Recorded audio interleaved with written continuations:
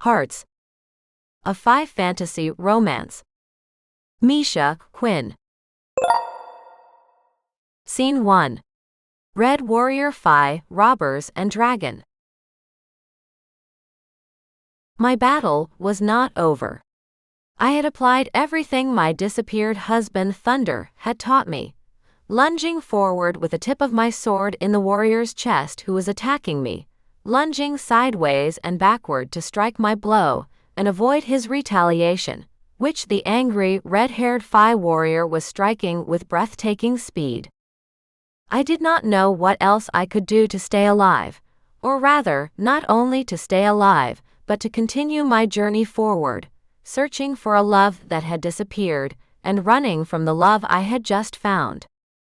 The Phi warrior was terrible in his anger. From beneath a round-topped helmet, decorated with metal plates engraved with signs that looked like runes, with a protective helmet plate covering his nose and half his face, his eyes were almost invisible. What else did I need to know about my enemy? Only how to get him out of my way. Basically, I was interested in something other than who he was, not what he looked like without that protective armor, not where he lived. All I knew was that this red-haired demon had come out of nowhere on my path, blocking my way and forcing me to fight him. The Phi travelers I had interceded to protect from the enemy who had treacherously attacked their group, unaware of the danger, and walking with their burdens for trade in the nearest village along the narrow foothill path up the slope, had expected no one to come to their aid. And even more so, this someone would be a young woman who did not know how to hold a sword and a dagger. But I could do all that. At least I knew how to defend myself. Thunder had taught me that. But I did not know how to attack at first. It would have seemed insane to anyone versed in cold weapon combat to rush to the defense of these innocent travelers with a short sword. I had no equanimity required in a well-calculated attack on an enemy. This world was not favorable to me. I made my way through a thicket of plants that looked more like a jungle than the forest of Phi country.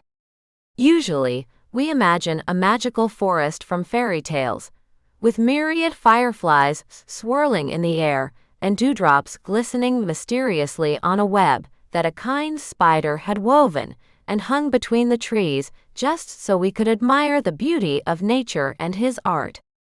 The dew was now just water that trickled down my face and fell down the back of my shirt. I was soaking wet, but walked on desperately, hoping to find a path to lead me out of this thicket. I was sure of what I was doing. When an important question goes unanswered for a long time, as it did with Thunder's disappearance, it takes all the mental strength in the world to find the answer, whatever it takes. So I sacrificed everything, my newfound love, both Phi kingdoms, Thunder and Yarros, and continued my journey into the unknown. But that unknown was to lead me to the answer to my question. Of course, I did not know what lay ahead of me. All I could see was that these unarmed Phi travelers had been attacked by a small band of filthily dressed rogues, of which there were plenty here in the Phi world between the kingdoms. Thunder had told me long ago that in their world too, there were the so-called outcasts of the Phi, the outcasts of society. To get food and clothing, they attacked travelers, robbing them. They could even kill if someone fought back. But I knew the Phi did not have many things they were attached to in their lives. And losing every item that robbers could now take from them, and resell in the adjacent so-called dark kingdoms, causing many of these poor Phi a great deal of grief when they trade the proceeds of the stolen goods for food. I gave little thought to the risk I was taking by rushing to the aid of these poor Phais. Contrary to what was constantly written about the Phi, some of their society did not have any special magic to protect themselves. They simply lived like peasants, cultivating their fields and exchanging the food they grew for other things. To me, the structure of the Five Kingdoms reminded me of the structure of the society of the medieval kingdoms of Europe, from a history textbook, of course. And so their rules and living arrangements were clear enough to me. So I was determined to fight the bandits, to finish these defenseless travelers. I grabbed my short sword from the sheath attached to my leather belt, and, having taken a full lungful of air beforehand, rushed at the bandits with an intimidating battle cry. My battle cry, which I had also learned from Thunder, turned into an unbearable shriek at the end. It was the only way I could frighten my opponents, for they had expected nothing from such a frail-looking traveler than me. One robber stumbled and fell, dragging the others with him. It turned out that they were bound by a thin but strong rope. Apparently, they had tied each other with the rope, or simply held onto it so as not to get lost in the thicket. One of the five attackers stared fearfully at me, a small, furious fury that had pounced on them with a distorted face. He spread his arms, frightened, to the sides, backing away from me into the forest's darkness. His ragged clothes flew apart with the movement, and I realized the robber had no sword and not even a dagger. It turned out that these bandits did not even have weapons. What was going on in these kingdoms? Here even bandits did not carry weapons, but the five peasants just stopped and surrendered to their mercy. Like this first robber, the other male robbers who attacked the travelers, dressed in rags and with faces stained with mud, stumbled away from where their luck had turned against them. Only one robber suddenly stopped, turned to me, and held a dirty hand in my direction. He pointed a finger at me, whispering something. I felt a sort of fog enveloped me, which immediately dissipated. I decided nothing had happened to his magic, and that it had not worked. I was ready to laugh. It seemed so easy to win. But then, the red-haired devil appeared right in front of me. The first thing I smelled was the fire from his clothes and hair. This man's hair, and he was a fine man, very tall and of a mighty build, was fiery red. His beard was as red as his hair. His pointed ears made him look like a hi-fi. I could not see his eyes from beneath the protective plate of his round helmet, richly decorated with metal chasing. But I did not need to do that. I should have just gotten out of his way, for I had accomplished my purpose in scaring away those robbers. But this giant stood in front of me, and he looked threatening. I involuntarily backed away. I could not imagine fighting him, but he followed me, and in an instant I was in his arms. The red-haired giant held me like a bug, wrapping his arms around my waist. His grip made it impossible for me to take a full breath and put up any resistance. No, no one is going to make me obedient with these methods.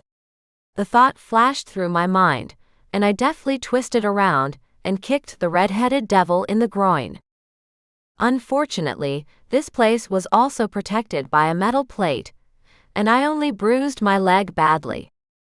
In desperation, I spat in his face and reached for his cheek with one hand, scratching it with my fingernails until it bled. The giant's grip did not loosen. He only squeezed me tighter in his grip, and his lips parted with a predatory smile. His teeth were white on white, as if he had drunk no coffee. Well, yes, coffee was not the main beverage in the Fi world. They had enough invigorating remedies from their magical herbs and potions, so they did not drink coffee. But why would I have thoughts of my enemy not drinking coffee at a time like this? That's ridiculous, I thought, almost losing consciousness from lack of oxygen. But just then, a shadow appeared from above and covered us all. I threw my head back and saw the belly of an enormous dragon above me. It resembled the belly of a crocodile, covered with protective scales or plates, but lighter and probably the most vulnerable. Yes, a dragon was flying right above us, and it was huge. I had seen many dragons in the Fae world, ones and small ones, black ones like my dragon horse Mariana and white ones, like the dragon that had driven Thunder and me around during our marriage of convenience. This same dragon was one of the largest I had seen up to that time. Its huge dark webbed wings covered half the sky. The dragon's jaws were filled with steam and fire. The dragon smelled of sulfur, like a volcano. Could this monster be a creature from the Earth's interior? The red-haired Fae suddenly and abruptly lowered me to the ground. My legs would not hold me up, and I fell to my knees, resting my hands on the ground in front of me. When I tried to get to my feet, I was on the ground again, but I was on my back and had been knocked to the ground by the storm raised by the wings of the dragon above us. But the dragon was a threat to me too. I did not know what it wanted, this dragon. Having spent much time in the Fae world, I knew every creature here had a purpose. And the dragon, showing up in the middle of my confrontation with both the bandits and this Fae warrior, meant something. But what? The dragon kept circling above us and circling. Stretching his long neck downward, he scrutinized the warrior and me intently. He probably did not need me though. I was too small for his jaws. He would not even notice he had eaten anything if he tried to swallow me. Besides, I still had my short sword and dagger with me, and I was not going to just give up and dive into the dragon's throat without cutting its insides one last time. But it was all like an instant, these thoughts. The red-haired giant stood before me, and I saw him holding an enormous sword with both hands. The length of this sword was almost equal to the height of the giant himself. The blade glowed with a blue light, contrasting beautifully with the giant's fiery hair. And what do I care about the beauty of his sword and hair? This stranger is disgusting, and I hate him. Getting into my battle with the muggle born in a kofta I won, thought I, trying to get to my feet again. If the dragon turned his attention not to the Fae warrior but to me, I would be his very easy prey, as I could not move to escape. However, after thinking about it, I realized I was so small that I was of no interest to the dragon. Or maybe there was some other reason here, but the dragon only had eyes for the red-haired Fae and spun around, descending straight at him. Opponent was also distracted by the dragon's appearance, and I realized that this was my only chance to escape from both. The red-haired Fae, following the dragon's flight closely, raised his blue glowing sword above his head and spun it around, creating a vortex around himself and me. I realized that something I had never seen before was about to happen. Still lying on my back, leaning on the ground with my elbows and feet, I crawled away from the red-haired Fae warrior. He suddenly uttered strange words that sounded like incantations. He no longer looked at me, his enemy. The warrior only looked up at the dragon.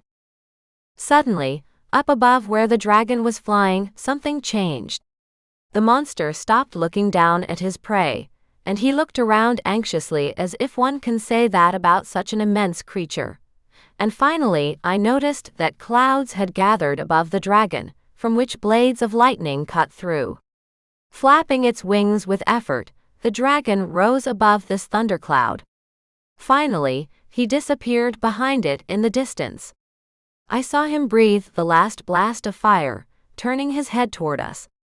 From afar, he seemed like a twin of that red-haired warrior. The same fiery red fire and vapor created a halo around his head as if he were a redhead. Then, the dragon disappeared into the sky, entirely covered by heavy clouds. I realized that this moment was my chance to run away from the mighty arms of the red-haired Viking Fae. I gathered my strength and jumped to my feet. But my right hand was immediately clutched by this fearsome warrior's arm. He brought his face close to me and burst forth. "Did you filthy thing, think to escape from me? It won't work." I was surprised, not so much that he still took me as a robber, but with what contempt he said that I was a filthy thing. But it was not true. I was wearing very nice clothes, the best clothes Yarros had given me for traveling, and he had excellent taste in everything. I lowered my gaze to my caftan, and realized I was wearing the same rags those robbers had worn. "Ah, that's the thing," thought I, indignant at my guess. "That robber has enchanted my clothes, and they look like their rags now. Apparently, that's why that red-haired warrior thought I was one of that gang of robbers, and attacked me." But even that guess was not enough to explain everything to the frantic Phi, who were already dragging me in the opposite direction to where I had originally been heading before the Phi and the robbers had gotten in my way. Scene 2. The Elders, the Old Woman, and the Golden Buckle. When the red-haired warrior, who had already hated me from the first time I saw him, and I did not know why I felt so strongly about him, held me firmly by the forearm and led me, or rather dragged me, away from the place where we had fought, and away from the road that I knew and knew where it led, my heart was like ice, frozen. My breathing was constricted, as if this giant still continued to clutch my waist and keep me from breathing. Finally, he led me somewhere where there were some other people, or rather, Phi. Mostly, Phi, who came out of squat dwellings, whose roofs were covered with a thick layer of grass that just grew on them like a clearing, regarded me as some kind of misunderstanding. Their gazes showed no hatred or disgust, but they stared at me, as if I had come from some circus to amuse or hurt them. The red-haired warrior, one hand dragging me behind the stanchion, held everything in the other. My belongings and, most importantly, my weapons, a short sword and a dagger. He must have been pleased with his prey, for his face, beneath his thick red beard, flashed a satisfied grin, if I could call the predatory grin of his mouth that. There was hope in my soul that at least one reasonable Phi here would believe me. He didn't kill me after the dragon flew away, or rather, after he got it out of the way with some magic. However, that warrior didn't even want to talk to me, even though I tried to tell him about just protecting those Phi. He didn't let me go right after this battle, so he must need me for something. But why? To become his or his associate's concubine? Never. I thought and shuddered in disgust as I thought about the rules of the Phi world. I knew that the winner of even a simple contest had the right to get almost anything he wanted. It was how the Phi extracted their glory between proper battles with their enemies. And now that the red-haired giant had clearly mistaken me for the same robber I'd saved the Phi travelers from, I did not know how to explain the situation. The dazed Phi had been hours away from here, and their trail was gone on the road that disappeared behind the forest. I thought the vast red-haired Phi warrior stood before me and stared at me disgustingly. I realized that my explanation that I was protecting the Phi travelers without witnesses to the incident would not be accepted as truth by him. No one confirmed I had tried to protect these Phi. No one. I noticed a few old men among those who came out to the small square in the middle of this settlement. They were all something like that red-haired warrior, only hunched over and clearly infirm. Their once thick and lustrous hair now fell in sparse white strands over their shoulders, but their hunched faces and proudly raised chins made them look like former warriors. They must have been the elders of the settlement. I noticed an old woman among them. Everyone gave way to her as she strolled toward the center of the gathering, leaning on a wooden stick with a dragon's head inlaid with multicolored, round-cut stones. The red-haired warrior stopped before the elders and bowed his head in silent greeting. The elders looked at us, as it seemed to me, with no expression on their faces. Only the old woman gazed at me intently. Her eyes seemed to be the only living spot on her face, deeply riddled with wrinkles. The old woman stretched out her feeble hand toward me, and, pointing with her finger at my belt, said in a suddenly sonorous and low voice, "What's that you have there?" I glanced down at my belt, and realized it had a gold buckle that my grandmother Lilia had once given me. I covered the buckle with the palm of my hand, thinking that now the only thing I had left in the Phi world from my life in the other world would be taken from me. The old woman understood my gesture and said, "Don't be afraid. Everything you are wearing will stay with you whether you live or go to the other world." I was given a shudder. Are they deciding now whether to execute me or let me live? The old woman continued, "Tell me where you got that buckle." There was an order in her voice. With difficulty loosening my thirst-dry lips, I whispered, looking straight into her eyes, "It was a gift from my grandmother." The old woman straightened up sharply. With her lips pressed together, she inclined her head first to one old man beside her, then to another, and whispered something to them.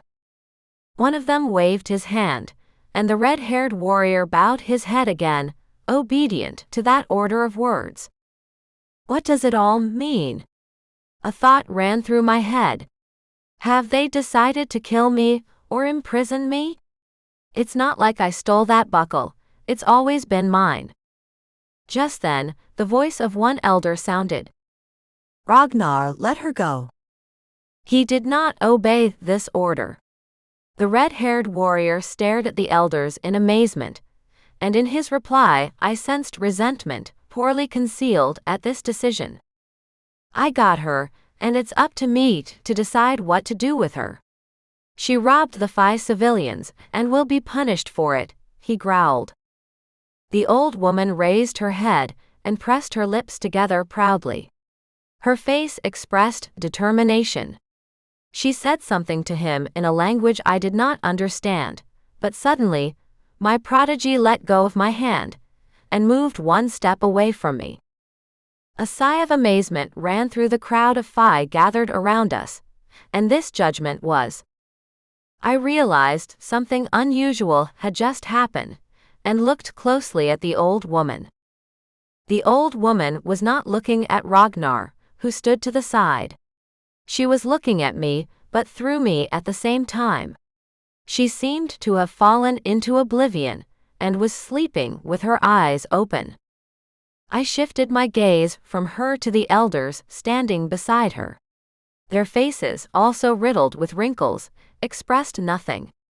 Their gazes were also turned inward toward themselves, rather than toward me or Ragnar. The elders seemed to have seen everything in their lives, and this adventure with me was the one that had so roused Ragnar. I glanced at my victor, and realized he was not the old man I had first thought him to be. He was, in human terms, about 30 or 35 years old. It was just that his bushy hair and beard made him look older than he really was. I could not figure out how old he was by the Phi count, and in human years. Perhaps this desperate Phi warrior was actually several hundred years old. Why am I suddenly interested in him? Just now, that crazy warrior almost strangled me, and I had to recognize his superiority. Here, I looked at the elders again. How old are they then? 1,000? 2,000? Thoughts crowded into my head, and I did not understand why the age of these Fays was more important to me now than my fate. Yes, these Fays, both Ragnar and his elders, did not care what happened to me. But why should they care? a thought flashed through my mind. I am not only a dangerous stranger to them. Even my presence in their settlement seems to pose a threat to them. But what kind of threat? Meanwhile, Ragnar stepped forward and slowly approached the elders. He bowed his head low to them, especially to this old woman, it seemed to me. You know everything, wise one. Tell me, what is your reason for demanding the release of this robber? His voice sounded muffled, but he did not express any of the outrage he had been feeling. He seemed to resign from her decision. The old woman awoke from her forgetfulness and reached out a withered hand to him, then placed it on his bowed head. Ragnar did not move. He did not look up, and looked like a huge red dog being petted by a strict mistress.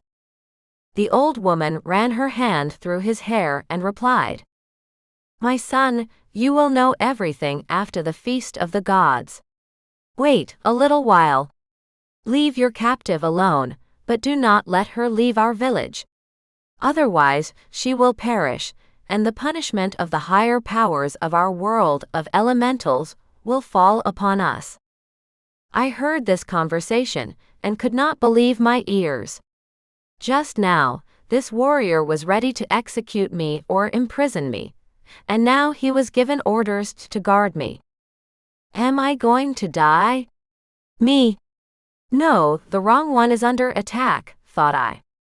Although just now I might have escaped death or imprisonment, the indignation at the old woman's suggestion that I might just die like that without the care of this Ragnar angered me terribly. I'll manage without his supervision. At least I will avoid his presence as often as I can. And the first thing I'll do is to understand their principles of life here in this settlement, and escape. That's the way of things. But why? I heard Ragnar mutter. The warrior did not look at me, but followed the old woman and the elders, drifting away from the platform where this impromptu trial occurred. I also wondered why the old woman had asked to protect me. After all, this was not what my victorious Ragnar had hoped to do to me. I shuddered at the thought of what might await me here if the elders recognized me as a robber. However, neither Ragnar nor I would learn anything now. To make sense of the situation, I would have to fit into the lives of these 5 Vikings. And I decided to do so. Scene 3. Life of the 5 Vikings, and the mage Voldemar in the smoke of the bonfire. After Ragnar led me deep into his village, I realized I had counted on a castle, the likes of which I had seen in the 5 domains of my husband Thunder and my lover Yarros. But there was no castle here. Ragnar led me to a long and rather squat 1-story structure, with a grass-covered roof and walls made of wooden trunks dug vertically into the ground. These wooden walls were matched by the wooden beams often spaced along the walls of this oval, wooden ship-like house. We entered the house. Ragnar instead hustled me inside through the passage, which was tightly curtained with the heavy and furry hide of some unknown to me and the massive beast inside this ship house. I squinted, for my eyes were not accustomed to the semi-darkness of the room. When I got used to the gloomy light inside this house, I realized that there was a single hole in its center at the very roof, through which the smoke of a rather large fire, located right below this hole, was escaping upwards. But much smoke remained inside this room. Also, by the walls I could see nothing. One thing I realized was that there were no separate rooms for anyone here. Everyone must have slept on wooden beds set along the walls, or huddled on the same skin, spread here and there on the floor of this house. So cozy, I thought sarcastically. Ragnar had also already entered the house.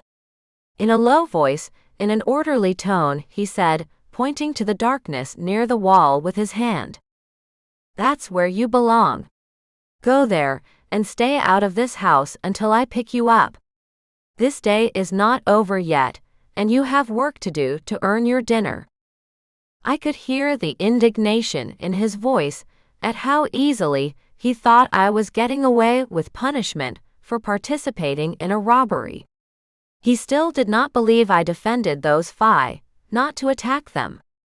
But I had not even tried to tell him that.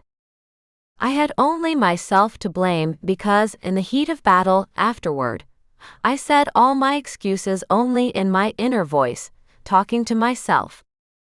And now, some curiosity or other feeling made me keep silent and not say anything to him about my having been a defender of that and not a robber.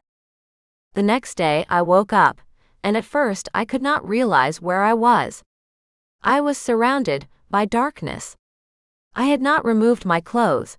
My body and hair smelled of sweat, fire smoke, and dust like powder.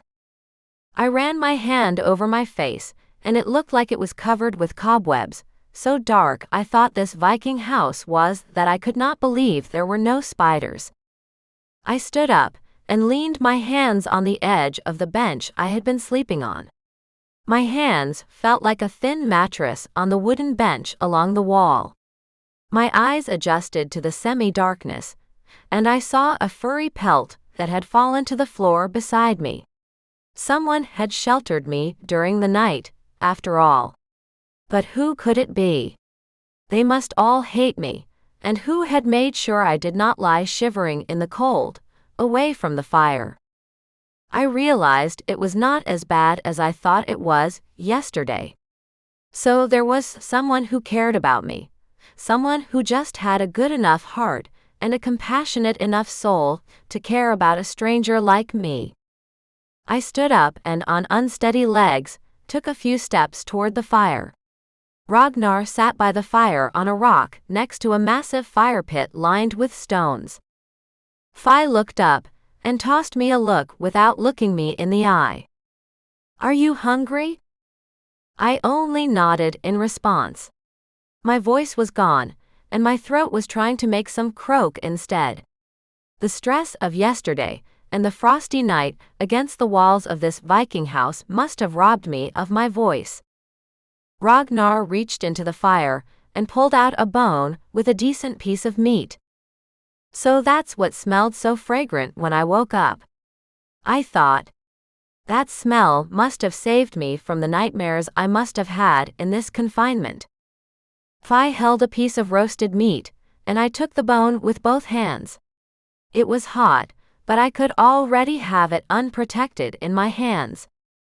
I gnawed at the meat, and the juice immediately ran down my lips and chin.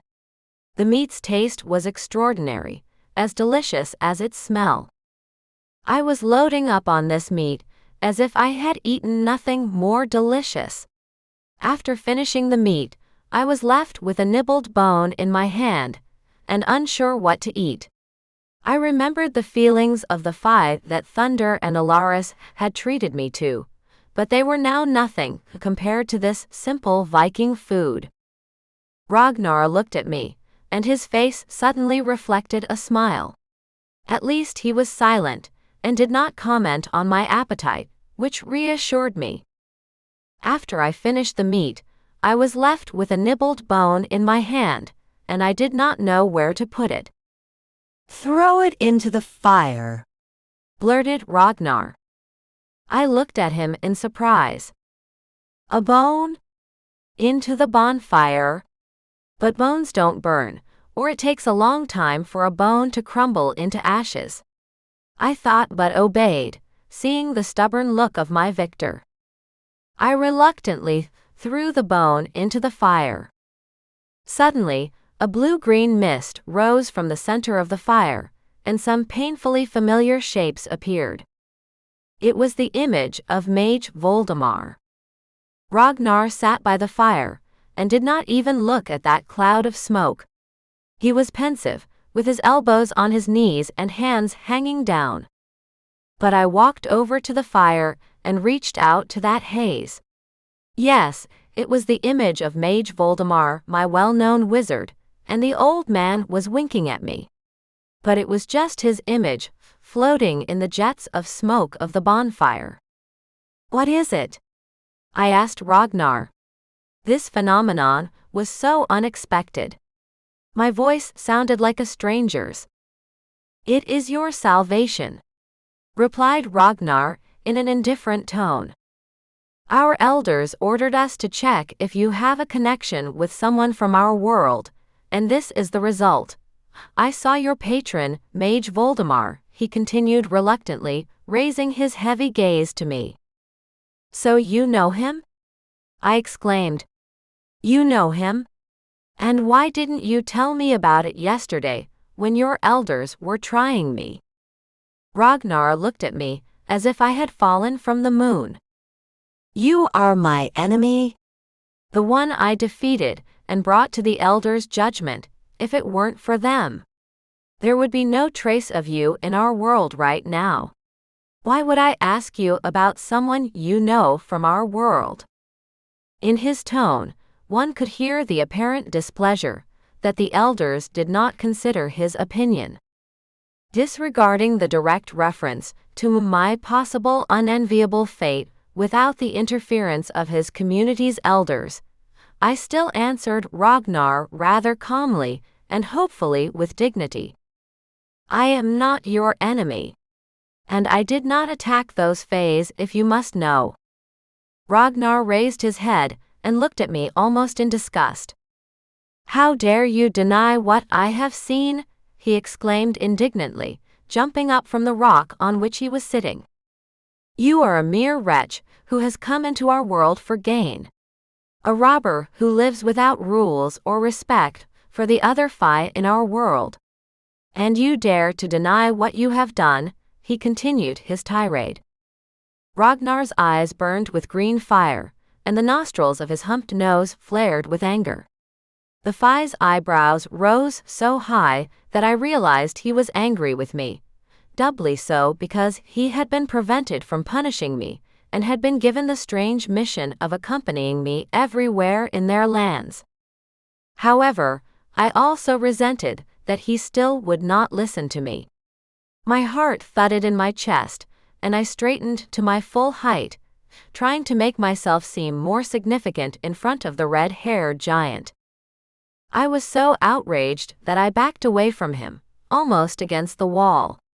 Darkness engulfed me, but the fae was already at my side. Ragnar grabbed me by the collar and pulled me so close that his hot breath touched my lips. You are a robber, and don't deny it. And no Mage Voldemar can help you change my mind about that. With those words, he let go of my clothes with an unclenched fist, and I fell back onto the bench against the house wall. He still doesn't believe me. But why? What did I do to him? I thought frantically, groping with my hands for the wall behind me, and the bench to lean on and stand up. I did not want to sit in front of him, who stood before me, with his muscular legs spread wide and his arms at his sides. His entire posture expressed physical superiority. I knew now, however, that Mage Voldemar could find me here and help me. Why else would Ragnar have remembered him? Little by little, my anger subsided. I turned my back to Ragnar and tried to calm down, staring into the wall of this dark Viking house. What do I have to gain by giving in to his provocations? That I wanted to rob the fae is not true, and he will never, by these provocations, get me to confess to something I didn't do and wasn't guilty of. I thought, I just need to calm down and figure out how to behave with him. He's so rude, just like a bear. After calming down a bit, I turned to the fae with a smile and said, Well, you win. But you'll never hear me confess to something I'm not guilty of. So you better show me your world, so I can understand how you live here and what your elders want from me. Scene 4. The Fall. After I asked Ragnar to show me their village and the edges where it was located, I calmly folded my hands in my lap and sat still, waiting for his decision. I was not looking at Ragnar's face, but somewhere in his chest. I hoped that this indirect gaze would not make him angry or belligerent. I decided I would stop antagonizing Ragnar. So what if we had not been sword fighting so long ago? My technique may have been good, but Ragnar was stronger and more resilient than me in such a battle. I could only evade him, and almost could not attack. Remembering that expression with him, I decided I could win against him in verbal battles. I just needed him to calm down and start listening to what I was telling him. And what would it take to do that? I needed to gain his trust. Once I made that decision, I calmed down and realized I had a plan of action. Hearing my words and seeing my expression, the stern Phi warrior was clearly puzzled. I, who was, in his opinion, a liar, now wanted to get even closer to his world. It was obvious that he was at a loss. But the elder's orders were clear: he needed to protect and keep me safe. I still could not understand what I could face in these 5 Vikings worlds. Worse than my past encounter with Ragnar, I had expected nothing. And all those dragons are in and out of the Phi world. So far, I have dealt with dragons, witches, and sorcerers almost without the help of the Phi themselves. I thought a look of interest flickered across the Phi's face, which was thickly covered with a red beard. Maybe he was just bored sitting here with me, and my suggestion came in handy. Fresh air would do us both good, I thought. The campfire above the smoke, that had taken on the image of Mage Voldemar, had vanished. The bonfire had almost died out, and was just smoking. No one kept a fire going in it. Ragnar and I were also busy with our problems, rather than keeping a fire burning in the community fire. But then Ragnar interrupted my observations of the campfire smoke by stepping toward the exit of this dark and stuffy house and carelessly dropped a phrase, half turning to me. "Well, follow me. You wanted to see our world, so let's go." Somewhere in my mind, I suddenly felt almost sorry for him. He, the harsh warrior, was now my guide and bodyguard, and I did not understand what or who he had to protect me from except himself. But I cut off these reflections, and, rising from the bench, followed the Phi warrior. We left the long house, and followed the narrow path deep into the village. The Phi occasionally came across us, dressed in the same style as my victor. I had entered a world many centuries ago, as historians of the Viking period might describe it. But I will not clutter my story with those details. You can learn all this briefly from the internet, or by visiting a Viking museum. The most interesting thing was that I felt this reality, as if I would only spend a short time here. I loved that the air in this village was so clean and fresh that my lungs seemed to absorb the odors of every blade of grass and dew on the edges of the sandy road that winded between the long houses of the village. Before I knew it, we had passed through the small village and began climbing the mountain. When I reached the mountain crest, out of breath and barely able to keep up with Ragnar, who was striding ahead with the elastic gait of a mountaineer, I was startled. I shook. A chasm had opened right at our feet. Behind a shroud of fog, the sea surfing sounded somewhere far below. In front of us stretched an unprecedented distance, the sea surface, cut by narrow slopes of mountains that descended directly into the seawater. "Look, this is my world," exclaimed Ragnar proudly, spreading his arms wide as if trying to embrace this vastness. The wind developed his clothes, and his sword tapped against his leg and the metal armor. There were no other sounds, just the wind rustling in my ears and the sound of the sea surf somewhere far below, in that misty haze coming from below. It all gave me a sense of vastness, will, and infinity.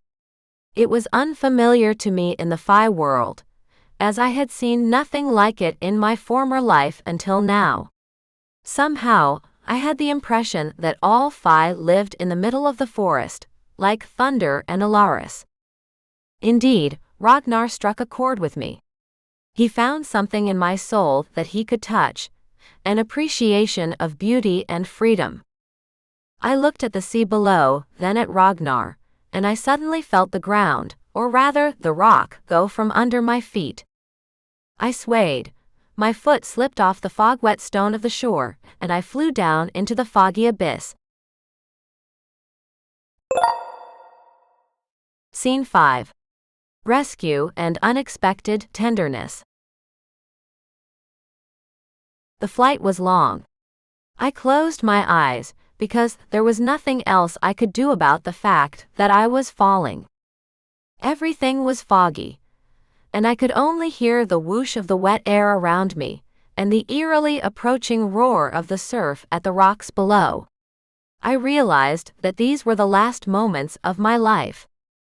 The flight down seemed endless, and I was enjoying it, although somewhere in my mind, the thought was gnawing at me that what would be my end of life? Would it be painful, or would I not have time to feel anything? And suddenly, something changed. I did not hear the air whistling around me anymore. I felt nothing special, except that I suddenly found myself pressed tightly against something hard but warm. I felt the movement of the mighty muscles of the one who was holding me to him. I opened my eyes and realized that someone had his arms around me and was carrying me through the fog back to the top, and I was no longer falling into the abyss. A few moments later, my feet touched the ground, or rather, the edge of the cliff, from which I slid down into the abyss. And then I did not just see, but felt with all my being that my savior was Ragnar, who hated me. His scent permeated my nostrils, his fiery beard tickled my cheeks, and his armor cut into my cheek and probably left an eternal brand of belonging to his clan on it. I pulled myself together and pushed against Ragnar's chest with both hands to raise my head higher and spit in his face. Why is he prolonging my torment? What else will I find in life if I'm forced to be a de facto prisoner of their Viking Phi kind? What good is such a life? These thoughts of despair swarmed through my mind. Tears of helplessness sprang from my eyes. Sobs squeezed my chest and throat, and I could not utter a word. Ragnar finally let me go. He laid me down gently, exhausted, on the grass damp with mist, and got down on one knee before me. All my intentions to fight him, to insult him, vanished. Ragnar was my enemy, and this saving of my life by him was uninvited. On the flight down, I had almost accepted that this was the end of my life. But he prolongs my agony, and I cannot understand why.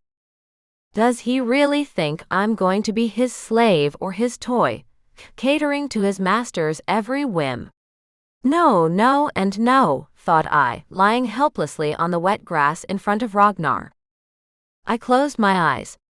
I did not want to see my victor, or my uninvited savior. I felt Ragnar holding his palm over my face. I felt its warmth, and in a muffled voice say something like an incantation. I opened my eyes. Phi was looking at me, and his expression was incomprehensible. It read both satisfaction and annoyance. But what was he happy about? That he had saved me. I decided Ragnar did not want to save me at all. His duty had told him to, that was all. That should have ended my wondering why he had done it. Oh yes, he's actually my bodyguard, that's what the elders ordered him to do. I thought, and even grinned inwardly, remembering the look on his face when I realized I would not be in their custody, and my enemy would not have the pleasure of seeing me suffer. But now he saw me exhausted, at his mercy, refusing to fight my fate. What had come over me after the fall from the cliff, I did not understand, but it was utter helplessness. Or was it some kind of sorcery? Meanwhile, Ragnar had risen to his feet, and I looked up at him lying on the grass. The smell of fresh, wet grass made me dizzy. I felt like I was floating in a cloud of wildflower scent, and the dew washed over my body. Something in my senses was wrong, and I did not understand it. Suddenly, I shuddered and sat up with my arms around my knees. I was horrified to realize that I continued to feel Ragnar's embrace, as I had when he had carried me, saving me from falling into the abyss. No, I can't enjoy these sensations, I exclaimed to myself. But I could not drown out the feeling of the closeness of his body and his scent, which was very pleasant, musky, and mixed with the smell of wood burning on a fire. I could still not feel the unintentional touch of his cheek, and the beard that tickled my face and neck as he carried me in his arms here. I hated bearded men, and he was no exception. But the touch of his skin and beard was unexpectedly pleasant, and it struck me. The feeling of Ragnar's nearness would not let me go, and I wrapped my arms around my shoulders to stop the trembling. I shuddered at the fact that I had almost flown into those abysses and out of this life. I trembled because I could not control my feelings, and most of all, I could not get Ragnar out of my mind. Scene 6. Touch. After I pulled myself together and banished thoughts of the body and scent of my hated enemy, Ragnar, who had just saved me from death, even though he wanted me to suffer the harshest possible punishment. I did not understand why he had done it, and the thought would not let me go. He could refer to what had happened. I had just slipped on the wet rock and plunged into the abyss. And he just did not have time to do anything. And that was it. His enemy, his prisoner, me, would be dead. Maybe he just wants to torture me longer, I thought, as I followed my lord or bodyguard down the path back to the Viking village. The descent was no easier than the climb up that cliff. I kept slipping on the mist-wet rocks, and throwing my arms out to my sides to keep my balance. Ragnar walked forward without looking back at me. It seemed enough for him to know that my body was not a wreck down there in the surf. It was enough for him. He's just an insensitive moron, that's what he is, I thought, stumbling and balancing on the next boulders we came down the valley. Somehow, I wanted him to turn around and see if I was all right. And finally, he did. Ragnar stopped abruptly, and I almost ran into him. I stopped too, trying to catch my breath. The fog covered my face with drops of condensed moisture, and my hair, which had fallen under my hood, stuck to it and prevented me from looking. Suddenly, Ragnar turned to me and scrutinized my face. What's the matter? I asked him, pushing a wet strand of hair away from my face. Is something wrong? He was silent, and looked into my eyes questioningly. He seemed to search for an answer to his unspoken question. But what his question was I did not understand, and the fire remained silent. Ragnar suddenly raised his hand and touched my cheek with his fingers. He was waiting for some kind of response from me to that gesture, but I did not move. I did not understand what he wanted from me. Just then he saved me, then just turned and walked away, and I had to almost run after him. And suddenly, he touches my cheek gently. What is this, a game? But what does he want from me? I thought, still not lowering my gaze under Ragnar's stare. A flame was inside me, and I knew exactly what it meant. I wanted his touch. I wished he would keep looking into my eyes and run his fingers lower down my cheek, down my neck. Then his hand would slide quickly to my breast and... But then, my fantasy was interrupted. A group of Fae came running toward us, shouting of welcome from afar. Ragnar quickly turned away from me. But I could see some regret in his last glance at me, as if he had done something forbidden, and had broken some prohibition. I followed Ragnar, and gradually, my thoughts turned to what awaited me there, in Ragnar's village. From far away, from the direction of the Viking village of the Fae, we could already hear the guttural shouts of men, and the high-pitched voices of women. There was nothing warlike in the sounds of the village, and I did not feel threatened. From the sounds of the horn and tambourine, which were now clearly coming to us, I realized that some kind of festival had begun. I was curious to see how my guards were enjoying themselves. Scene 7. Goddess Freya and the Trial by Fire. When Ragnar brought me back to the village, we did not go to the longhouse but stood by the massive fire, where his Fae tribesmen were already spit-roasting a skinned ram or goat over the fire. I could not understand it. They were powerful Fae, and many were supposed to have magic. So how could they enjoy such simple things as eating and drinking wine? I remember that both Thunder and Yarros loved feasts in his castle. Thunder, Yarros. My mood immediately soured at the thought of both my lovers. If it was possible to spoil it even more, after flying into the abyss, of course. But the surrounding Faes were just having fun, jumping around the fire, trying to outrun each other, running in circles around it, and jokingly chasing the Fae women, who were laughing and running in different directions away from the Fae men who were trying to grab them in their arms and drag them somewhere in the dark, away from the fire. I shuddered, and did not notice that Ragnar had disappeared. He must have been attracted to some attractive young woman in the village. At that thought, I felt a prick in my heart, as if my hated bodyguard had to devote all his time only to me, his captive and uninvited mistress.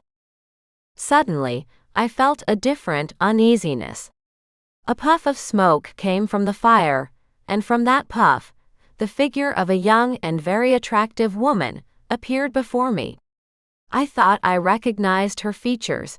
It was the goddess of Aspina.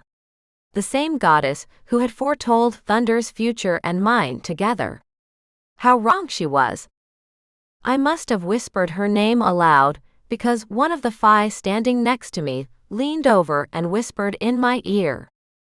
"It's not Aspina, it's our goddess Freya. Bow down before her." I was not timid, and I would not bow to this goddess. I stood in her path, and would not step aside whether this goddess was a Fae woman, a disembodied Viking spirit, or a goddess. Those subtleties no longer frightened or interested me. As I froze in her path, I suddenly noticed that the shouts and boos of the surrounding Faes had subsided, and there was silence, interrupted only by the crackling of thin tree trunks in the fire. The almost ethereal image of the woman who had emerged from the flames of the fire was already in front of me. I stood staring at her eyes, slanted with surprisingly long dark lashes. This spirit woman's eyebrows were wide or drawn up with dark paint, so that they almost converged on the bridge of her nose, giving her remarkably beautiful and well-proportioned face a kind of menacing expression. The woman in front of me and her garments, or the flames that surrounded her camp, swayed with the light movement of the valley air. The flames of the fire suddenly died down too. It was almost invisible, and the branches, which had only burned brightly and crackled loudly, now seemed like dark embers against the goddess's outfit made of tongues of fire. Freya Aspina seemed to have taken all the power of the fire with her, when she left the circle of the fire. In my mind, however, memories floated. When we first met Thunder before our forced marriage, my future husband showed her to me. Rather, he had shown me to Aspina. Back then, in the dark cave, the goddess had been wearing a garment of light fabric, and nothing resembling her dress could burst into flames as it did now. The goddess, and it was definitely her, held out her hand toward me, and with a finger beckoned me to take a step toward her.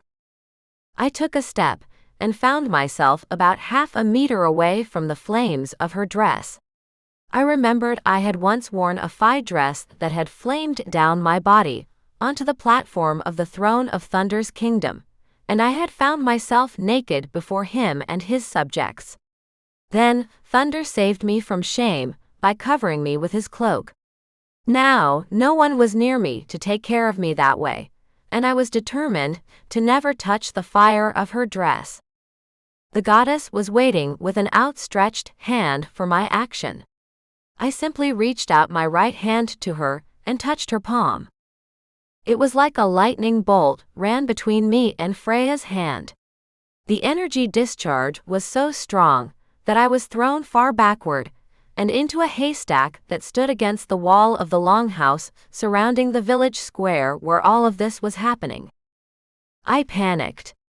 I tried to escape the haystack, but realized everything was on fire. Tongues of flame were already dancing around me, and the hay that had first saved me seemed to have already turned into my funeral pyre. There was no escape. I half lay in flames and only looked through them at the fire crowded around where I had fallen, and where I was now roasting, just like their goat, but without the spit. I did not understand how I could look through the flames so calmly. I could see all of them, hear their muffled shouts, and the men and women running around me, around the fire where I found myself. I looked up and realized that I was not really burning. A cylinder above my height had formed around me, through which the starry sky could be seen. The fire was not touching me. It was not as if the flames were not touching me, and the dry hay around me was burning hot and not harming me. I brought my palms up to my face and touched my cheeks. My skin was cool, as if I were still walking along the edge of a misty cliff above the surf, and its moisture refreshed me. There was a guttural scream. Some burning hay flew sideways, and another part flew the other way. Through the wall of fire and smoke, I saw Ragnar furiously scattering the flaming hay to get to me. I did nothing. I was afraid I would upset the balance created around me, in this protective cylinder of some power that kept me safe from the fire lit by the goddess Freya. Ragnar finally made his way toward me. Not only his beard and shoulder-length hair, but his face was as red as the surrounding flames. Once he tackled the fire, Fi grabbed me by the scruff of my shirt with one hand, the belt around my waist with the other, and with one tug he carried, or rather ripped me out of that fire. I finally realized that I was truly saved. The goddess was still floating in the air in the middle of the square, perfectly still, as if nothing had happened. Her feet did not touch the paved square, and Freya's light robes swayed lightly. She was watching me and Ragnar. He and I stood side by side, as if we were both guilty of something in front of all these fays and their goddesses. Ragnar and I stood with our heads bowed before Freya Aspina. Freya finally spoke in a chesty, sing-songy voice. "So that's what you are. You're not afraid of fire, that's what I thought. But what are you afraid of?" I did not know whether to answer this strange question, or whether this woman goddess was talking to herself. In the meantime, the very old woman who had kept me alive and appointed Ragnar my bodyguard or jailer, approached the goddess with her head bowed. The elder woman bent almost half bent, lowered one hand to the ground, and stood before the goddess in this posture. "What do you want of us, great Freya?" she mumbled, not daring to raise her head higher and look at the goddess. I want nothing from you. I needed to see if this was the woman I was looking for, and I found out. And now I will leave you, but don't forget, I see everything and follow my instructions so that there will be peace in your land, as there has been lately.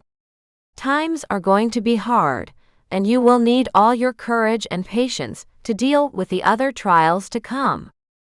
With those words, Freya turned sharply, and it was as if she was pulled back by the air into the suddenly brightly flaring bonfire behind her. In a second, everything was as it had been before her arrival. The huge bonfire in the middle of the village was blazing again, the smell of charcoal and roasting meat wafting around, and the fire slowly dispersed and took their places around the fire. There was no more of the raucous merriment of the past. The goddess had foretold their hard times, but I did not understand what she warned them about. Ragnar was the first to wake from this obsession. The Fey warrior took his time, returning to his tribesmen. He stood beside me, crossing his mighty arms over his chest, and gazed at me thoughtfully. He looked at me in wonder, then at the remains of the wholly burned haystack behind me. So that's what you are, a little bird, he blurted in a whisper. I didn't know what you were capable of. I thought you only knew how to attack poor Fey travelers. I glared at him indignantly, intending to fend him off, but immediately lowered my eyes in embarrassment. Ragnar was smiling. This formidable Viking was smiling, looking me in the eye, and saying those provocative words. Scene 8. The Battle of Ragnar and the Storm Runes. The sky above us darkened. Heavy storm clouds gathered, turning day into twilight.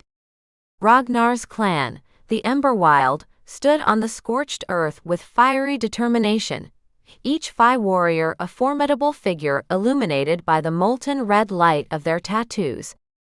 Opposite them, the warriors of the Stormwind clan were lined up in a similar semicircle. Their bright eyes glittered like lightning, and a fierce wind blew around them, bringing the sound of thunder and the smell of rain. A voice like the sound of thunder rang out from the ranks of the Stormwinds, and the heavens split open in an instant. The points of lightning twisted with great tension and struck the ground around Emberwild, scattering sparks and debris.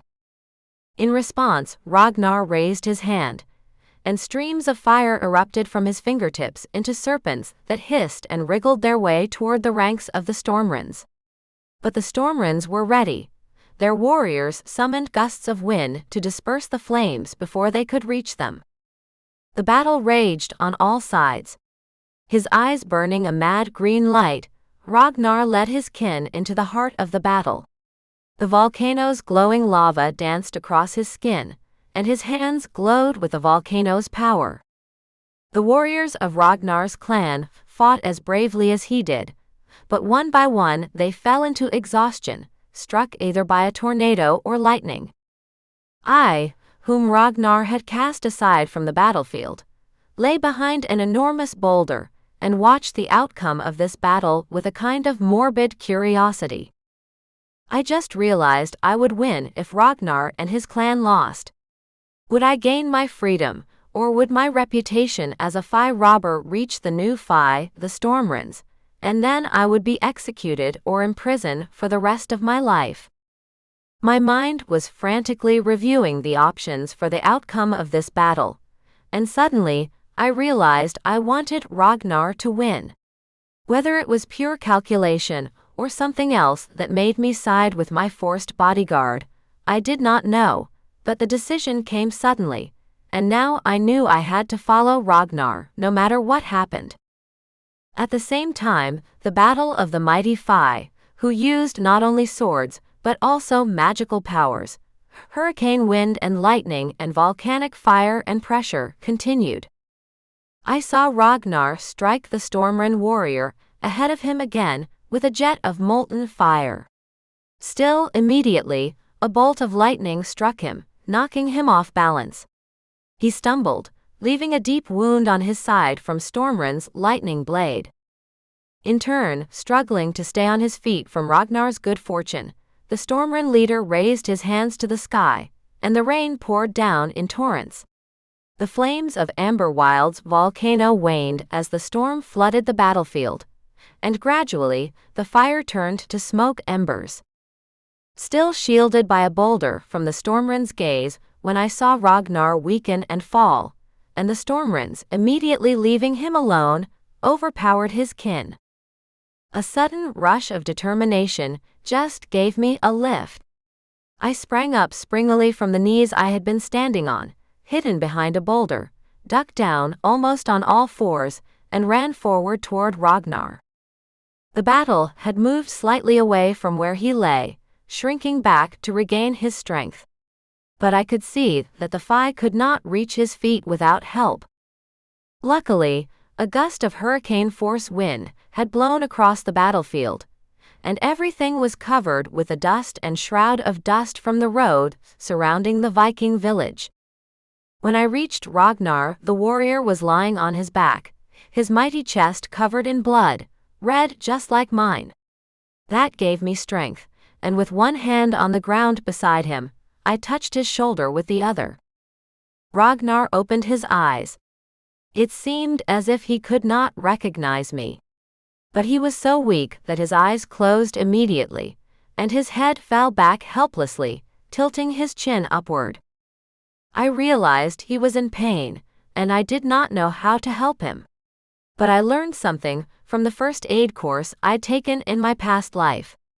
I rested my hand on his chest, and with the other, I rubbed his cheeks, smacking them with the palm of my hand and calling out to him.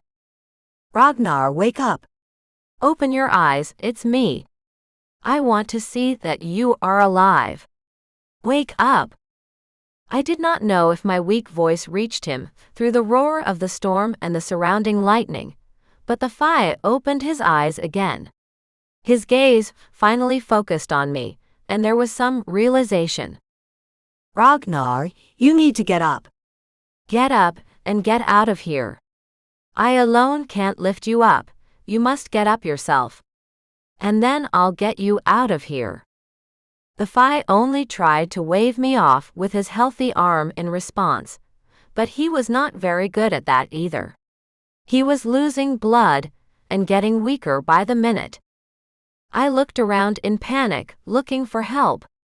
Not finding any of Ragnar's clan warriors around, who were even looking in our direction, I felt such despair, as if I was losing my blood, and my life was draining out of me with every drop.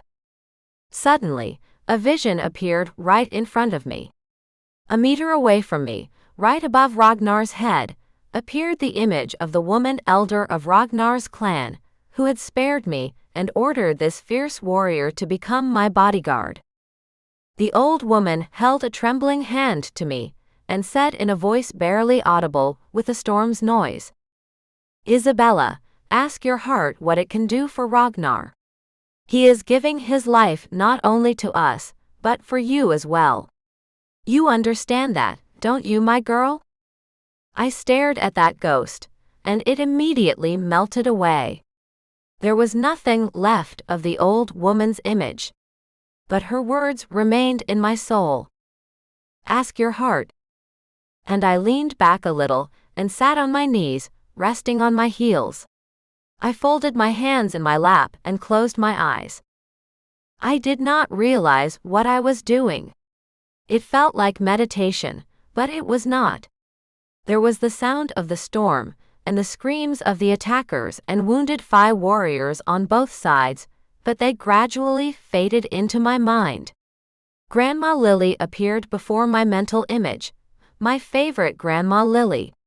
She said nothing, but I could see she was looking at me. Then Grandma Lily slowly put her right palm on the area of my chest near my heart, and closed her eyes too.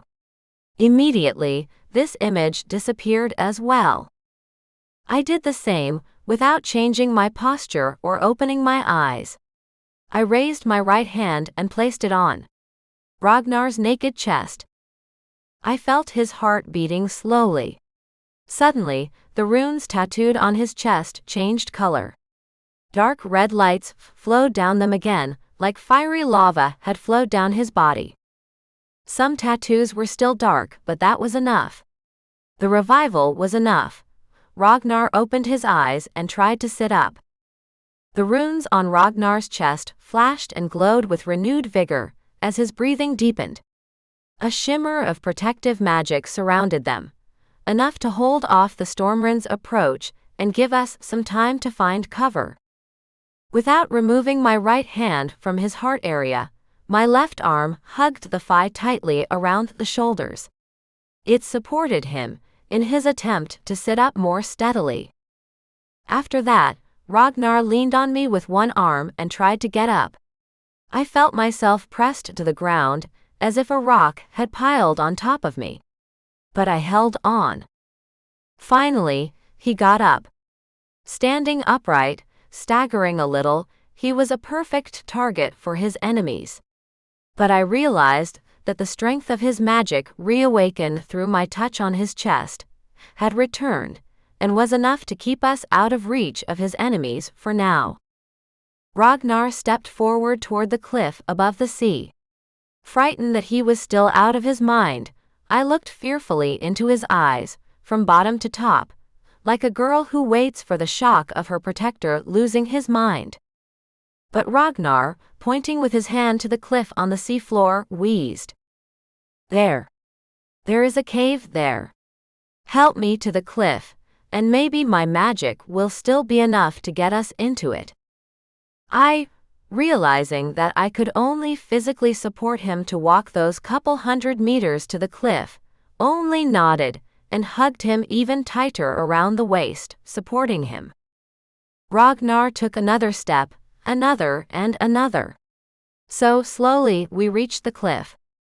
And there, looking down a little into the misty depths, where another hurricane was raging, a sea storm that was pushing the waves of the surfing unusually high, their spray reaching almost to us, I saw something even darker than the rock of the shore.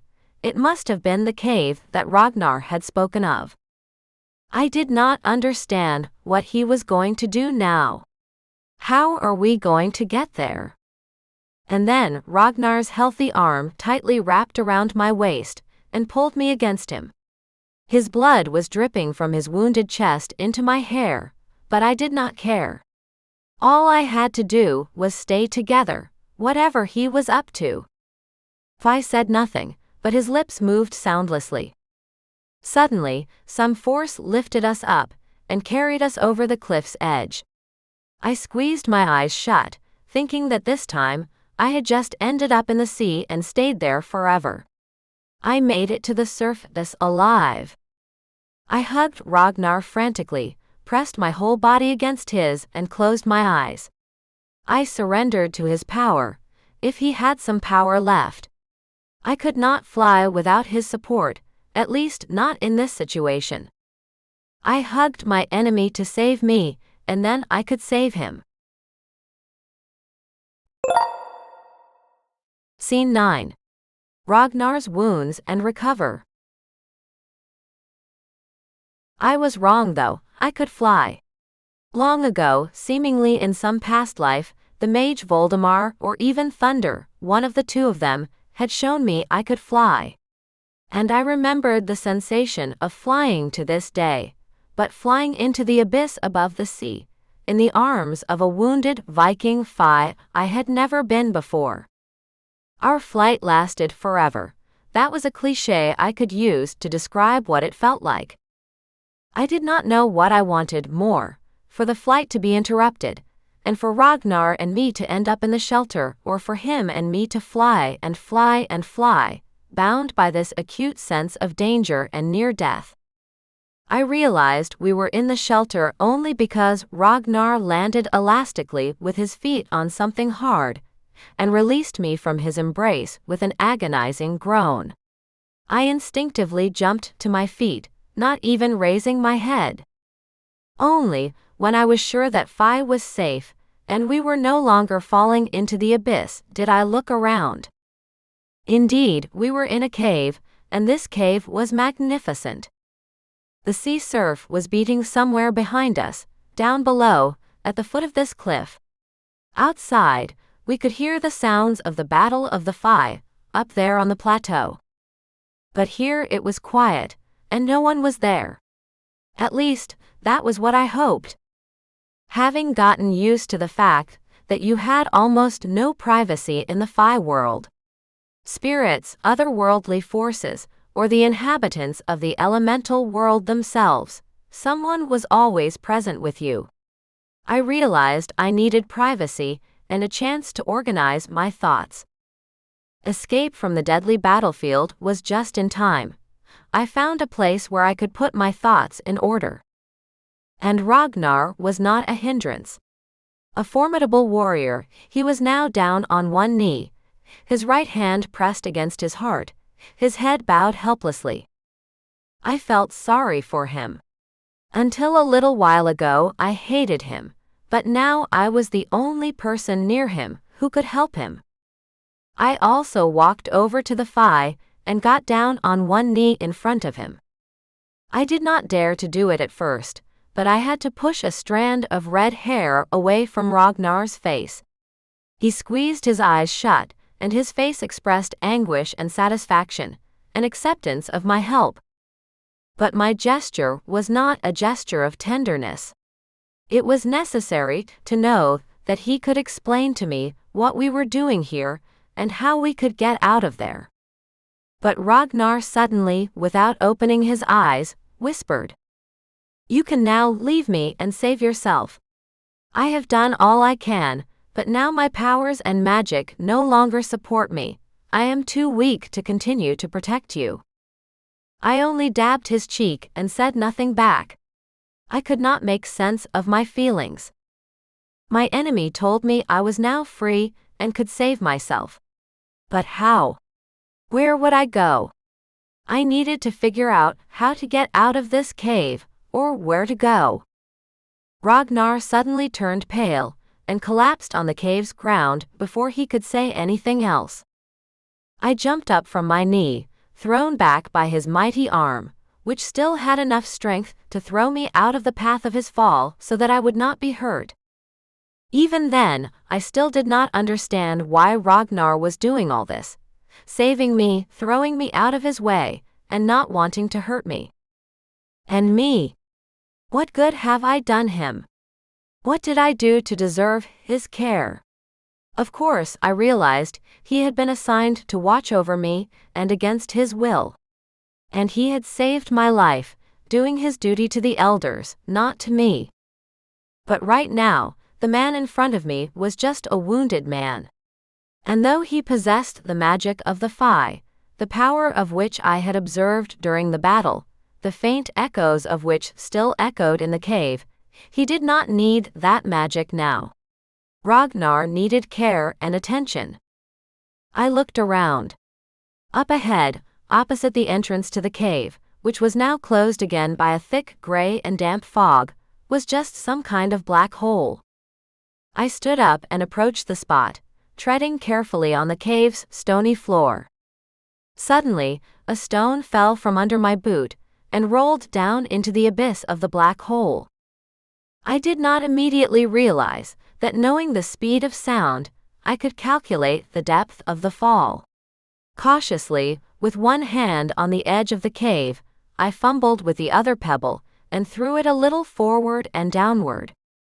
The sound of the fall came only a few seconds later, which seemed like an eternity to me. Taking the third pebble, I threw it forward and down again, and this time I counted aloud, moving my lips slightly. 1, 2, 3, 4, 5. At last, I heard the thud of the pebble falling into the bottom of the hole. But perhaps it was not the bottom, but only its hollow wall. So it was tens of meters down here, maybe more. I must stay away from this place, I decided, and looking around in the faint light coming from the hole in the cave entrance, I noticed larger stones. I gathered them up, one by one, as large as I could carry them, a few meters to the edge of the cave opening, and stacked them in a row about a meter from the beginning of the opening. In this way, I marked the spot and hoped I would not have to go near it again. The opening of the cavity was small, only about 3 meters, and I laid out as many stones around it as I could find around it. Even in the darkness that was to come soon, with the coming of dusk outside, I hoped that even if I stumbled near the hole, I would hit this barrier of stones and realize that I could go no further. When I had finished stacking the stones around the failure, I returned to Ragnar. He was still unconscious. The mighty warrior was lying on his back, arms wide open and eyes closed. I squatted at his head and touched his forehead gently with my fingers. Ragnar's skin was very soft, a stark contrast to his red beard and menacing dark eyebrows. His skin was as if molded from porcelain, the finest and whitest white. I marveled at my sensations. What is it with me? I enjoy touching his face. Do I enjoy looking at him when he's so relaxed or just out of breath? I thought, feeling some sinful sense of attraction to Ragnar. My body suddenly felt warm, the warmth that traveled through my veins and muscles when I was physically attracted to a man. I pulled my hand away from Ragnar's face, stopping my thoughts and hoping I could stop the sensation. But the heat was spreading throughout my body, and there was nothing I could do about it. I realized Ragnar had not even felt me touching his face. Not a single muscle on his face trembled when I placed my palm on his forehead again. The warrior's expression was so serene that I dared to run my palm down his cheek to his chin, then lowered my hand to his chest. And suddenly, the tattoos on his chest seemed to ignite. They were the same color as the crimson hot lava that flowed from the volcano. On Ragnar's chest appeared some other marks that had not been there before. They changed in time with his breathing, and I, as if mesmerized, looked at their pattern and fire. I did not take my hand off Ragnar's chest. I did not want to, and the play of his tattoos and their glow confirmed I had done the right thing. After a while, the glow of the tattoos faded, and they turned back into simple and clear patterns. But Ragnar opened his eyes and looked straight at me, point blank. I tried to pull away from him, but he was faster. When I tried to jump up and move away from him, Ragnar already had his hand on my forearm. The warrior pulled me closer to him and whispered, "So that's what you are, Isabella." "What? What do you mean?" I muttered, still trying unsuccessfully to free my hand from his iron grip. But he had no thought of letting me go. "So brave," Ragnar continued, looking at me with a sidelong glance. He did not have the strength to get up, but apparently, he could hold me beside him as long as he wanted. "Not only did you save me there on the battlefield, but you're not afraid to touch my wounds here in the cave, where there's no one but the two of us." "Well, you know," retorted I indignantly. "I'm not a virgin or an inexperienced girl, after all, for you to make up non-existent fears and prejudices about time alone with a man for me," I shrieked indignantly. And then Phi suddenly let go of me. I fell backward and sat on the ground, resting both hands on the cave floor. Oh shit, even in death he's thinking about impressing a woman. What kind of male superiority has been fostered in this neoteric warrior, thought I, going to get to my feet. Ragnar also tried to get up from his prone position, and failed. He fell on his back again, crushed by weakness, and cried out in pain. Here, I saw how nasty the wound on his side was. Until then, as he lay there in oblivion, I had completely forgotten that he was so severely wounded. I had thought he would just gain strength, But now I realized that something had to be done about that wound, or it would kill him. I got down on all fours and whispered angrily, almost touching his ear so that he could hear me. I was afraid to shout, for we might be heard outside. What if one of his enemies was standing on the cliff? We can't argue and raise our voices. Do you understand me? Can you hear me? I told him. We just have to agree on what I can do for you. Ragnar opened only one eye, the side from which I had whispered those words to him. Make a deal? About what? He whispered. That you will obey me, I replied in a less than confident tone. Ragnar grinned crookedly, but that smile betrayed how much it hurt him to move and speak. Now, I will examine your wound. And you will lie still. Already in a tone of command, I told him. When I realized he did not answer, because he did not want to answer, or because he did not have the strength to talk to me, I put my hands on the ground near his torso, and almost felt his side with my fingers. Suddenly, my fingers touched something softer than his ribs. My fingers felt like dipping into a warm band, running from his lower ribs down to his thigh. Ragnar shuddered in pain, groaned, clenched his teeth, and his whole body tensed like stone. Then he relaxed and exhaled in relief. Well, now do you know where that wound is? He wheezed. Examine it. Just try not to poke it with all your fingers anymore. Be careful. If I thought he was normal, I would have thought he was taunting me, or actually directing my exploration of his wounds. I answered nothing, and continued running my fingers along his side. Below, almost at the outside of his thigh, was another wound. I did not run my fingers into it, but gingerly felt its edges. I ran my hand further down Ragnar's thigh. The man lay still and said nothing. Suddenly, I realized I had touched the inside of his thigh. That was not what I wanted at all. There was no wound there. And then Ragnar said in an almost honeyed voice, "And here you can hold your hand longer. Your torture becomes even more pleasurable." I jerked my hand away in horror and pressed it against my thigh. Instinctively, I tried to shake off the sensation, which made my whole body feel the same warmth I had tried so hard to avoid. Ragnar, apparently realizing my reaction, grinned crookedly. Oh, come on. You said you weren't a virgin. What is it that makes you uncomfortable? What if there's a wound there too? To hell with you. I hissed, involuntarily shoving him on his healthy side with my fist.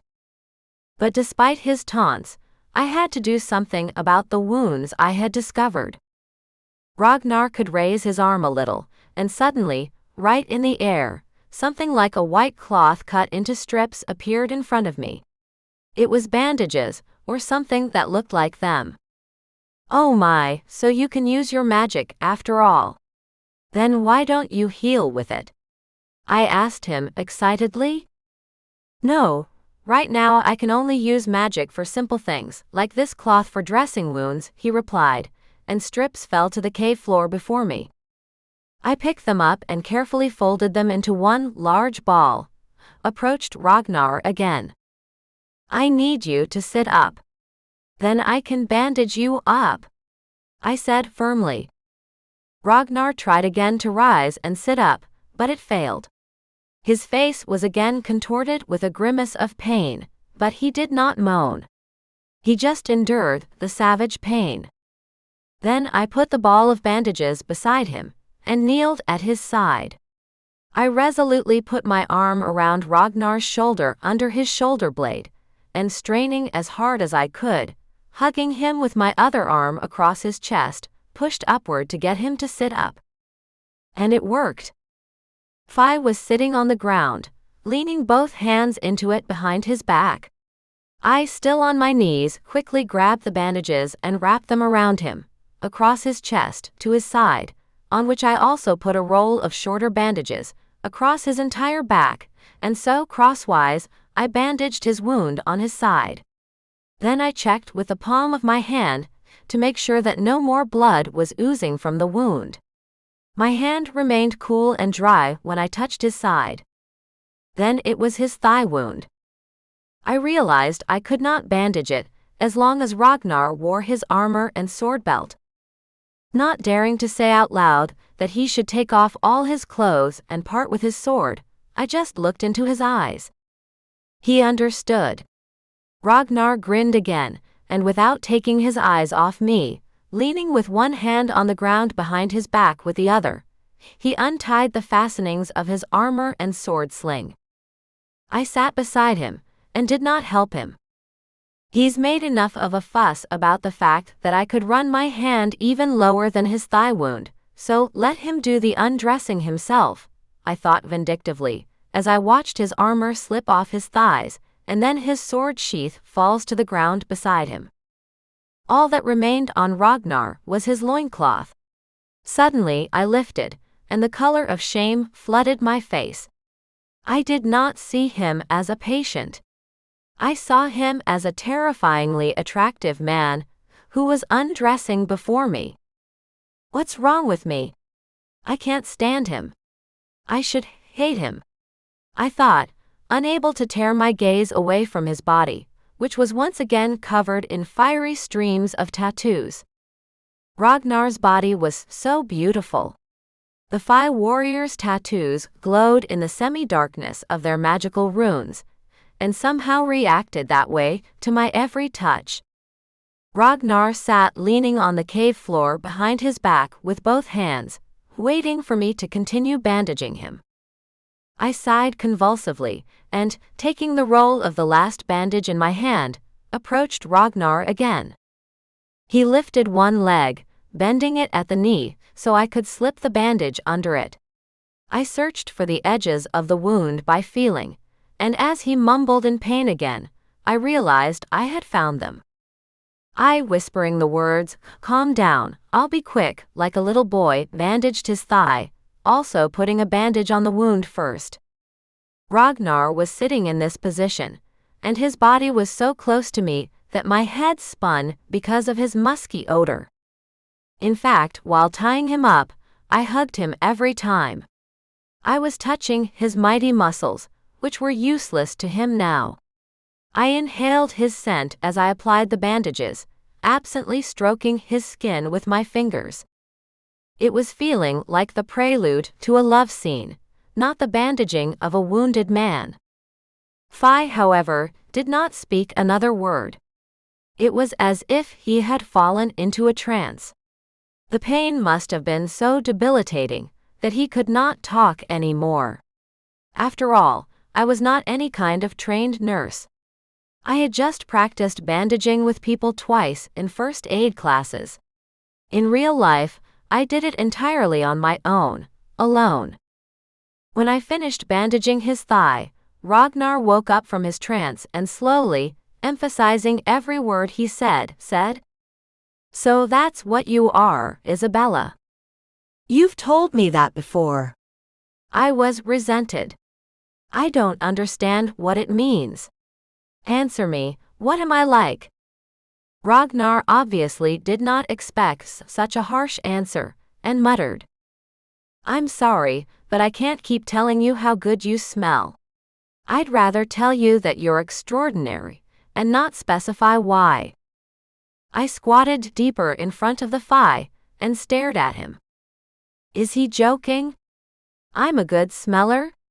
I stink of their campfire smoke, and now I'm covered in mud and blood from that Fey.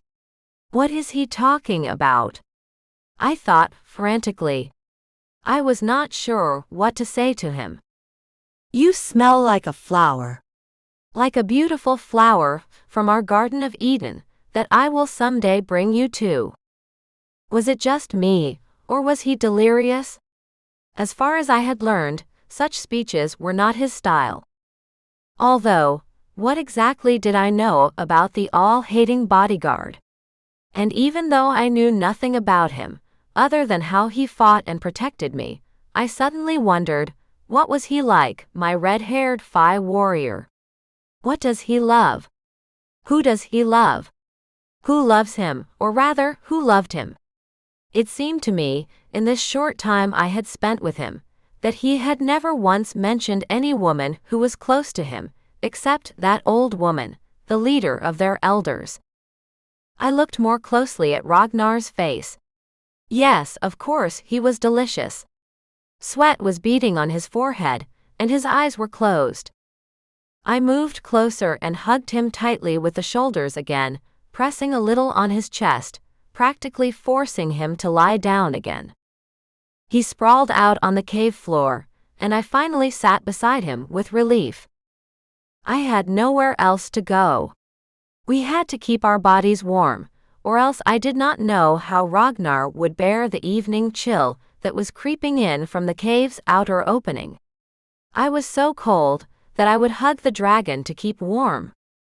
So we lay side by side in oblivion, exhausted from our recent experience on the cave's floor. The surf sounded beyond its edge, and the last rays of the sun illuminated the cave's ceiling, signaling that it was time for him to leave us. Scene 10. 2 in the cave. The morning came quickly. I lay shivering on the dirt floor, and when I opened my eyes, I realized I was hot. The realization flashed through my mind like lightning. Ragnar was holding me. I jerked and jumped up sharply, sitting down on the ground. But no one was hugging me. I saw a blanket next to me on the ground, glowing warmly, as if a fire was playing in it. I turned around, ashamed of my imagination, and looked at Ragnar's face, still beside me, lying on the ground. No blanket was around him, and his face seemed white, so white, as if the pre-dawn frost had settled on it. Startled, I reached out and touched Ragnar's forehead. I needed to know if he was alive. What if he's dead? The thought pierced me like an arrow. And I slept next to him, and I did nothing to help him. Fortunately, the warrior's forehead was warm. So I leaned closer to him and gently put my ear to his chest. The Phi warrior's heart was beating slowly, but evenly. He was breathing, and his chest was rising and falling slowly. He was alive. The realization that my recent enemy was alive brought me such joy that I did not know what to think. I should have hated him, but now he was so helpless. The Phi gave me only sympathy and gratitude. I dared not think of anything more. What more than that could there be here between us? Nothing. Pushing away thoughts of something warmer than pity for Ragnar, I pulled away from him and looked around. I did not know where the blanket had come from, but I guessed Ragnar had used his magic once more while I slept. What else might he have done while I slept? I preferred not to imagine, or my imagination would take me so far away again that I did not want to get too far away from reality. I took the almost weightless blanket and covered Ragnar from foot to chin. Lying under the blanket, he looked like an ordinary man who had fallen asleep in his cozy bed without energy after a hard day's work. I suddenly imagined how Ragnar would look in the interior of my bedroom, in my apartment in the metropolis, which I had not visited for so long. The thought gave me goosebumps. I shook my head, shaking it off, and looked around again. The sun's rays were already illuminating the ceiling of the cave. Only now did I realize how big it was. The vault of the cave stretched upward to seemingly infinity. Still, it had to be limited by the height of this plateau, on top of the slanted plateau where the two Phi clans had fought yesterday. Then I looked at how broad this cave was, as wide as the field of a volleyball court. That is to say, the cave was tall and narrow, like a gap or crevice in this plateau. I did not know what I was going to use the cave for. I wanted to see if there was any other exit from here than the one that led outward, right to the foot of this plateau, to the deadly surf of the sea that whispered below. Remembering the hole I discovered yesterday on the far side of the cave, I decided to investigate it better. As I cautiously approached the rocks stacked on the edge of the cave, I thanked myself for my foresight. Even in the morning sunlight, the failure was not clearly visible. I kneeled down and peered down cautiously. The failure's blackness was almost perfect. Nothing disturbed its silence, and not a single ray of light penetrated it. I remembered how deep it was, and just as cautiously moved away from its edge. With no gear and no climbing skills, this hole in the cave was useless to my escape plan. At the same time, I heard a rustle and a deep sigh behind me. I turned around and realized with sudden joy Ragnar was awake. The man sat up, holding his bandaged side and leg, one hand resting on the ground behind him. I rose from my knees and walked over to Ragnar. "Are you all right?" I blurted out the stupid phrase. Ragnar looked at me in surprise, then at the blanket that covered him, and suddenly smiled. "You have a good heart, I see," he breathed, not looking at me. "Oh no, I just couldn't let you freeze out here." Folding my hands in a lock in front of me out of embarrassment, I muttered, "Where did that blanket come from? "And who covered me?" Ragnar was clearly pleased. He replied, "Well, let's say, covered you. And the blanket came out of thin air. I'm still a Phi, albeit a wounded one." There was a certain smugness in his voice, and pleasure at his action's effect. We did not look at each other. Somehow, no more words were needed. I already realized that taking care of me gave pleasure not only to Ragnar, but to me. I stepped away from Ragnar and looked around the cave, though I had already seen everything I needed to see. The only thing I missed was how to go to the bathroom, which suddenly made me terribly uncomfortable. Ragnar also looked around, and suddenly pointing me in one corner of the cave, said, "Are you looking for a secluded place? There is a place there, close to the view. You can clean yourself up there." At first, I did not understand what he was talking about. But then, even blushing at the correct guess, I embarrassedly mumbled back, "Thanks." Turning away from him, I went to the corner where Ragnar had pointed. There was indeed another small hole in the cave's surface, but it was clearly artificial. 2 wide, sturdy boards with a hole in the middle had been placed across it. I remembered I had seen such a construction in a castle. That was the toilet. Anyway, I looked back at Ragnar nervously. Phi was not looking at me. He was staring off into the distance, at the sun shining its clear morning rays through the cave entrance's opening. I quickly did my business in that restroom. Nearby, I saw a thin trickle of water running down the cave wall.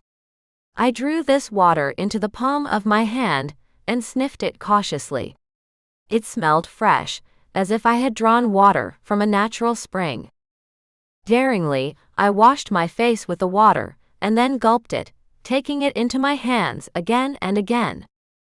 Then I looked at Ragnar, who was still sitting, and turned away from this corner of the cave, and decided that although he was a Phi, he was drinking and eating something. So I brought him water, in his tightly clenched, folded, boat-shaped palms. I drew water into my palms, and brought it to Ragnar. The Phi did not realize what I was holding at first.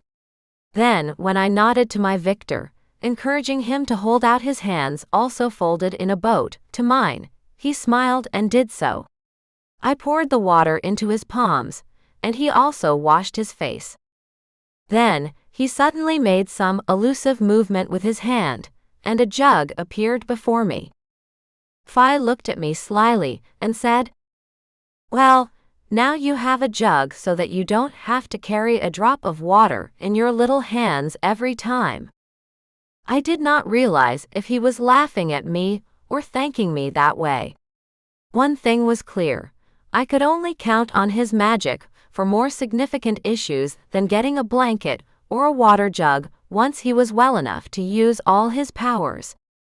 The question of his physiological needs plagued me. After all, I went to the bathroom and he did not. At least I did not see him get up. He could not have solved such problems of his body with magic. Ragnar stared at me, suddenly frozen in front of him with my hands down, hesitant to ask him anything. This Fi touched my hand with one finger, as if to wake me up and bring me back to reality. "What are you thinking about, my prisoner?" he asked almost caressingly, trying to look into my eyes. "Nothing," I habitually indignantly retorted, but I also glanced at him, and then toward the corner with the ancient toilet. Ragnar understood.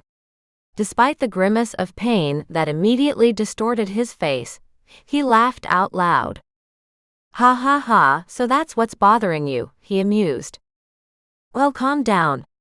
First of all, you're not allowed to laugh like that. Second, that part of Phi physiology is still a mystery to me," I replied, smiling involuntarily in response to his amusement. "All right, I'll enlighten you. We don't have to do it as often as humans do. Our body processes run so long that the release of waste products can be delayed almost indefinitely in human terms." "So you're saying that Phi don't go to the bathroom at all?" "But seen in Thunder Castle." Suddenly, Ragnar interrupted me menacingly. "Who is this, Thunder?"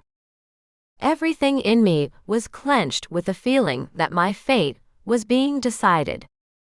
I straightened up in front of the Phi, and looking down at him, which was unusual for us, I proudly answered, "My husband, a great Phi warrior of the lineage of."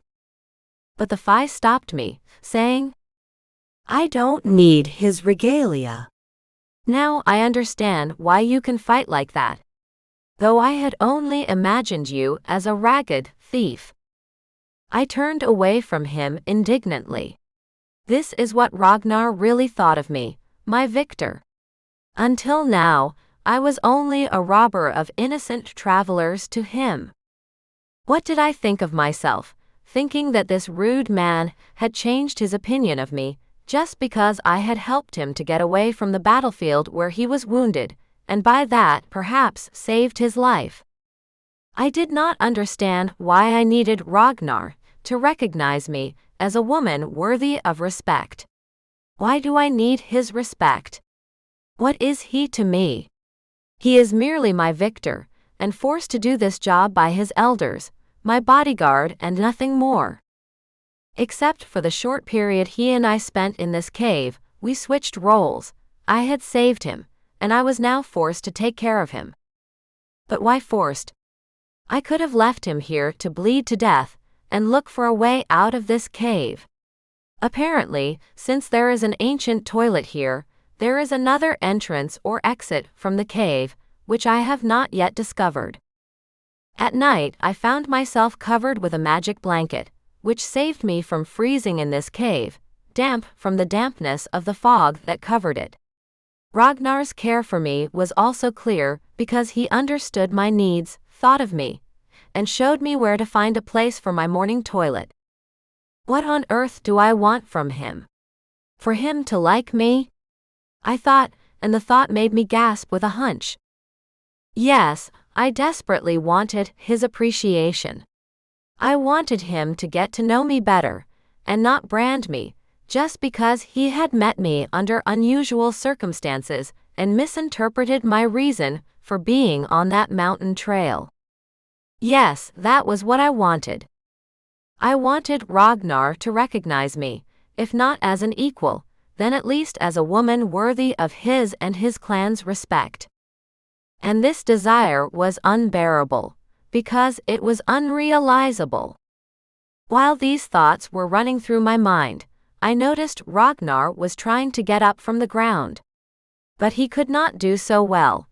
His wounded leg would not bend, and he could not lean on the ground with both hands, for the arm on the injured side was almost immobile, for I had tied it directly to the side so that its movements would not numb the wound, which had no stitches and was kept closed only by a bandage. I no longer hesitated momentarily, but rushed to him, and put my shoulder under his healthy arm. With my other hand, I put my other arm around Ragnar's waist, almost around his hips, so as not to touch the wound in his side, and pulled him up as hard as I could. Fi stared at me in surprise, but then accepted the help. Staggering, the warrior stood up. He leaned heavily on my shoulders, with his arm. I pressed against his torso, my cheek feeling his heart beating furiously from the effort. Ragnar looked down at me, and I could see the drops of sweat on his upper lip as I lifted my head. "Well, Ella, I can walk now." With those words, the Fi took one step, another. He walked, leading me beside him and leaning on my shoulders, straight to the cave wall, where nothing resembled an entrance and exit from it, or a place where Ragnar could crouch not on the ground. I did not understand what he wanted to do here, at this wall. When we came right up to the wall, the Fi stretched his arm out in front of him, pointed his index finger at the wall, and said some kind of spell in a deep voice. The wall suddenly seemed to burst, and a large crack appeared in it. The edges of the crack spread apart, forming the entrance to a grotto. When the entrance to the grotto opened utterly, I stepped back in amazement. Scene 11. The Magic Grotto. The walls of the grotto were lined with glowing crystals, emitting a soft ethereal light that filled the space with shades of blue, purple, and silver. This unearthly light was reflected in the water of the small pool in the center of the small grotto, which created an unusually exciting, dreamlike atmosphere. Ragnar was still leaning on my shoulder, but I felt him trying to pull away from me and step forward himself. I wanted to stop him from doing so, but he suddenly just pushed me away from him with his healthy arm, leaned his head toward me, and whispered, "I can do it myself now, my lord." I did not understand whether his voice was mocking or appreciating, but I had to give in to him. Fi took the next step towards that fountain pool by himself. Then another step, and another. Finally, he gingerly touched the pool's edge and sat down. Ragnar looked back at me, still hesitating at the entrance to this beautiful grotto, and beckoned me with his finger. I finally decided, and stepped inside. Fi gestured me closer to him, and pointed his finger at the water in the pool. He said, "If you still want to heal me, put your hand in the water of this pool, and see what you can do afterward." I could sense some mystery in his voice and words, but I was already hooked by this magic of the moment, and did as Ragnar wanted. I walked to the edge of the pool, and peered cautiously into it. The water was crystal clear. Then I dipped my palm into its clear water, just as my bodyguard had recommended. When I touched the pool, it shimmered, and some colorful patterns floated on its surface. When I looked closely, I realized they were not streaks on the water, but drawings or whole paintings. I looked back at Ragnar in bewilderment, but he was standing a little farther away from me, looking at the pool's water with the same scrutiny. I looked again at the paintings on the water's surface, which constantly changed, crossing from one to another. One of them depicted my apartment in the metropolis. But no, Here it was replaced by the interior of my grandmother Lily's apartment, and I clearly saw a painting that had seemed unusual to me before on the wall of her living room. Now, the figures in the painting were moving, and it was a battle in full swing between the Fae and some horrible creatures I could not think of a name for. But then the painting dissolved, and Thunder Castle appeared on the water. I shuddered and realized some kind of ceremony was happening near the castle. It was the very day when I was brought to my future husband and married to him. And it was an arranged marriage, not a marriage of love. Love was out of the question then. Memories of Thunder, and the brief happy time we had spent with Thunder's sudden love for us, came flooding back to me. Ragnar had been looking at the same pictures all this time, which were changing one after another. When Elari's image appeared on the water, I sighed convulsively. I felt guilty for him, who had opened his heart and soul to me, and whom I had been forced to leave. Then the images vanished. The water's surface was completely transparent, and nothing else reflected in it, except the glow of the sparkling gems that surrounded us. Ragnar and I looked at each other at the same time. "What was that?" I asked him quietly. "It was the mirror of the past. I showed you what you yourself would never tell me. For you, consider me your enemy."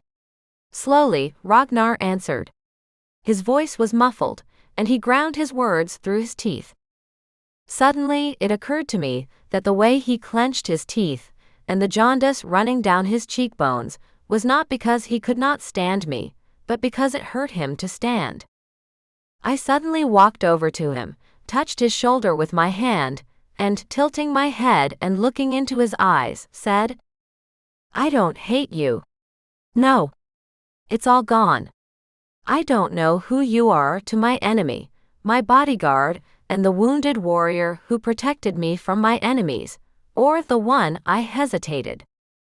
I feared something would come out of my mouth that I had not meant to say to him. I was not supposed to say it out loud. Could I let myself admit out loud that the only thing I wanted right now was for him to kiss me? Gathering my strength, I continued. "Anyway, I'm grateful for everything you've done for me. And even this excursion into the past, which has brought me both joy and sorrow, thank you for it." Ragnar looked down at me, and his eyes showed obvious surprise. He had expected nothing like this from me. I did not know why he showed me all this. Perhaps he wanted to find out something about me, and devised such a magical way to read my memories. It was a little unfair, but I did not care. I only cared that I could barely keep telling him how much I wanted his lips on mine.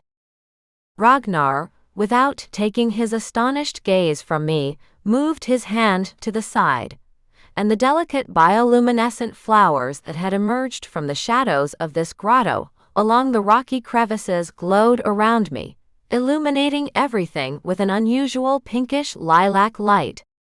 He held his hand over these plants once more, and buds suddenly appeared on them, which immediately opened and filled the air with a fragrance that intoxicated me.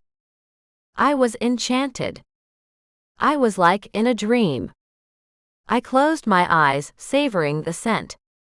A breeze from nowhere blew through the grotto, bringing me the familiar scent of sandalwood and wood smoke. A whisper was heard, which disappeared with the last whiff of that breeze, which took away the smell of santali and wood smoke. What was that? Why, without opening my eyes, I said. I felt as good as I had felt in a long time. The memories, those scents, and the renewed desire to love again. Time seemed to stand still. Nothing else was happening around me. Standing with closed eyes at the edge of the pool next to Ragnar. I was still holding his shoulder, and suddenly, I felt him stagger a little. I opened my eyes and thought he was the Phi leaning toward me, and his face was right before me. But he was not falling. Phi was kissing me. Scene 12. Kissing Phi. I did not need to wish for anything more. I had gotten what I had unwittingly dreamed of, a kiss from Phi. Ragnar's lips were soft, contrasting with his appearance as a cruel warrior. I realized that my whole body was surrendering to the tenderness he gave me with that kiss. I craved tenderness, and I got it. But what could I give him in return? Only an answering kiss. When Ragnar pulled away from my lips, I sighed sharply and brought my lips to his. I wrapped both arms around his neck, and forgetting that he was barely on his feet, I rose on my tiptoes and pulled him to me, kissing him again.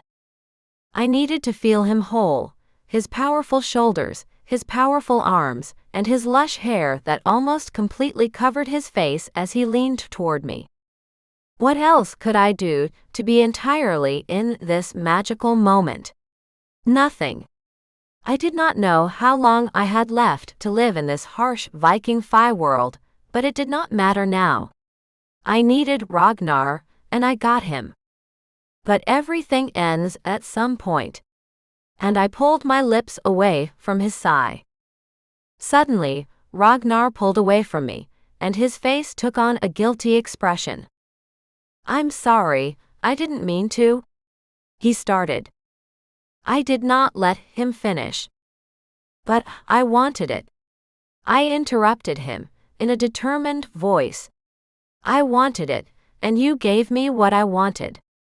Phi looked at me, and a shadow suddenly ran across his face. At first I thought it was displeasure, but looking into his bottomless green eyes, I realized it was a shadow of pleasure. Still, I did not know if Ragnar was pleased with our consensual kiss or with the suddenness of it all.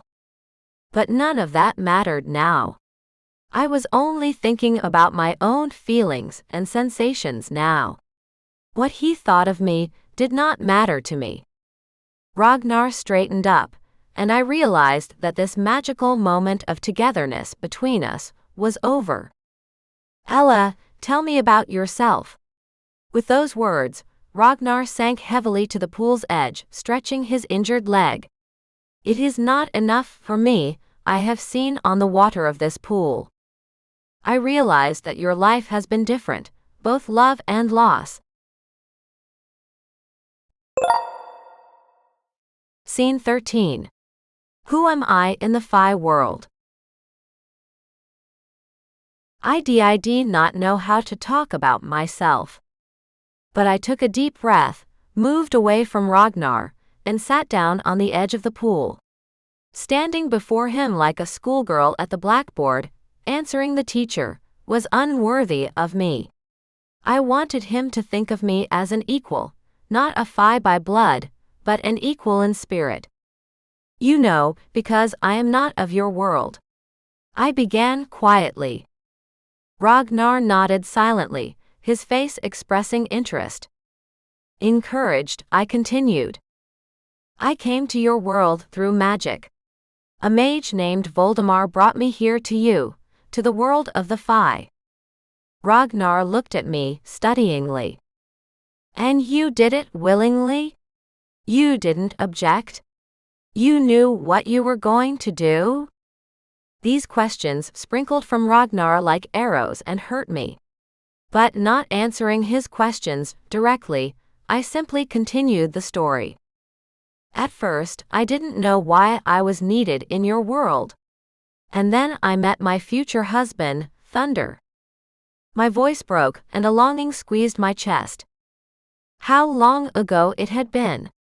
And how it still hurts me to talk about how I met Thunder. But I had to go on. Ragnar did not ask questions. He just waited for me to gather the strength to continue. It turned out that fate had determined that it was necessary for Thunder and I to marry.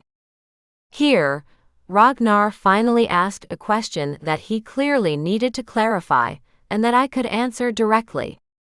"And you agreed?" he asked incredulously.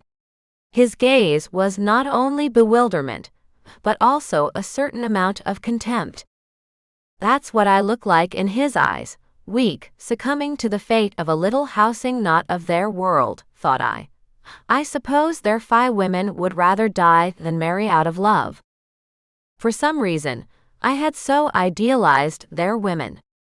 Besides my first maid, I never had female friends from the Phi world.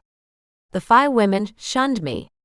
Perhaps they were jealous that I had gotten one of their most prominent men, Thunder.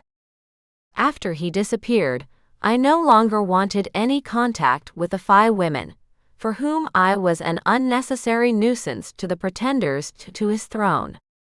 I felt like an outcast, even though I was a Phi prince's legal wife, or rather the legal widow. I had left his kingdom to find out what had happened to my husband, knowing that his successors could rule it better than I could. But how do I tell Ragnar all this? Would not he think I was trying to justify to him how weak I was?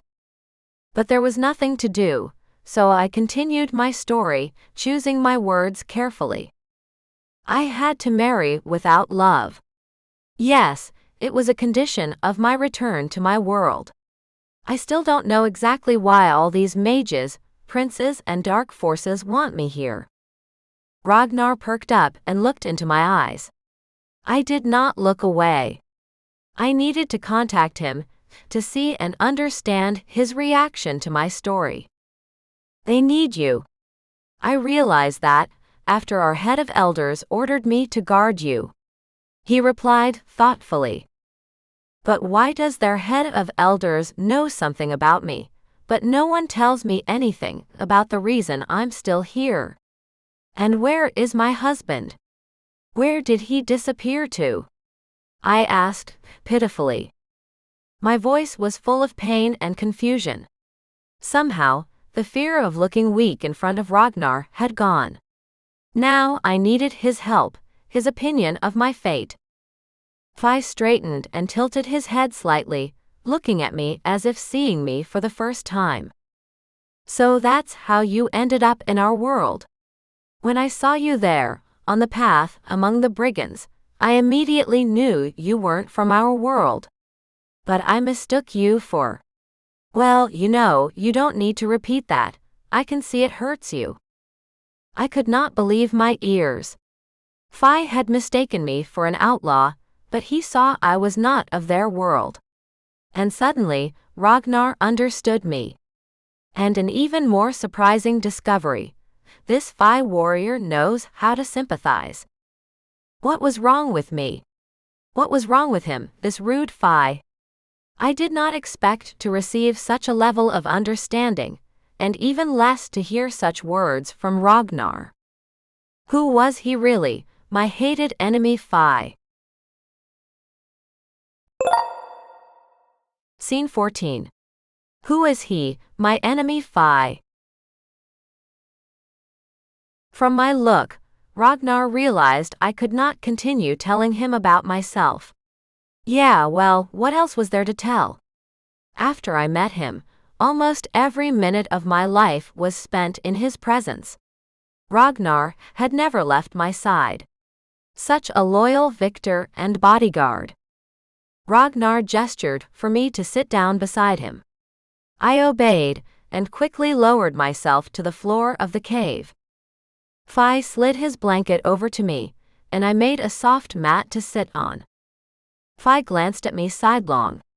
His posture relaxed, as if immersed in a warm sea of memories. Our clan goes by the name of Emberwild. It is an ancient, fire-related Phi tribe, known for its independence and connection to volcanic power. I stared at Ragnar, mesmerized, as if I were immersed in the world of his Phi Vikings with him. It is said of us, we are passionate and unpredictable, like the lava of an erupting volcano. Some revere us, others outright fear us. This fame of desperate Viking warriors was given to us by our, sharply, different from the rest of the Fae, fiery temper and unbridled strength. Ragnar raised his hand and clenched it into a fist. His biceps were larger in circumference than my thigh. Fae muscles flirted all over his body, and I involuntarily admired how the tattoos on his body changed color and glow again. We are guided by a strict code of honor and loyalty, but have a reputation for Fae making too quick judgments and being too easily offended by others. I obediently nodded my head in time with his words. Yes, he was harsh and decisive. But that was indeed a trait of his clan, so one had to accept Ragnar as he was, a fearless and straightforward warrior. Unlike the stoic and unyielding members of the Stormren clan, the Fae of Emberwild are expressive, intense, and live life with fierce emotions. Ragnar continued. We strive to feel life most fully, and to live it in a way that each of us will be remembered by all. I took a closer look at the Fae. So that was what it was. He was so ambitious, perhaps that was why he was so harsh with his judgment. Even so, Ragnar can understand others. After all, he sympathized with me. Admitting that what I had to go through not so long ago with the transfer to their world was too much, even for their magic-infused world. Ragnar, meanwhile, continued his story. And you realize I was very unhappy to learn that our elders have left you free. I looked slyly at the Fae, asking, And what did you want to do to me? How did you want to punish me? Ragnar grinned crookedly. Why do you ask? Can't you see that I've changed my opinion of you? Wow. To hear such an admission of wrongness, straight from Ragnar's mouth, was something. Had he really mistaken me for their equal, Fae even a little? Ragnar sighed heavily, and continued his story. But now that I am wounded, you have no protector in our world. I cannot fight for a long time yet. I can feel it by the strength of the pain that is eating away at my body. I stared at the Fae in surprise. So can Ragnar feel pain? I thought his magic protected him and his kin from all kinds of pain. And Ragnar was in pain even now, as he spoke to me in such a relaxed manner. Fae noticed my astonished expression, and hastily added, Don't worry, there's nothing wrong with me. I shouldn't have told you that. You're exaggerating things a bit. Maybe it's because you're a woman. That was where he overreacted. So what if I'm a woman? Does that give me a certain character trait? If I wanted to, I could endure pain much worse than the pain that would make an average man beg for painkillers. Ragnar knew he had hurt my feelings. I didn't mean to offend you. It's just that I'm used to expressing myself freely, without fear of anyone. Our clan doesn't have the internal intrigue common to Fae who live in castles. He added a sarcastic smirk. It was an attack on the Fae I had dealt with before. Yes, I remembered that in Thunder Castle, someone was always doing something in the many rooms of that magical and dark structure, which perfectly hid its inhabitants from the sight and hearing of the other castle dwellers.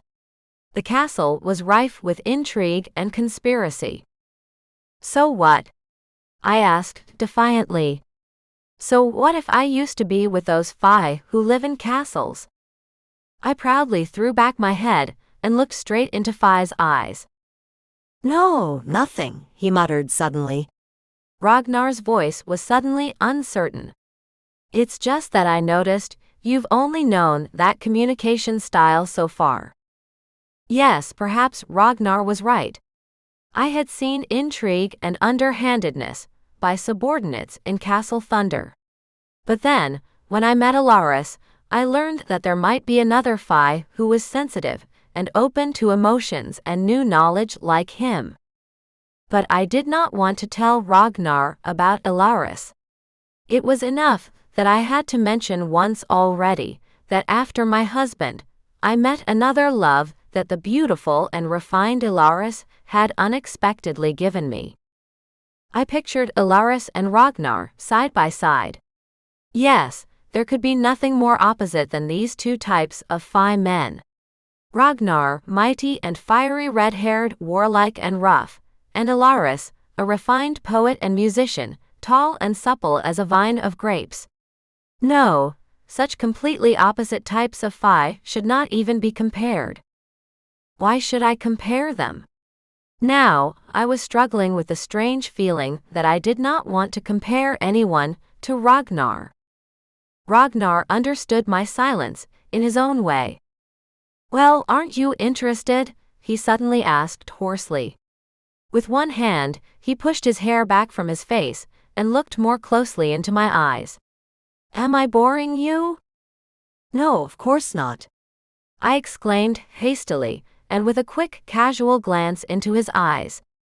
Ragnar's green eyes were as dark as the ancient, enchanted forest in which I had once fled from the monster that pursued me. Just after the mage Voldemar had transported me to the Fae world, I was forced to marry Thunder. In that dense forest, I was running away from the Fae world, and from my husband, and what I was about to experience, by marrying him without love. And now? What was tormenting me now? Ragnar looked at me patiently, standing before him with an absent gaze. I was so preoccupied with my own worries that I had forgotten that the Fae was still waiting for my answer to his question. Apparently, my short answer did not quite satisfy him. Ragnar, listen, I continued, no longer looking him in the eye, to not embarrass myself. I'm very interested in you, but... What's that but? Almost irritably, he interjected. You realize I don't know what I'm going to do about my past. And what are you going to do with your future? Have you decided? He said, almost rudely. I don't know. I know nothing else. Leave me alone. Tears could be heard in my voice, and my throat squeezed so tight I almost stopped breathing. Leave me alone, and let me come to my senses. Almost shouting it, or rather wheezing those words, I rushed to run away from him. I jumped out of the magical grotto, and ran straight to the edge of the cave, by the waterfall that closed that opening to the outside. Still, I realized my panic had just led me to a cliff I had already fallen from. The thought that Ragnar, wounded, was clearly incapable of flying and saving my life again stopped me from jumping into the abyss. What's the matter with you? Came Ragnar's infinitely surprised exclamation behind me. Fae, pacing with difficulty, approached me, putting one hand out as if trying to keep me from jumping off the cliff. I don't know. I just need to be alone. Leave me alone, or else. I did not finish, but I did not realize how Ragnar grabbed me and pulled me against him. At first I tried to break free of his arms, but then I fell silent, clutching tightly to the Fae's chest.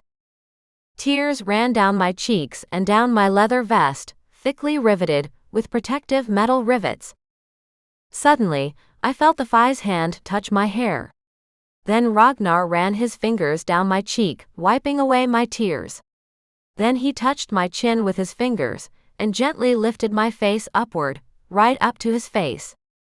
Fae's expressive and sensual lips were right before my eyes, and I fell silent, knowing I was about to kiss him.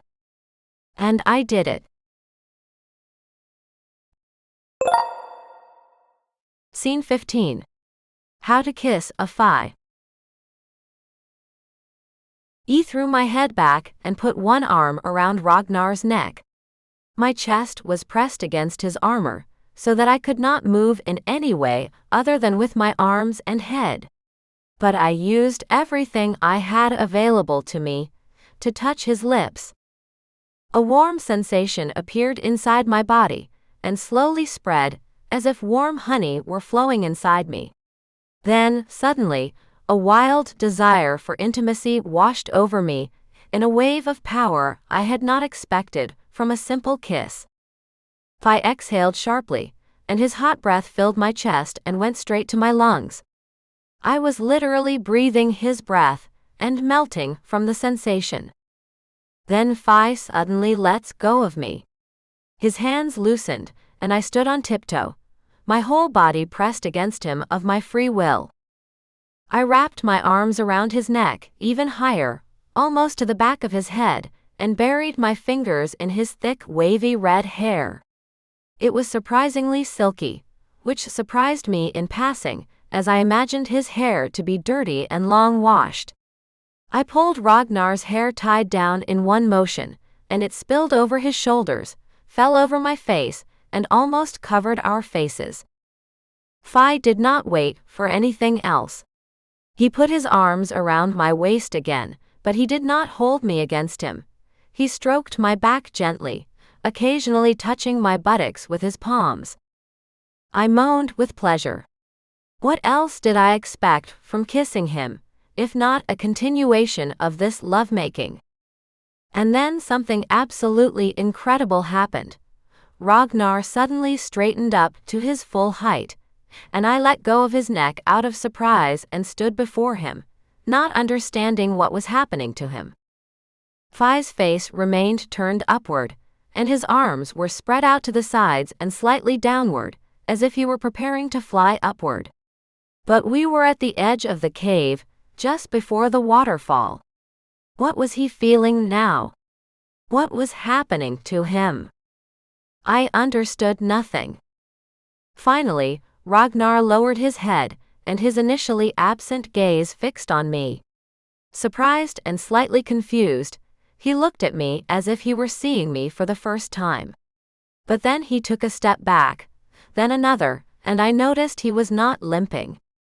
I looked at his side wound, pristine with bloody rags, but was no longer bleeding. Ragnar, still looking at me, did not move back again. He touched his hand to his wounded side, and I thought he pressed his hand on the wounded area. He did not even wince, not like yesterday when I had bandaged him. I realized that something in him had changed from the moment I kissed him. He was cured. Ragnar sighed happily as he ran over the wound on his side and stepped toward me again. He crossed the distance between us in a single step, and his hands were suddenly on my shoulders. He stroked my shoulders without trying to do anything else. I took his hands around my wrists and stopped his movements. "Tell me what has happened to you. What did I do to you?" I asked him anxiously. Phi obeyed me, and his hands stayed on my shoulders. I did not feel their weight, only the pleasant warmth of his touch. "I can protect you again, my princess," he replied quietly. "I am cured." "But how? What happened? Why were you like that yesterday?" "Helpless," he complimented my phrase mockingly. Yes, because I was wounded by the enemy. "And today I received a kiss from a woman who—" "Who am I to you?" I insisted. "Tell me at last, who am I to you?" "You are my passion. You are my tenderness. You are my friend," he blurted out. I got dizzy. "But why did you hate me so much a while ago, and now you consider me your friend?" I asked demandingly, but confused. Phi was silent for a moment, but then replied. "Yes, because you kissed me yourself, a brute and a loser by your standards." He said it calmly, taking his hands off my shoulders. "But I never called you that. What makes you think I'm so arrogant?" I continued my questioning. "You never said that. But I know what the other Fays think of my clan. Yes, we are strong, and yes, we are unique. We have the oldest clan in the Viking wood. Still, we don't have castles, we don't have beautiful furnishings, and we don't have the crafts and other industries that other clans, like the one you belong to now, use for comfort. Ragnar's answer made me think. Somehow, he understood how I had perceived him from the beginning. Yes, he seemed rude to me, and I simply hated his arrogance and insensitivity to my feelings and needs. But I had expected nothing less from a Viking whose clan lived in long houses in the middle of a wasteland, on a mountain plateau near a waterfall. Meanwhile, Ragnar impatiently tore the bandage from his wounded side, and I saw that the skin underneath was not completely white, soft, or weathered like his face, arms, and legs. I reached out and touched the palm of my hand to the skin on his side. Fi's skin was clean and soft, without the horrible scar that should have been there. I remembered how my fingers touched his open wound yesterday, and dipped into warm blood. I shuddered and jerked my hand away. A shiver ran through my body, and I did not know whether it was the magic of the moment, or that I wanted to run my hand further up his chest, up to his neck and chin. The man stared at me studiously, saying nothing, and doing nothing. He left me alone with my thoughts and feelings, which overwhelmed me. I felt my cheeks flaming, and pressed my palms against them, trying to take the heat away. Suddenly, Ragnar leaned toward me again, and whispered without touching me. Isabella, will you come with me back to our village, or do you wish to continue your journey away from here at once? What? Was he letting me go? I was almost in a panic. I had just kissed him, and he just let me go? What is wrong with this man? Why cannot I have any influence over his decisions? Ragnar waited for my answer, never taking his eyes off my flaming face. I pulled my hands away from my cheeks, straightened up, and answered. I'm going to stay here. I need time to come to my senses after everything that has happened lately. If I'm no longer your prisoner, and you let me go, then I can stay a little longer and figure out what I need to do next. Ragnar was satisfied with my answer. I could see it in his face. Fi smiled, and though his smile was lost in his mustache and beard, I noticed it. My heart suddenly stopped beating desperately, and I felt unusually relieved. I was free, and deciding what to do was up to me. And I wanted to be around the brute for a while longer, just to get to know Ragnar better, and figure out how I felt about him, and what I would do soon. Scene 16. Fi's magic. When we finished this conversation in the magic grotto, I realized we had to get out of this cave. But how?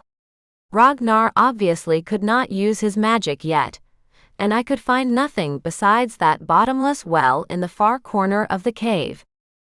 I walked to the exit of the grotto, turned to the Fi, and asked, So, are we going to get out of here?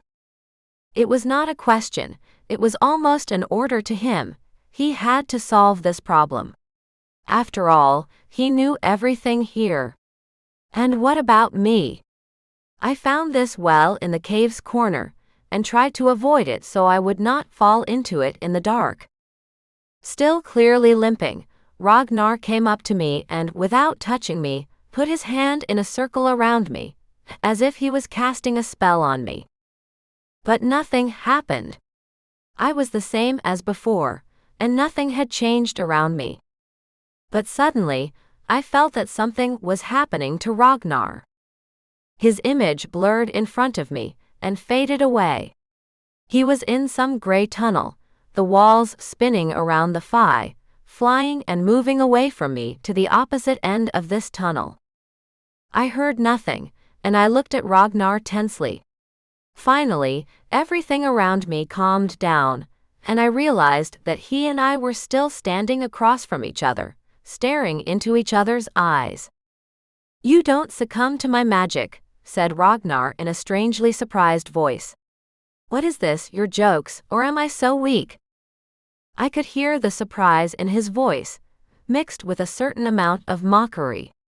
After all, in his eyes I was still the strange woman from another world, who had appeared in his life and made a mess of it. A victorious warrior suddenly became a bodyguard for his own prisoner. It would have clouded anyone's mind, much less these brave warriors. But what was he trying to do to me just now? And what was I somehow resisting? I reached up and placed my palm on his shoulder, scratching him as if reassuring him. "I did nothing. It's just that you're not well yet, even though your wounds are almost healed." Ragnar placed his palm over mine, pressing my hand tighter against his shoulder. "So you want to get out of here? Are you sick of being alone with me?" "Alone?" I interjected, a little mockingly. "You think we're alone here?" Fi looked down at me incomprehensibly. His fluffy eyelashes were coated with tiny water droplets, carried by the light air current from the waterfall inside the cave. "I don't want to be alone with you." "At least our kiss. It means nothing. It's just—" Before I could finish, Ragnar pulled me sharply to him and hugged me. He pulled me against his chest, and I could feel his heart beating furiously. My feelings seemed weak, unworthy of the woman so attracted to this Fi man. And he was definitely and firmly attracted to me. But what will I do with this physical attraction? The thought raced through my mind. "What?" Ragnar did not let me finish the thought. He showered light kisses on my face, neck, and shoulders. I closed my eyes. I did not have to think about anything but the warmth of Ragnar's caresses. I was not in a cave, but in the middle of a field covered with red poppies, with a dragon flying in vast circles above me. All I could see in my imagination was that the poppies were dark red, with black centers at the pistil. The dragon was dark gray, or rather its silhouette I could see from below. The picture made me dizzy and staggered.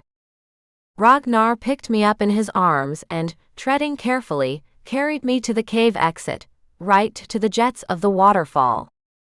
I put my arms around the Fi's neck and looked into his eyes.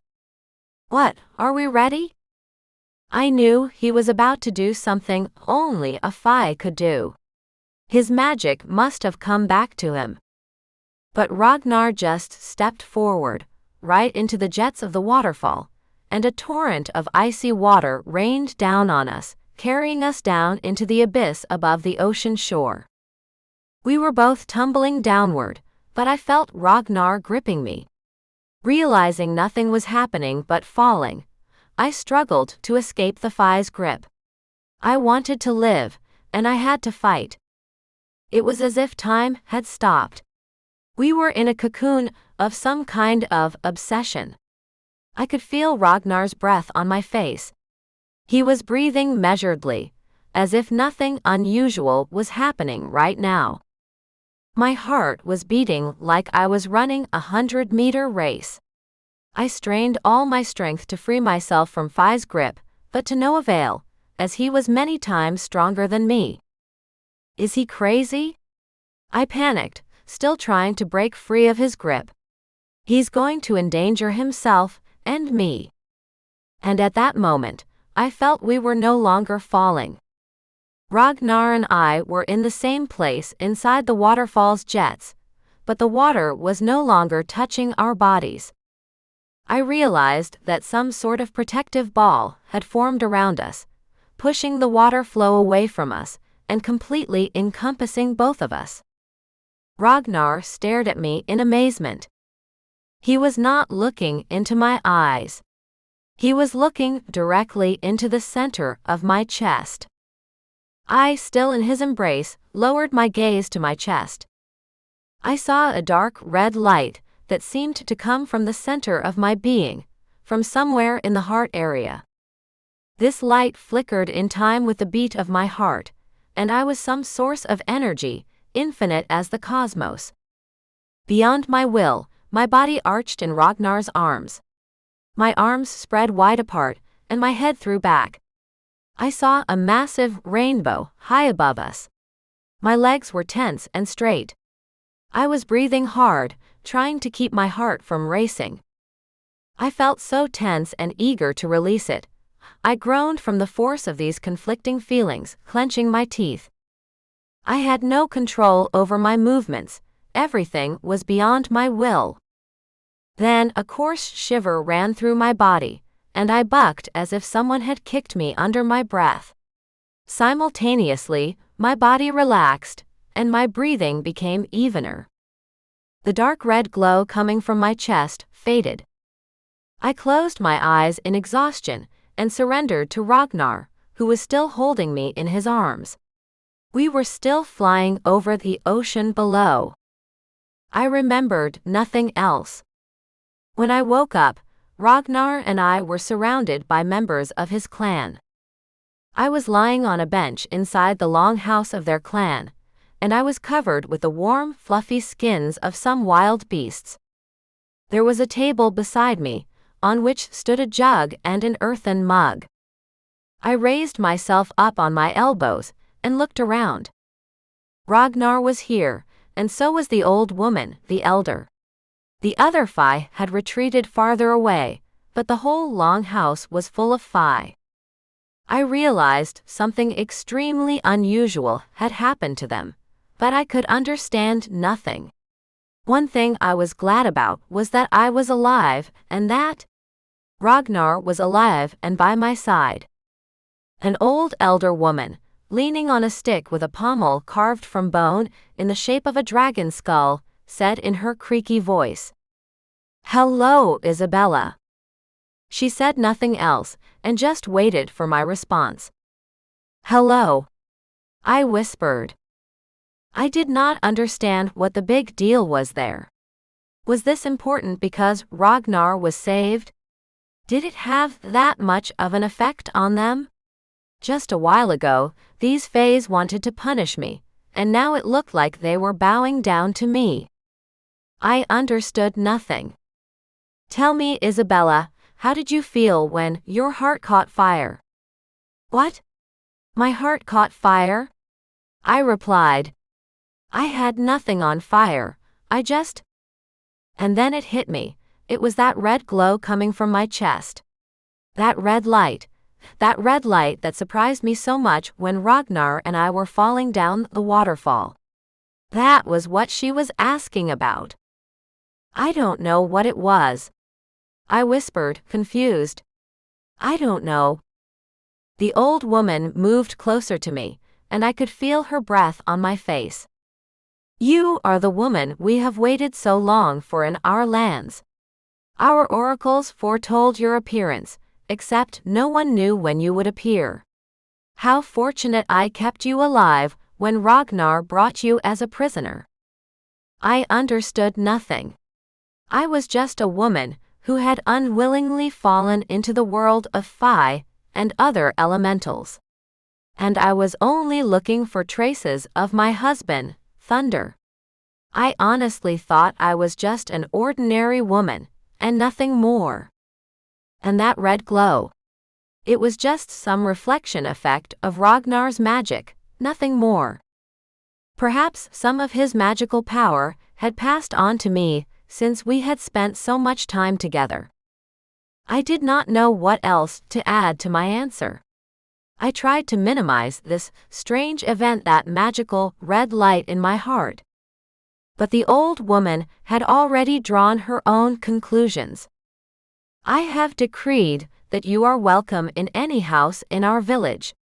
You carry that light and strength that will help us deal with the hardships that have plagued our clan and all the other Fae of late. And perhaps you will bring us good fortune in the battle against our enemies." No way. That's too much, I thought. I gustily lifted myself up, resting my hands on the bench I was lying on. "I want to get out of here, now," I shrieked. I was so determined that the old woman moved back a little.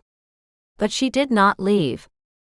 She turned away from me, addressing Ragnar, standing silently behind her, staring at me expressionlessly. "What do you think, skilled warrior?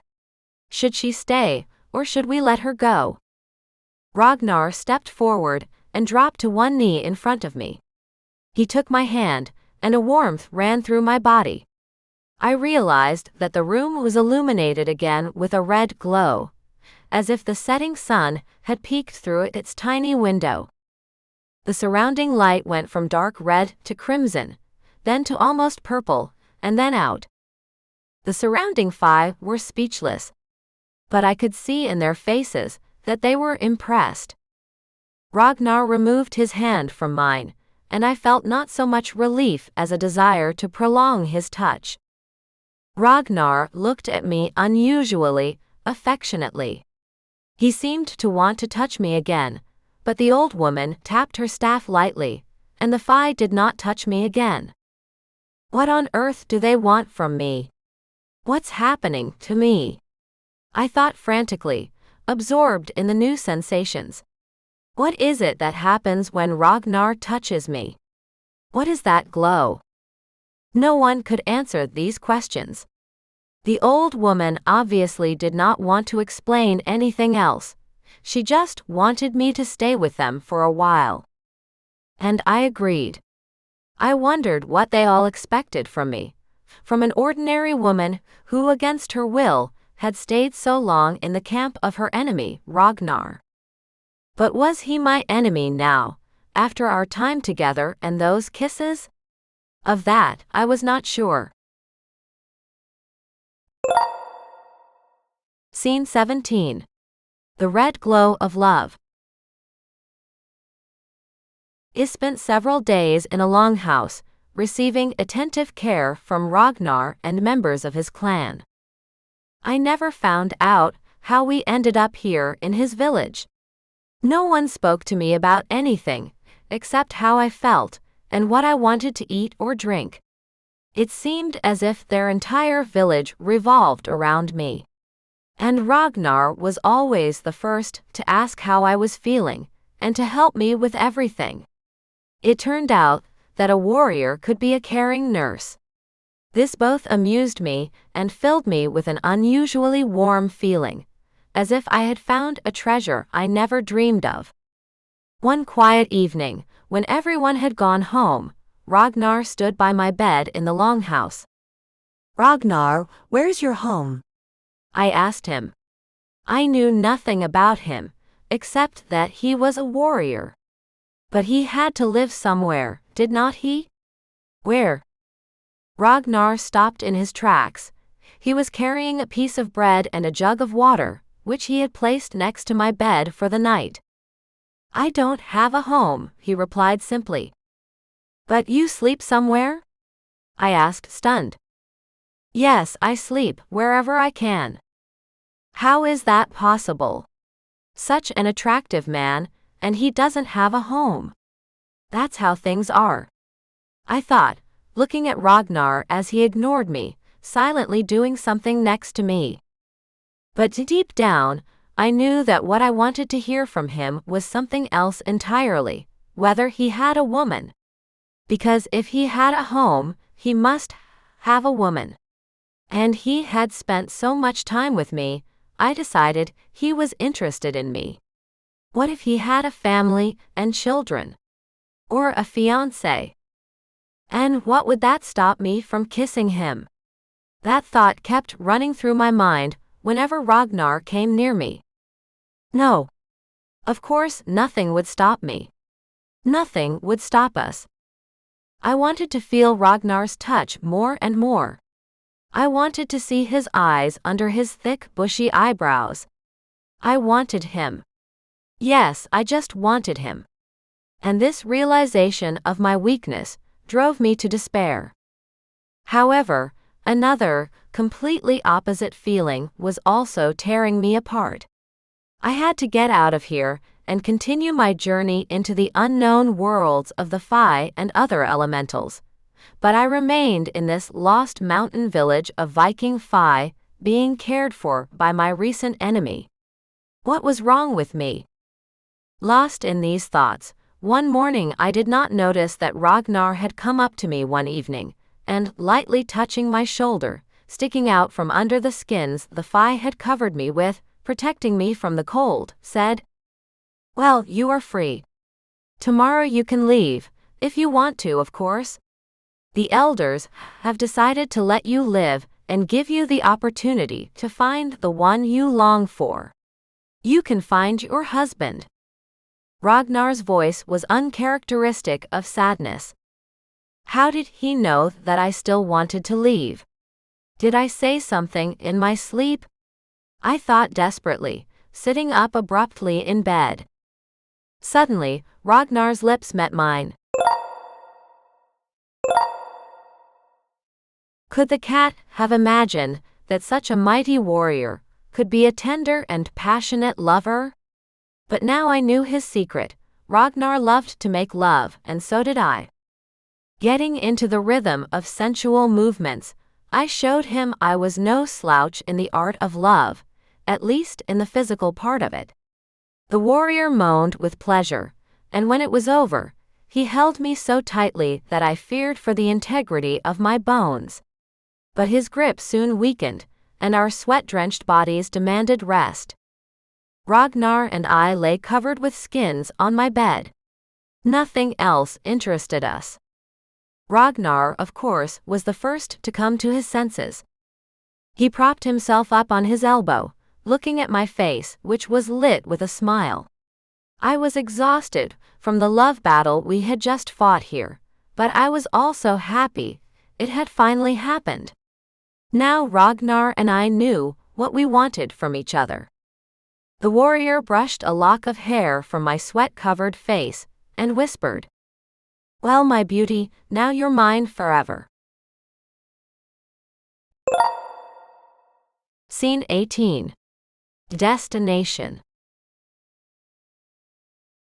All that happened after this requires a chapter of its own. Several Fae warriors burst into the longhouse. They were dumbfounded when they saw us huddled together under wild beasts' skins. But it did not last long. One of them, bolder and younger, stepped forward and, without approaching us, standing at a distance of a couple of meters from our bed, said in a hoarse voice, "Honorable Ragnar, we need to bring Isabella to the elders." Ragnar, completely unmoving, replied in a muffled voice, "What else do they want with her?"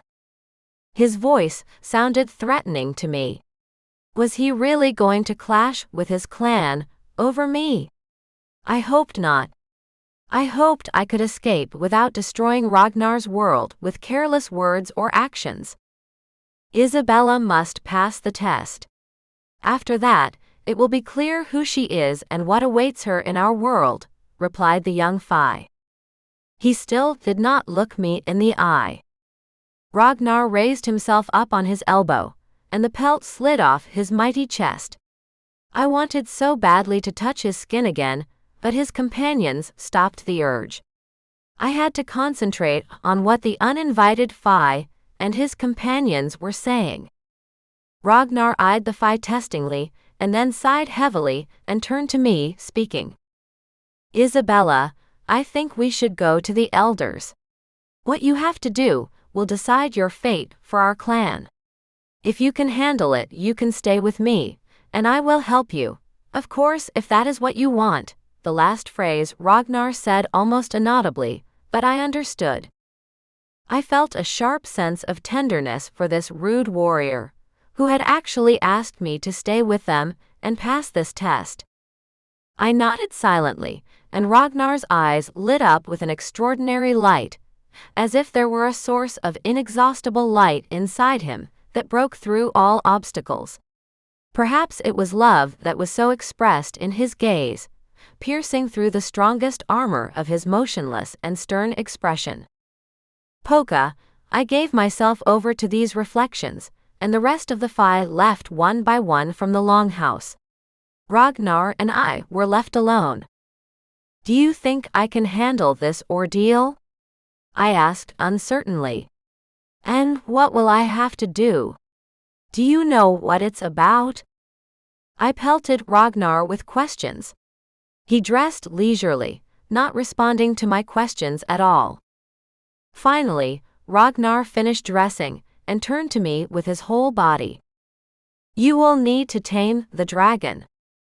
He said it expressionless, but I could feel Ragnar tense. His excitement immediately transferred to me. "I mean, I have to do what, to prove that I've tamed a dragon?" I continued my questioning. "I've decided, I'll go for this test of that you can know," I hurriedly continued. "I just need to have a good understanding of what your elders want from me." With his face still clearly preoccupied with thought, Ragnar stood up and paced the room. Finally, he stopped, turned to me, and continued his tale of the challenge ahead of me. "Taming a dragon comprises more than just making sure it doesn't swallow or otherwise kill you. You show the dragon obeys you. How to accomplish that, I don't know. I'm willing to help you in any way I can, but it's unlikely the elders would then credit this achievement to you." I stared at Ragnar in surprise. "Have you tamed dragons before?" I asked this as if dragons were just wild horses on the prairie. Ragnar shook his head negatively. "That is not given to everyone. Otherwise, the elders would not have wanted to offer you this challenge. Our lore says that only the chosen one with a heart on fire can tame a dragon and make it obey." I was reminded of my Mariana, my raven-colored dragon horse from the realm of Prince Phi Thunder, my missing husband. Marjane was a horse and dragon, but I did not have to tame her. Thunder had roasted her for me, already perfectly ridden, and I only used her excellent qualities as a rider. A warm feeling of reminiscence flooded over me. Where is she, my Mariana? I had lost track of her long ago, and did not know what was wrong with her. But in the Phi world, a dragon horse was probably safe. Except, how I would need her in just such an ordeal. It was such a shame that I would have to do something without Mariana. Anyway, I realized I would not pass the test. But I had promised Ragnar that I would accept the elders' challenge, and now there was nothing left but to go to them and accept this challenge to fate and my abilities. And then I remembered a moment from the past. At the beginning of our acquaintance with Thunder, a battle with a dragon had been arranged for the entertainment of the Phi. And I remembered that instead of watching the Phi fight this monster, I jumped into the arena and protected the dragon. I did not realize what I was doing then, but the dragon understood exactly my side. The Phi were amazed that I did that. It was time to see if I could socialize with the local dragons. "Well, let's go," I said decisively and stood up.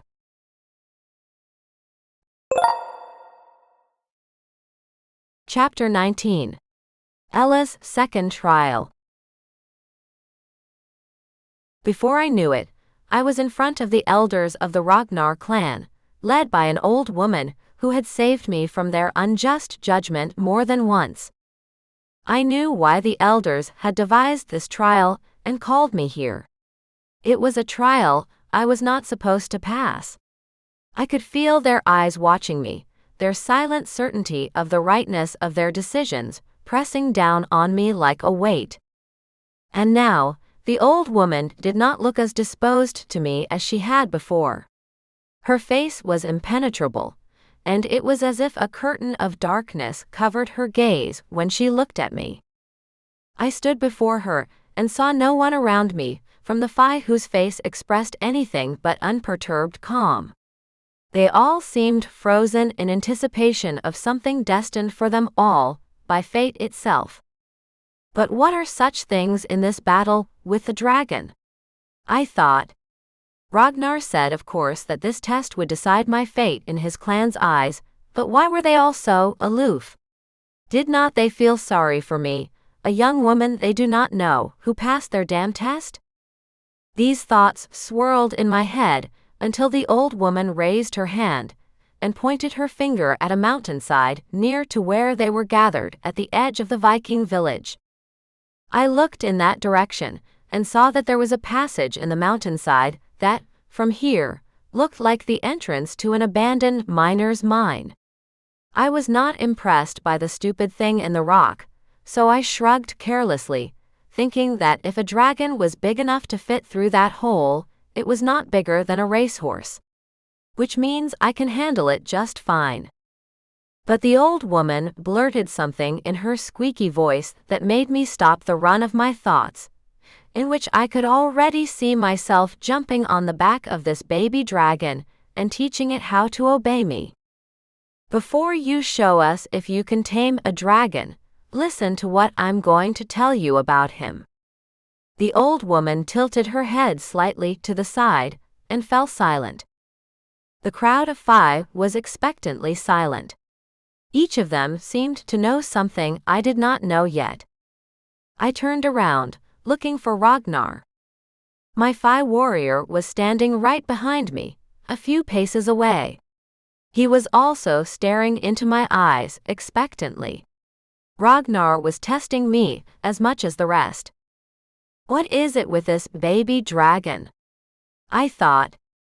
Are they afraid of him, or is this all a joke? The old woman elder continued her story, and I, realizing that she would not just waste her time with idle talk, had to listen to what she had to say.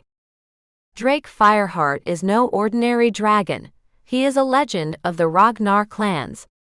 He once chose the first ruler of the Fae by breathing into him the fire of the heart, a sacred flame that burns away deceit and reveals the soul's true nature.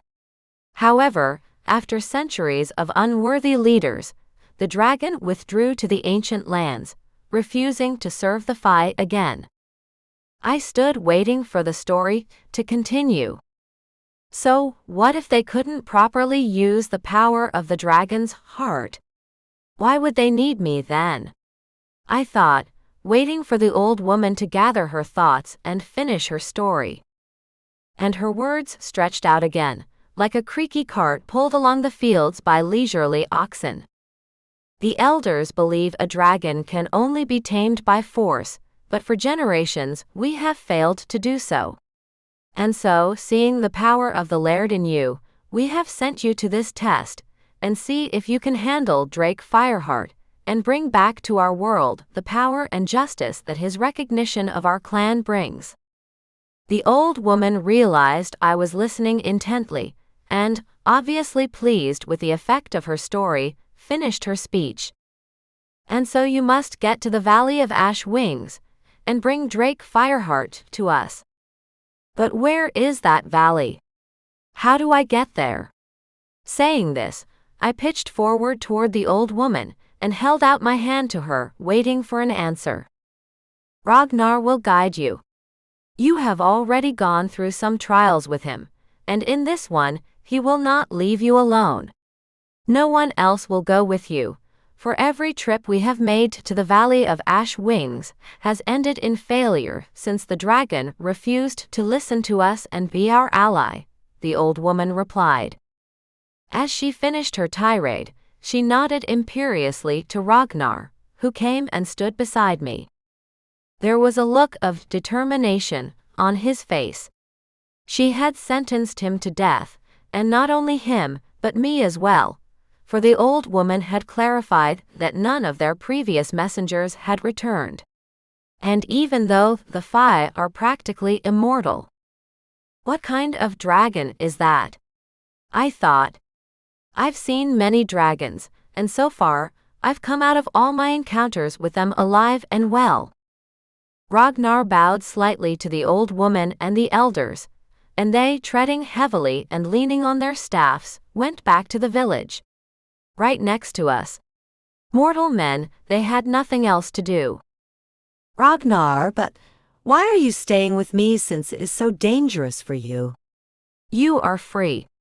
You can escort me to this valley and wait until something is figured out, whether I can handle your dragon or no. Ragnar looked at me obliquely and replied quietly. I don't want to even think about you going there alone. I will be with you to the end. His voice went a little more hoarse than usual, and Ragnar fell silent. For the rest of my life? I finished his unspoken thought. He only nodded sharply, and his jowls set on his face. He would say nothing more. I realized I had underestimated the size of the danger, of the venture I had gotten myself into. All right, there's no escape route. I need to find this dragon, tame it, and return it to the elders of Clan Ragnar. It was all so simple, and yet so deadly at the same time. But these feelings of urgency in the situation gave me strength. Well, led me to the Valley of the Ash Wings, I said with a feigned cheerfulness. Ragnar looked at me with relief, and, taking me by the arm with his other hand, pointed to the entrance to the cave. It's that way. Let's go.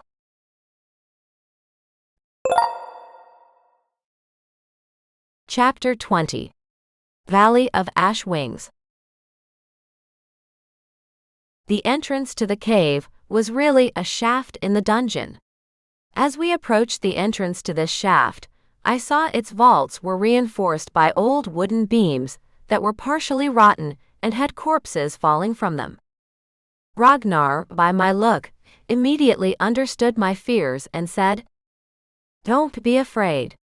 I'll support the entrance vault while you make your way inside. Then I'll climb in myself. He did just that, with his shoulders resting on the top of the beam that supported the vault of the mine entrance.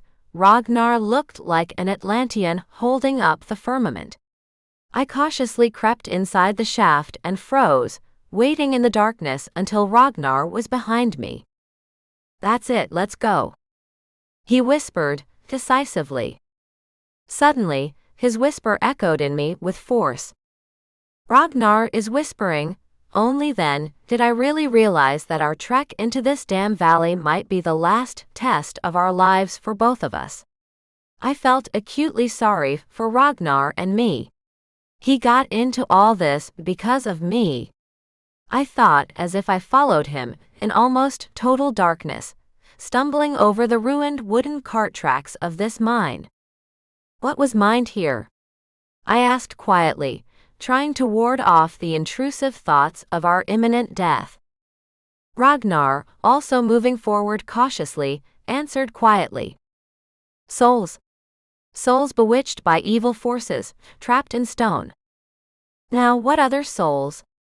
I should never have asked him, was all I could think, as something soft and dark reached out from the stone I had stumbled upon in the darkness, searching for a place to sit down for a short rest, and enveloped me like velvet with its darkness and warmth. Isabella, get up at once! Exclaimed Ragnar, who had gone forward a little way, turned around and saw me crouched on a boulder. Get up from there at once or you will lose your soul before the dragon takes it. I shuddered, not understanding what was so bad about this gentle darkness that had already almost enveloped me like a cocoon. I just wanted to rest, and this Fi yelled at me like crazy. But I obeyed, and rose heavily from the boulder. My feet felt stuck to the rock, and I did not have the strength to move them to get away. Ragnar was at my side in a single leap. Gripping me in his arms, he literally snatched me out of the velvety, caressing darkness. He carried me, exhausted in his arms until he came to the shaft's exit, where daylight was streaming in. Or so it seemed to me, for the light was red, like the light from a fireplace with burning wood.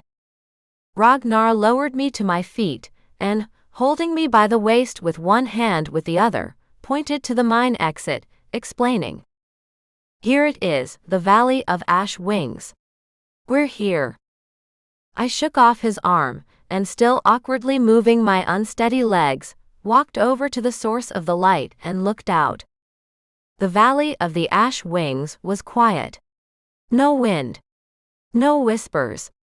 Only the slow, pulsing heat rising from the crater at the very center of this valley. I stood in the path of this valley, and my hands were stretched out at the sides of my body and clenched into fists. I no longer wanted to turn around and seek Ragnar's gaze. His presence beside me in this ordeal was like fire burning my skin, drawing something inside me I had no right to feel.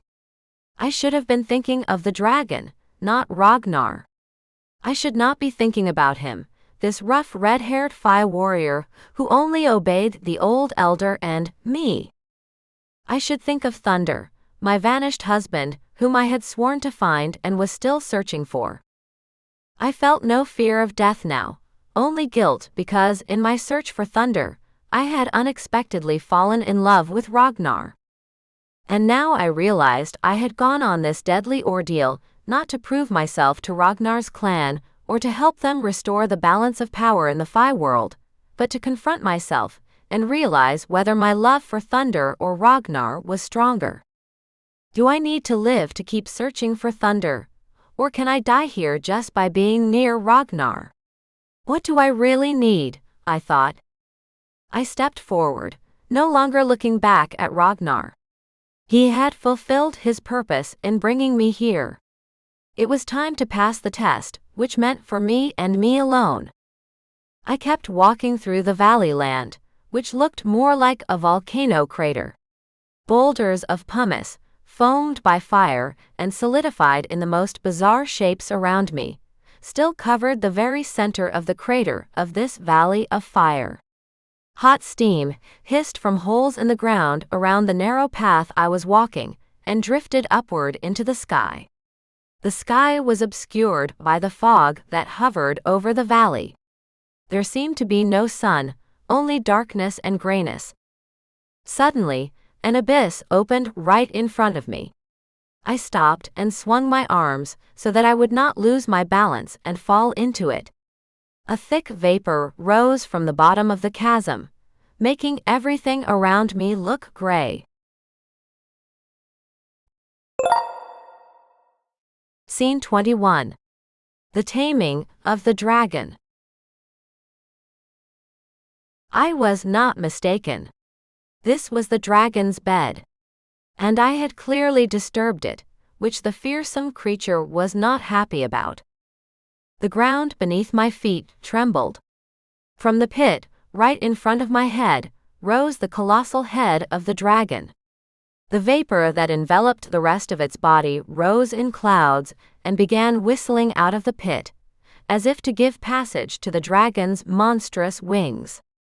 From the dragon's mouth came steam and fire, and with each breath of the monster, this fire became stronger and stronger. Finally, the dragon spread its wings, raising them upward like a bird stretching before a long flight. Just where was this dragon going to fly to? I was told it lives here and never leaves this valley. Drake, that was the name of the dragon the 5 Vikings called it, exhaled once more and his golden crimson eyes widened. The dragon's leathery eyelids opened into his marvelous eyes, and fate itself was looking at me, so piercing was the creature's scrutinizing gaze. The dragon did not move.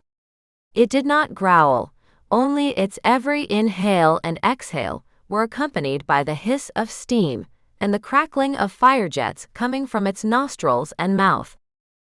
Drake just watched me. There was something in his gaze that made my heart clench in my chest. I felt like the dragon knew something about me, and I would soon find out too. And then a hunch struck me. Drake was not waiting for a battle. He was waiting to see the answer in my gaze, whether I would be defeated in a fight with him. He somehow sensed that I was not a Fae, and studied me. Faes were defeated in fights with him, and he knew it. In his persistent, unblinking gaze, I suddenly saw his thoughts. He had lived an exceptionally long time, this dragon. He has been tested, used, betrayed. He has watched the Fae come and go, their rulers come to power and pass away. The dragon was waiting for someone worthy. And here before him stood a frail young woman, behind whose back loomed the silhouette of one of the Viking Fae warriors. And now the dragon looked at me with weariness, as if expecting another disappointment. And for a moment, I wondered how I differed from all those who had come here before me and tried to tame and humble this monster. And how am I different from all those Fae warriors who had failed in their battle with it? And then a voice, deep and thunderous, broke into her consciousness. You make yourself known. Just like all the others before you. He did not believe me. I was not a worthy opponent for him. No one believed in me except Ragnar. I don't believe in myself either, I muttered, moving my lips slightly. And then the event I hadn't thought of in so long came back to my mind. I remembered the first time I had ridden Marjane, the dragon horse that Thunder had given me. She doesn't obey you, my husband told me. She chooses. At first, I doubted whether I could stay on the back of this beautiful horse. I tried to get Mariana to relent, to submit, to let me lead her. I failed. But then, I stopped trying to control the horse. I just waited for her to go where I told her to go. I listened to Marjane's snorting and pricked up her ears, not understanding why she was suddenly left alone. And Marjane had cooperated with me as a rider, not out of submission, but out of trust. Now, standing before Drake Fireheart, I realized I could not take control of this creature by force or coercion. I could only become his chosen one. But how do I accomplish that? And then the time for thinking was over. Drake exhaled once more, and this time the flame of his breath turned almost blue. A wave of blue fire washed over me from head to toe, and my heart felt as if it would open up and breathe easily. I realized that the fire wasn't burning me. It wasn't burning my body, it was burning my doubts. The dragon's exhalation stopped, and the blue fire went out. Darkness swirled around me like a vortex of something dark gray and deep blue. That darkness gave birth to a whisper that raised from my consciousness streams of echoes of my long-buried fears that ate away at me from the inside out. You are not chosen, whispered one voice inside my head. You are weak, echoed another voice, manifesting from somewhere else. You will never have enough love or power. A third voice echoed them, rising from the depths of my mind. The elders were watching me. They were clearly waiting for me to break. Ragnar was watching me too. He was there, behind me, but I felt that another minute and he would rush to my aid and the test would fail. And he almost did. Behind me, I felt rustle and movement. Without turning around, I held my hand back, palm down, and forbade Ragnar to interfere with what was happening. But then another voice, my own, broke through the illusion of fear into my consciousness. It was a whisper from my past, spoken to the stars when no one else believed in me. I won't give up. I clenched my teeth tightly and realized my head higher, cocking it so I could look directly into the amber eyes of Drake, the dragon I needed to tame. I refused to give up. The illusions of the Fae and dragon around me shattered against the defenses that appeared in my heart. I was determined that the dragon's fire would not consume me. The previous incidents with fire in the Fae world had instilled in me confidence that fire in this world was incapable of harming me. The dragon's gaze sharpened, and the hissing words came out of its mouth. You stand where others have fallen. It was a statement of fact, not praise or recognition of my strength. But the ordeal was not over yet. I realized that the dragon's head was on the other side, behind my back. I slowly turned around, following the movements of its long neck that described almost a circle above me, placing the dragon's head behind me. The jaws of Drake with a heart of fire circled around me, slowly, waiting for my reaction. I could smell the disgusting odor of burning sulfur coming from his mouth with every exhalation of this gigantic dragon. Drake knew what he was doing. He was testing my patience. After all, most warriors strike, thinking the beast is vulnerable to the moment it considers you. But I had no weapons of any kind. Being held captive by Ragnar, I had to surrender to him all the things I held so dear, my bow, dagger, and short sword. I knew that at any moment Ragnar could throw me his dagger or sword, intending to help me. But I also knew that if I struck the dragon, it would immediately kill me, and possibly Ragnar. And then I remembered my other dragon trial. But it wasn't a trial, just a coincidence. I remembered the other dragon I had to fight in front of the Thunder's clan. But then, it was a dragon that did not want to fight. I saw the loneliness in his eyes and realized that I should just save him from this stupid battle in which he could have been injured or even killed by my husband, Thunder. I did not fight. I ran out into the arena and stood up for this creature that did not want to fight. I spoke to the dragon. And the dragon stopped then. He allowed himself to be touched. Now I waited to see what this dragon would do. I was determined to get closer to him, no matter what. I did not flinch when Drake exhaled the heat directly into my face. I did not turn to Ragnar to ask for a weapon. I stepped forward, slow and steady, stubbornly looking straight into the dragon's eyes. And Drake stopped moving. He froze in front of me, also staring steadfastly into my eyes. He wanted to see what I was up to. The elders froze in anticipation of what was about to happen in the next moment. No one seemed to understand what was going on. One thing was clear. I was playing my game, and neither the Fae nor the dragon understood my intentions.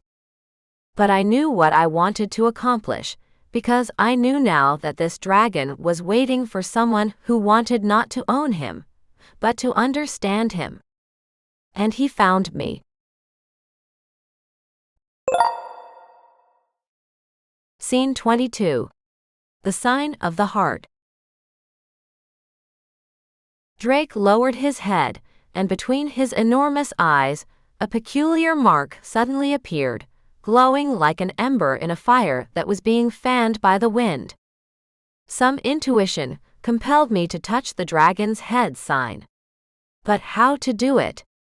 It was so huge, and at any moment, one movement of Drake's head could kill me.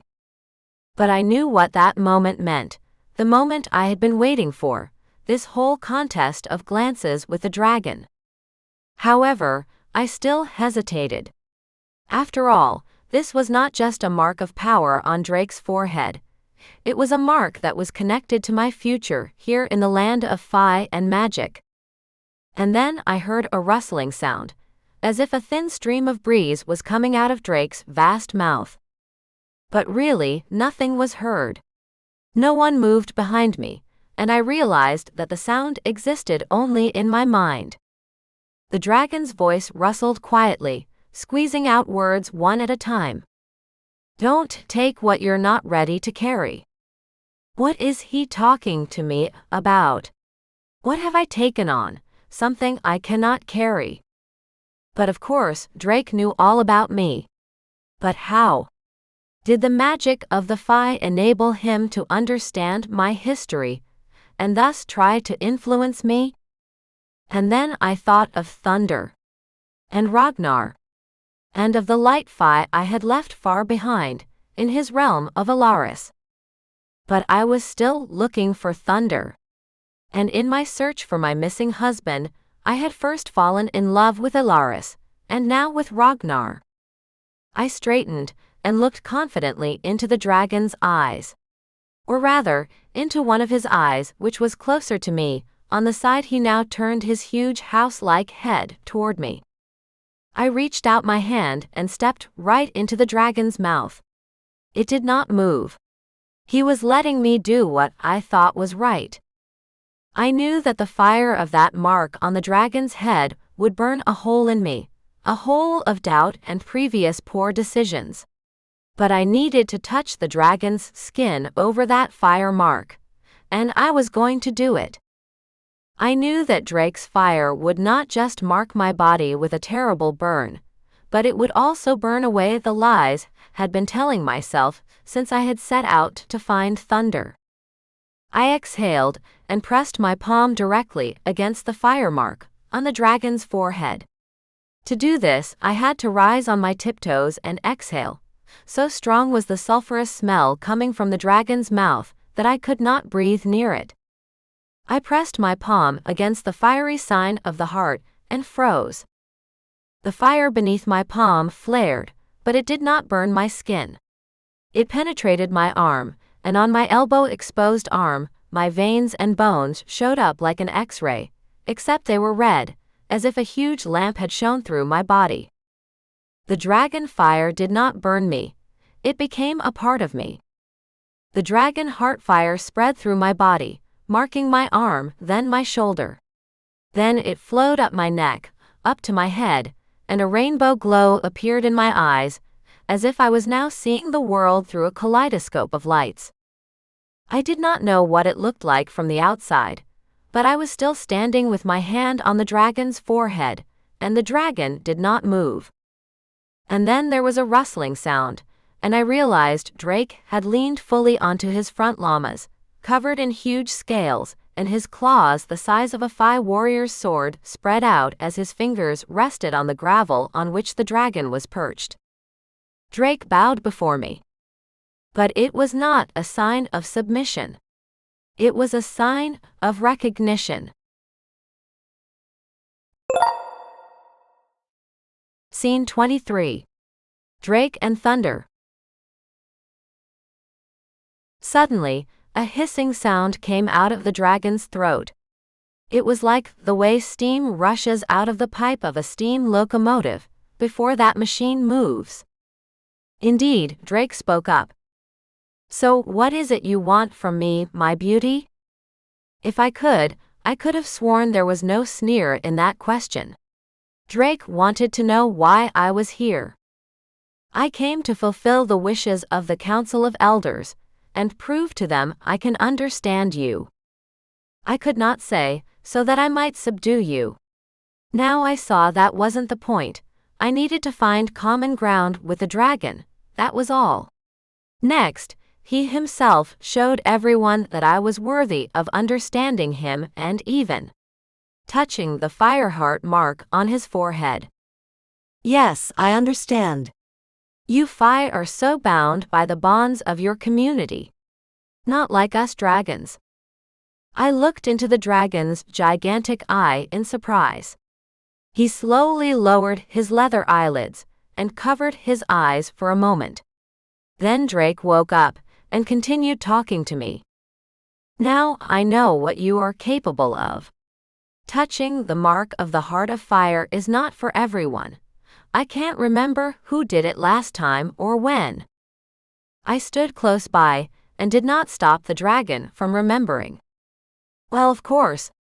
As if finding some suitable event in his 1,000-year-old memory, the dragon said. I remembered who did it last time. I waited for clarification. But how could whoever do it last time have anything to do with me? Drake covered his eyes with his eyelids again, but continued the story.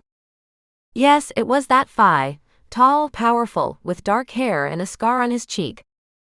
The meaning of his words did not immediately come to me.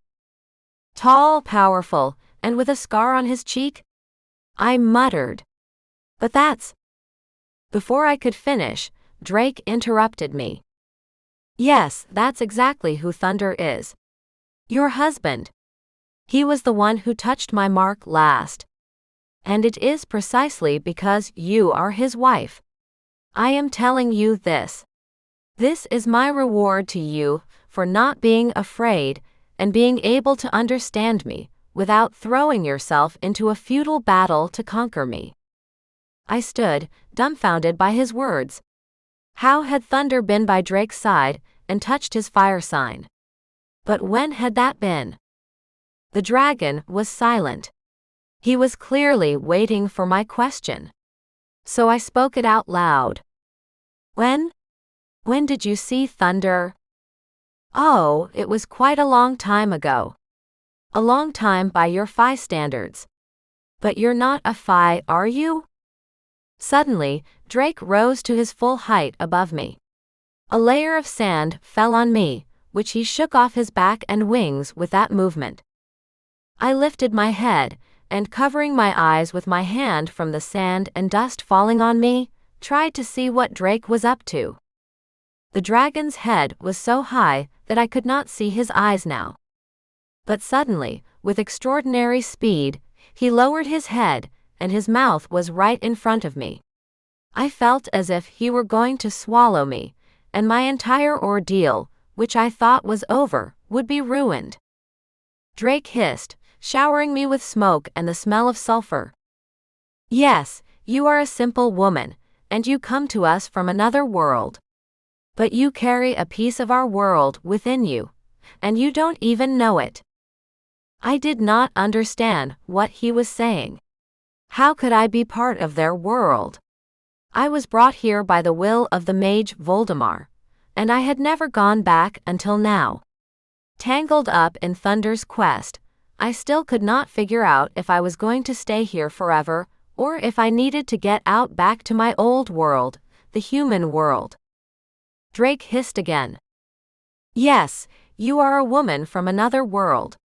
But you have a heart of fire burning in you, since you are of the salamander race. I stood in front of the dragon, in complete shock. Do I really in the salamander race? I knew nothing about them, except that they were the spawn of fire. And now I was about to learn something about myself that was crucial for Drake to tell me. It was clear, because of the way he stood up and how he expected my full attention. I'm listening to you. Speak. In a tone of command, I replied. I'm ready.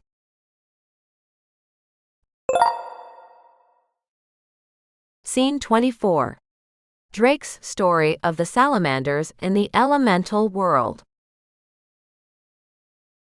The dragon raised his head a little higher, and his eyes were at my eye level. He was silent for a moment, and then out of his mouth, along with the vapors of sulfur and smoke, came speech. Here's what you need to know, Isabella. He covered his eyes with his leathery eyelids and was silent again. Then continued the story. In ancient times, there were only 4 kinds of humanoid beings in our world: the Phi, the Earth people, the Water people, and the Fire people. Yes, you know that. You've already studied the works of Paracelsus. I was just floored. How this dragon knows I read about the world of elementals in the library of my metropolis. How is that possible? Drake, of course, realized I was stunned and saw to what extent. He obviously swallowed contentedly and spoke again. Yes, I know all about you. I know you are a simple woman from a world beyond the world of elementals. But as well, I know what you wished for in your world just before you came back to us. I just wanted to ask about how he knew all this, but it was unnecessary. Drake continued the story. The mage Voldemar is my apprentice, if you must know.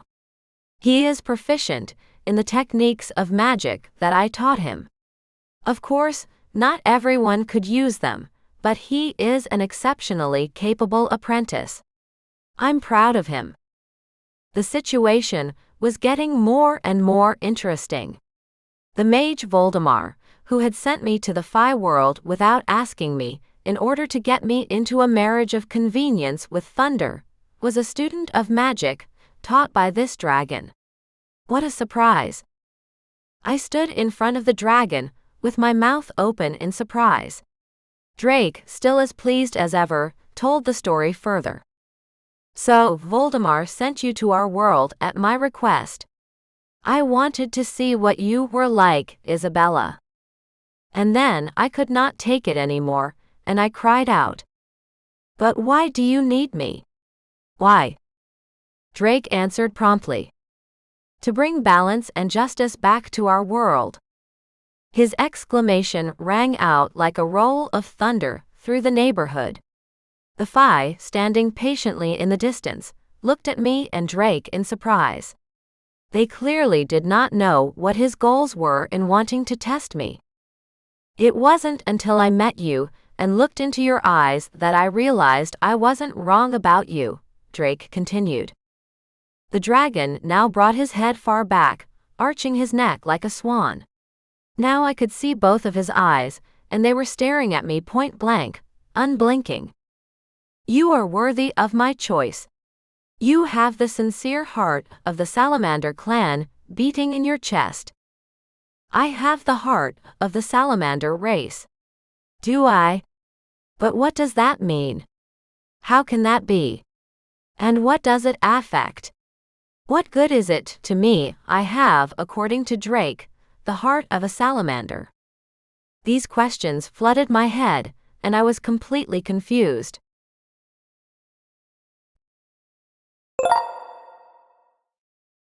Scene 25. Everyone learns about me and Ragnar. Finally, I understood why the fires I repeatedly encountered in this world had not burned me. Yes, that dress you wore before you married Thunder was your first test. Then the throne of Thunder, burning with an unquenchable fire. After that, the fire of the elders, and finally, my fire. You passed all the tests. But they were physical tests. I wanted to understand you. I wanted to know you better. I needed to see you and see if you could understand me. Drake spoke this long monologue, hissing and spitting the words out like the steam exhaust of a huge steam locomotive raised to the height of a 3-story building above me, so high was the dragon's head now. Meanwhile, Drake continued his monologue. And now I know what you are. You are the queen of the world of elementals, the one who can unite our worlds and bring us back the peace and tranquility that was taken away by the invasion of alien magical forces led by the great vampire. His kind does not belong to this world at all. He must return to his domain, to your world, Isabella. Oh, what a nightmare! Drake must have wanted me to face the great vampire again. But how can I stand up to the great vampire? And why would I do that? I tried to contradict the dragon. Yes, because as long as he is in our world, you will never return Thunder, roared the dragon. It was as if an abyss had opened up in front of me. My eyes darkened. I staggered and had to take a step back. And then I was supported by powerful arms. Oh, it was Ragnar. He was here, next to me, he was still there to protect me. Ragnar, yes, it was him, wrapped both arms around my back and held me tightly against him. I could feel his agitated breath in my hair. I was protected from anything else Dragon would tell me. I was protected, but the feeling that Thunder was somewhere near, I could not get rid of anymore. My husband was alive. That was what Drake said, informing me I needed to banish the great vampire from the elementals' worlds. Drake, still holding his head high above us, seemed to regard me and Ragnar with interest. "Who is this brave Fey warrior? Tell me your name," growled Drake. Ragnar, without releasing me from his arms, raised his head, looking straight into the dragon's eyes, and roared back, blocking out the dragon's hissing breath. "Ragnar, warrior of the Fey Viking clan." The dragon remained silent. "I don't care what you want from Isabella. I need her unharmed and happy. And if you've disturbed her peace of mind and still intend to bring her pain and suffering by convincing her she needs to meet the great vampire, then you're wrong. She's not going anywhere." Ragnar shouted this to the dragon, and clutched me tighter and tighter in his arms. Drake suddenly lowered his head sharply, and his mouth, with its slender tongue split open like a snake's, was right in front of us. "Well then, you go with her." Ragnar flinched in surprise, but only stepped forward a little, pushing me forward and then leading me behind his back with his mighty arm. "I will go with Isabella, wherever she has to go, as long as she wants me to. Of that you have no doubt, great Drake, dragon with the fire sign." "So that's what you are, Ragnar."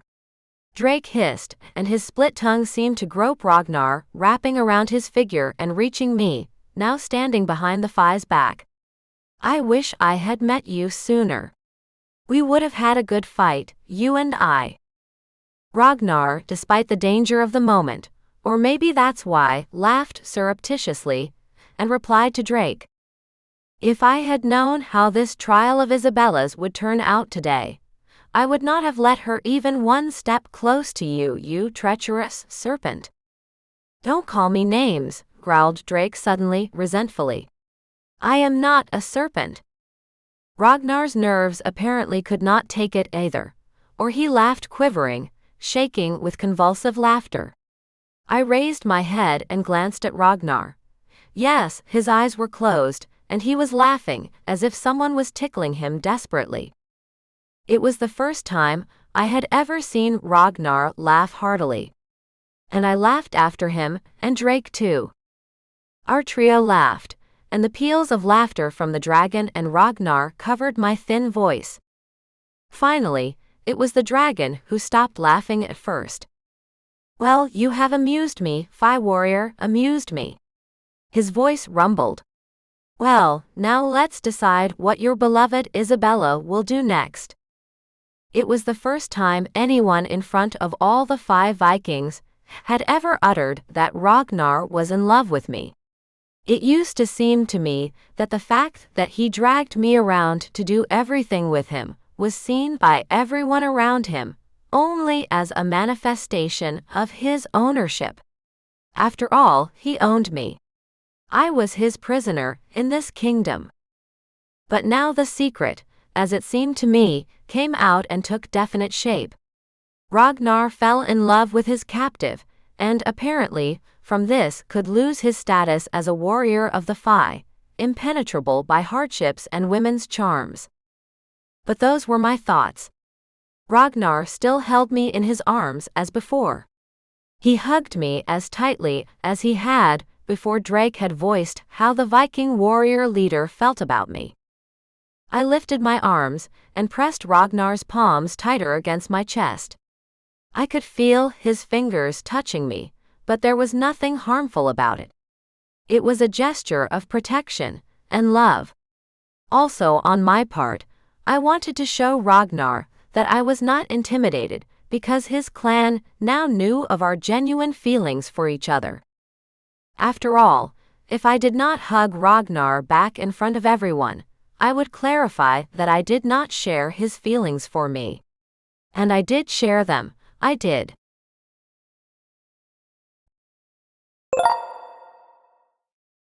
Scene 26.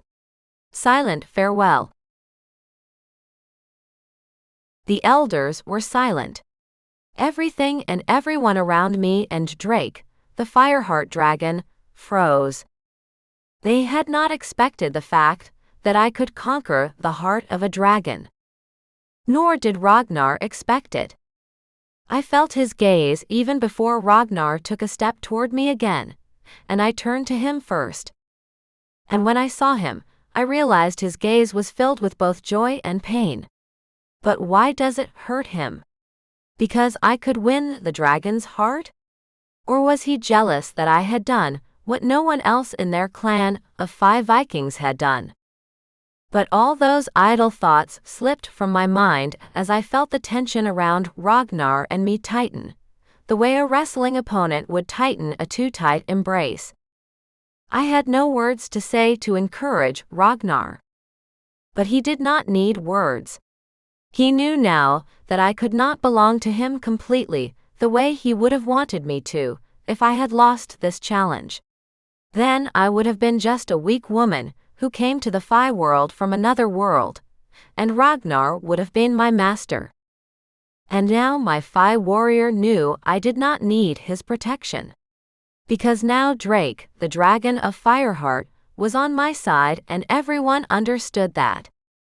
Ragnar kept looking at me, and his expression and eyes changed from surprise, from disbelief at what he had just seen, to full recognition of my power and independence in their world. And yet Ragnar, defeated in his dreams of how he would protect me from all the evils of their world, did not look away. I could not understand what made him look at me that way. It was not until long after that ordeal that I realized Ragnar knew there was something worse than knowing you could not get what you wanted. And worse was watching his love, his unfulfilled love, slip away from him. My breathing was slow and measured. Drake was behind me, but I noticed nothing that gave away his presence. No noisy breathing, no rustling of his scales as he moved. Everything around me was frozen, and so was the dragon. Finally, Ragnar turned away first. Not because he wanted to leave me alone with my victory in the duel between spirit and dragon. It was because Ragnar had no choice. He had to leave me to deal with my fate, because now he knew I did not need his help. The dragon froze, and everything around it froze. Neither the elders, nor the Fi surrounding the place where the dragon's lair was located, spoke a word. And I stood and watched in silence, as my love walked away from me. Yes, I did not stop Ragnar. I did not shout after him, "Stop! I love you. I need you so much." I did not need to shout. Because I knew what Ragnar did not realize, that this was not the end of our love. It was now that I clearly realized that I needed Ragnar, with his self-confidence, his ambition, and his obedience to the elders. I needed a man like him, brave, loyal, and, when no one else could see it, completely gentle. I needed Ragnar because I was crazy about him.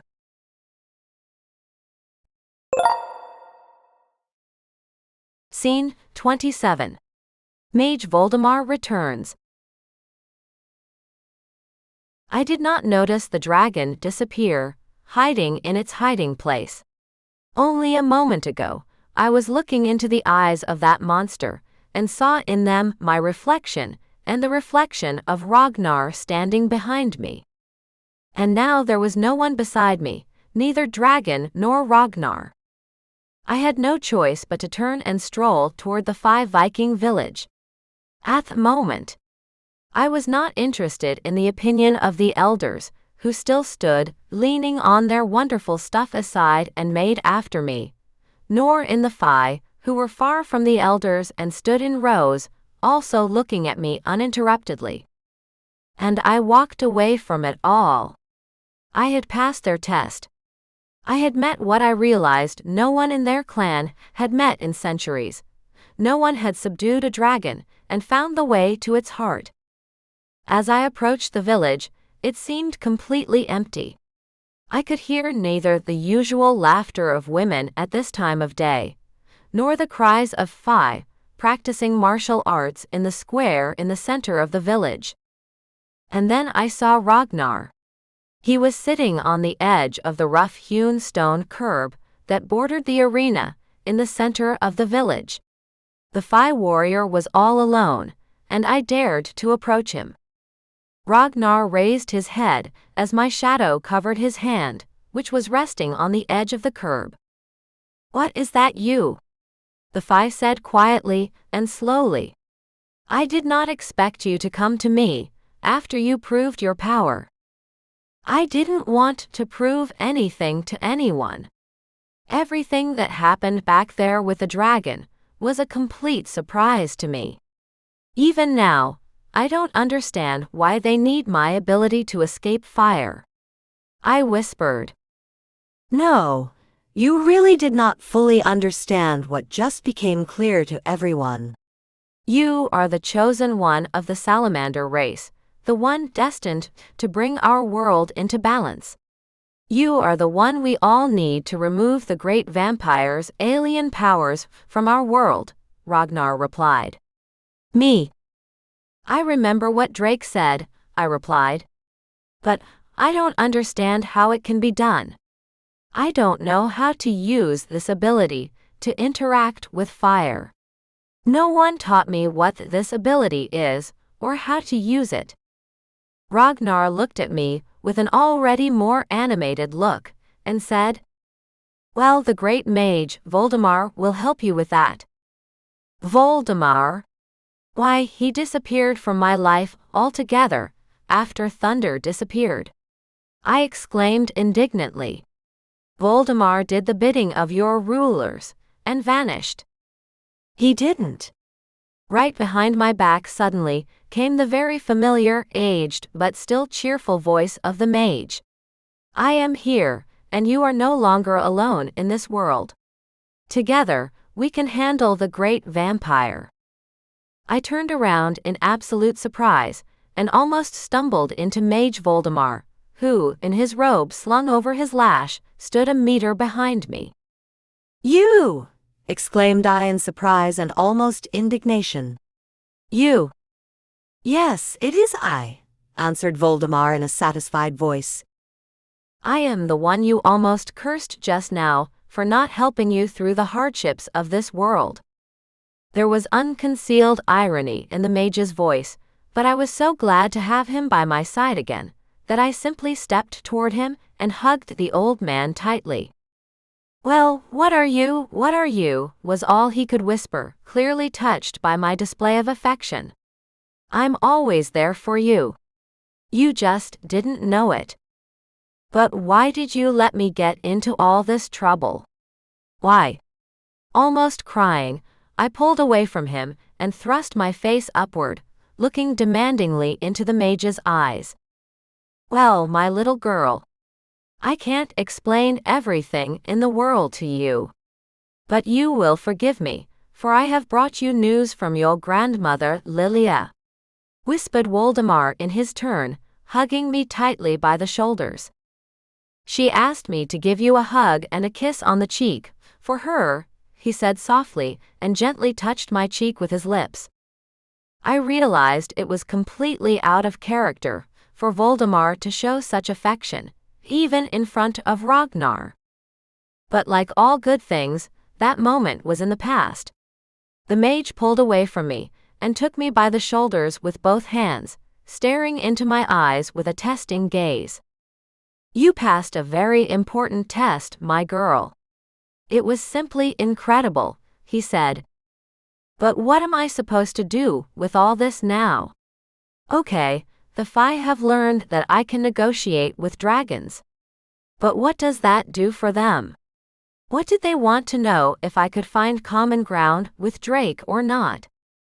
The mage took a step away from me and folded his arms across his chest, speaking importantly. "Remember what Drake told you? You can banish the great vampire to your world and allow the world of the elementals to find balance. But how will I do that? I remember that the great vampire has already tried to take my life. How can I deal with him?" I asked, devastated. "You have a gift. Your heart burns in fire, but it doesn't burn out. That's what the elders of the Fae clan wanted to know when they sent you to Drake. Of course, they did not have to physically burn you. You passed that test though. And now everyone knows you can not only handle physical fire, but also fire of the heart. That is how you found common ground with the dragon of the fiery heart." The mage was silent, and I said nothing either, comprehending what he had said. A determination was maturing in my heart to pass my last test, to meet the great vampire, and see if I could do something for the Fae or not. All their hopes that I could handle the great vampire were just fantasies inspired by the ancient lore of the Fae and other creatures of the elemental world. Scene 28. Attack of the Vampires.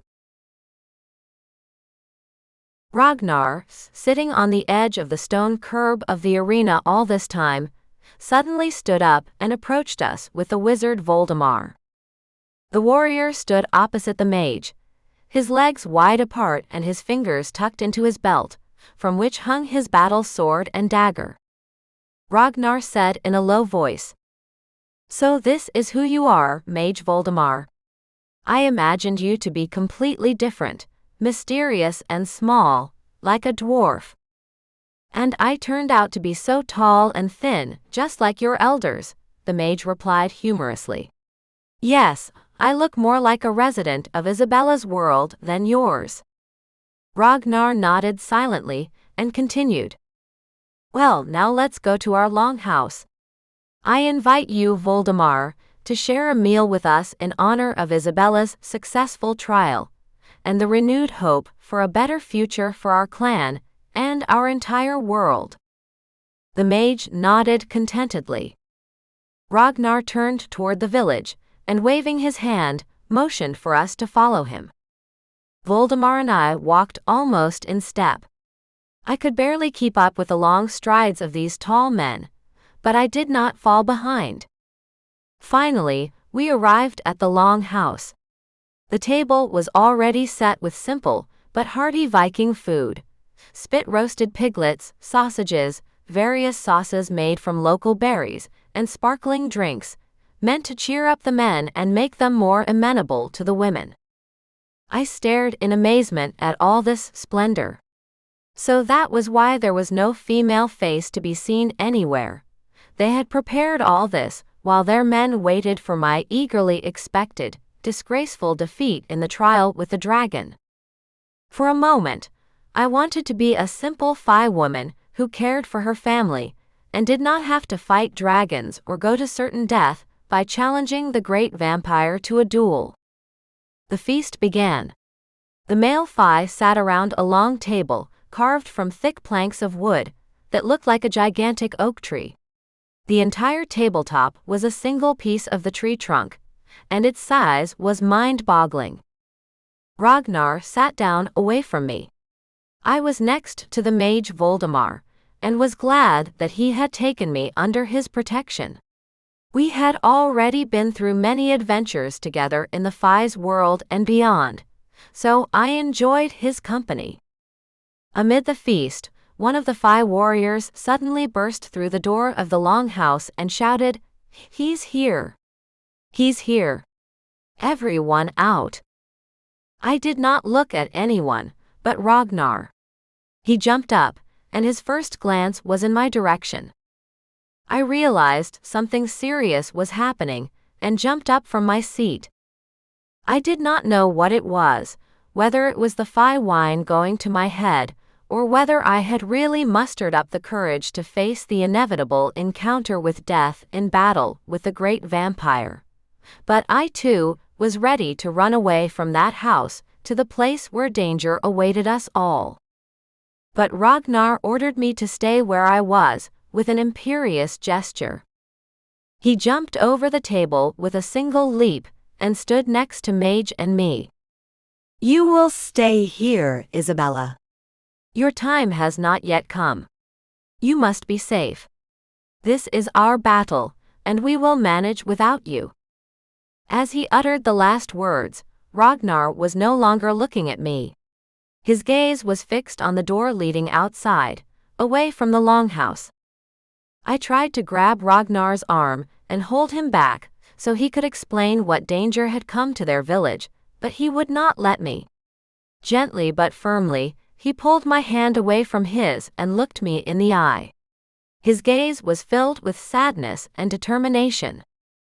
I suddenly realized that he was going to his death. He was now willing to die, because I had to save my life for the battle with the great vampire prophesied to me. And his life was no longer important to his clan. Ragnar knew this, and would sacrifice himself for the future of his people. I could not let that happen. But I could not leave the long house without Ragnar's permission. The elders, leaning on their sticks, hurried out of the longhouse, and soon the magician and I were left alone. What happened? Who is Ragnar going to fight? I demanded of the magician, grabbing his kaftan sleeve to ensure he would not run away from me like Ragnar. Voldemar smiled crookedly. His face showed concern, which was not at all like him. Usually, he knew everything that was happening in the Phi world. But now he did not want to tell me anything. I could see it in his expression. Voldemar, speak. Speak. I cried, pulling him closer by his kaftan sleeve. Answer me, or I'll leave you here and find out for myself what disaster has befallen the world of the Phi while we were celebrating here. The tone of my voice and appearance made an impression on the magician. He turned away from the front door, which the Phi had left open in their haste to leave the long house, and looked down at me. My dear girl, he said in the tired voice of a kind grandfather. You don't know what awaits us all. Just tell me what's going on. I cried. Speak. The magician took me by the shoulders and, pressing me down, forced me back onto the bench along the dining table. Sit down and listen. I was all ears. I had to understand what was happening in the Phi world, where Mage Voldemar had thrown me with his magic, and where I was fighting for my love and my life, and the lives of those dear to me. Judging by what this Phi messenger said, vampire scouts and other creatures of darkness have already infiltrated the Viking Phi settlement. This means that your battle with the great vampire is just around the corner. To my great regret, there is nothing I can do to change this turn of fate, my girl. You must face this alone, and I believe in you. You can do it. You will prevail. I sat there, crushed by this news. But my thoughts were not about my fate. With every fiber of my being, I felt Ragnar's life was in danger, driving me mad. I looked up at the magician, and, completely awakened from my thoughts, said resolutely, So, what are we sitting here for? What are we waiting for? Even if Ragnar forbade me from fighting alongside him, I will not abandon him. What good are my abilities if I just sit here in the darkness of this house? Voldemar jumped up and replied, realizing that I was as determined as ever to go forward no matter what. Let's go. I wasn't planning on staying here. I just needed to understand what you had done with your life. And if you still intend to stay with Ragnar, then I will help you and him overcome this calamity. Scene 29. Vampires and Ragnar's former love. We rushed toward the exit of the longhouse. For a moment, I froze in front of the entrance, which the mage had already opened.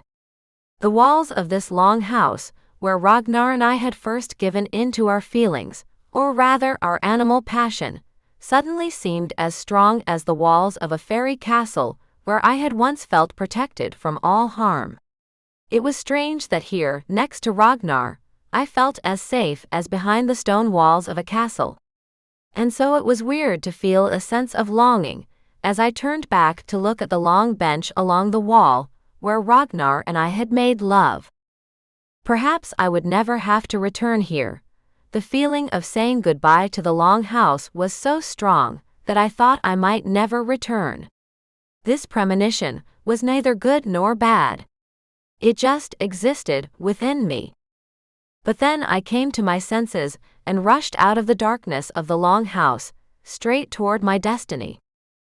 Ragnar and his fellow Fae were already far away. Voldemar and I hurried with all our might to catch up with them, but we could not. The trained Fae warriors were so swift that our steps with the mage were half as long as theirs. Finally, Voldemar and I exited a clearing beyond the Fae Viking settlement. The Fae men were standing in a semicircle. What I saw before them shocked me. I had always thought that vampires were only active at night. At least, that was what the legends said. Of course, I knew little about vampires, and imagined their lives based on famous movies made by humans. The vampires also stood in a semicircle. There were so many of them, I could not see their faces clearly. All of their faces looked the same to me, pale, bloodless, with black eyebrows and bloody lips. Their eyes were indistinguishable, but the overall expression on the vampires' faces was simply emotionless. There was no malice, no thirst for blood, no hint of any feeling we humans or Fae could understand. Suddenly, the front row of vampires parted, and one of them stepped forward, taller than the average vampire, wearing a long black cloak, a man. At least, that was what it seemed to me. But when this creature raised its head higher, I realized it was a woman. A female vampire. What had happened to her? Why did she join the ranks of this terrible pack of vampires? I did not know, but I understood she was the leader. I felt a sense of relief, because I thought this was the great vampire himself, and that my ultimate moment of trial had come. But it was not him. The mage and I stood at a distance. Then Ragnar stepped out of the ranks of the Fae toward the female vampire.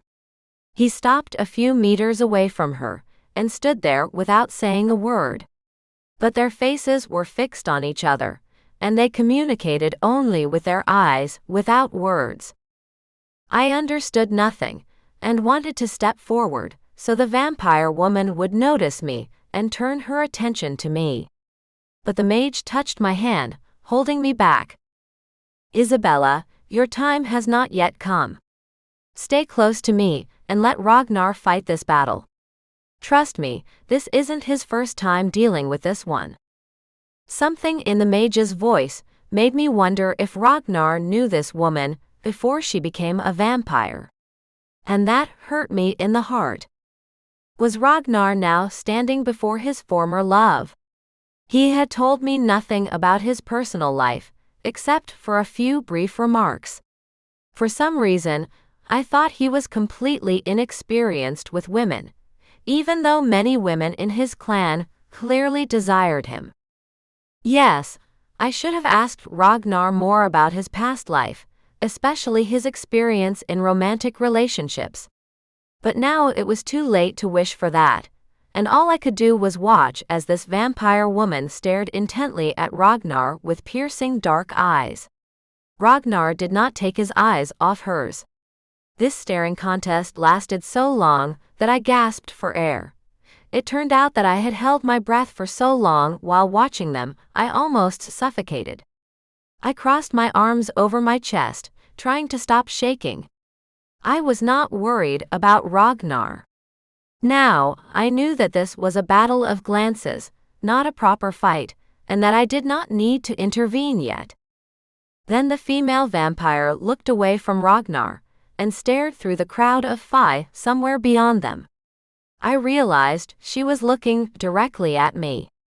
The Fae parted, and the mage and I found ourselves in her line of sight. Ragnar also turned and followed her gaze. His face showed obvious alarm, but not for anything else, just for me. I raised my head proudly and met the vampire's piercing gaze. It felt as if her gaze had penetrated me, and my heart burned with resistance to the force of her power. I opened my arms, lowered them along my body, and took a deep breath, allowing my heart and breath to expand. The female vampire continued to stare at me, but gradually, her gaze grew weaker. I could feel it as my heart burned brighter and brighter, at least that was how it felt, burning in my chest. And her gaze grew softer and softer. Finally, she lowered her gaze. The vampires' heads turned away from me toward her. There was an indistinct whisper among them, and they retreated, backing away toward the hills behind her. The female vampire was still standing in the clearing. She was alone before Ragnar and all of us. But she was not afraid. She looked at Ragnar again, her eyebrows knitting together in a smirk, and the rum twisted painfully. Finally, she turned her back on Ragnar and followed her entourage of vampires with a smooth gait. There was no battle. I understood nothing. Why had she come here? Did she still want Ragnar? Why had she refused to continue the fight after looking at me and then at Ragnar? I had only one answer to these questions. She still loved her enemy, Ragnar. And suddenly, she realized there was no place for her in Ragnar's life anymore. Scene 30. Ragnar's confession. When the clearing was empty, Ragnar turned to us and the wizard. He could see from our faces that we knew his secret. His former love had just realized that there was no going back. But what about Ragnar?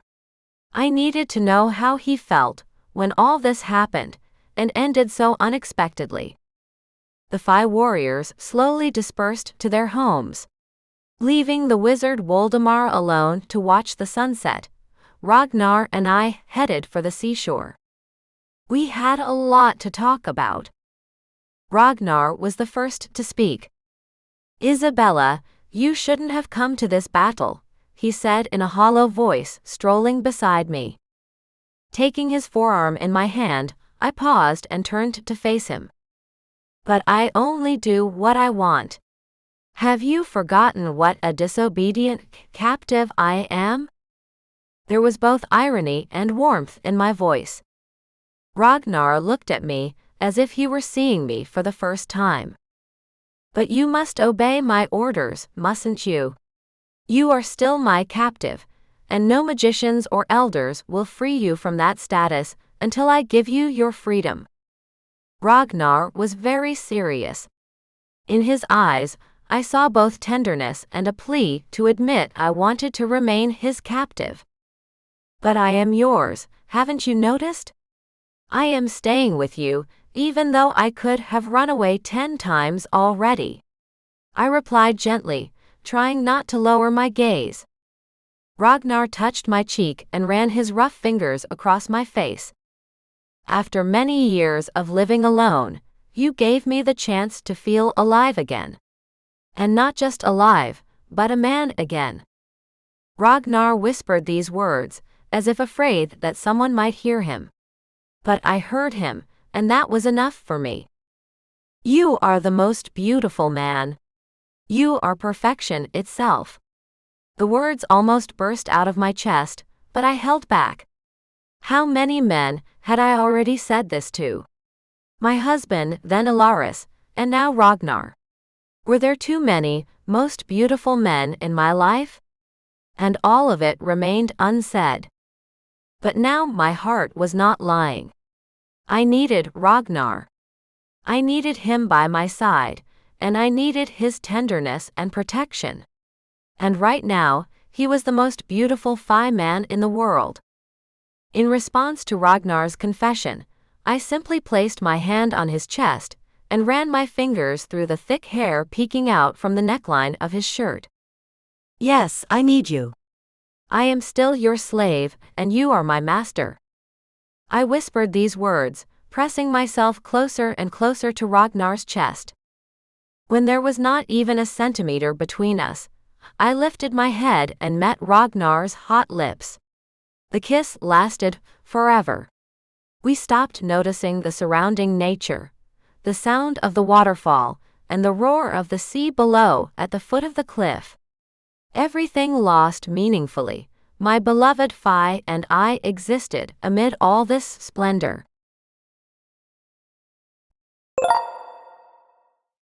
Scene 31. Lost Love.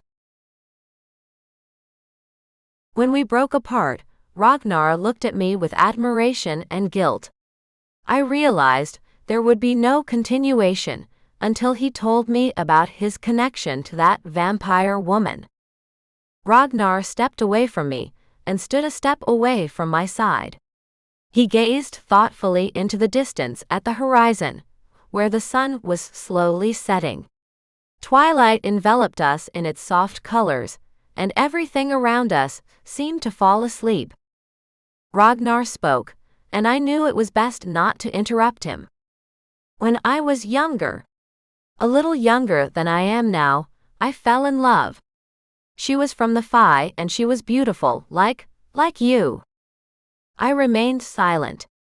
The comparison with me was flattering, but the image of a female vampire immediately appeared before my inner eye, and I shuddered.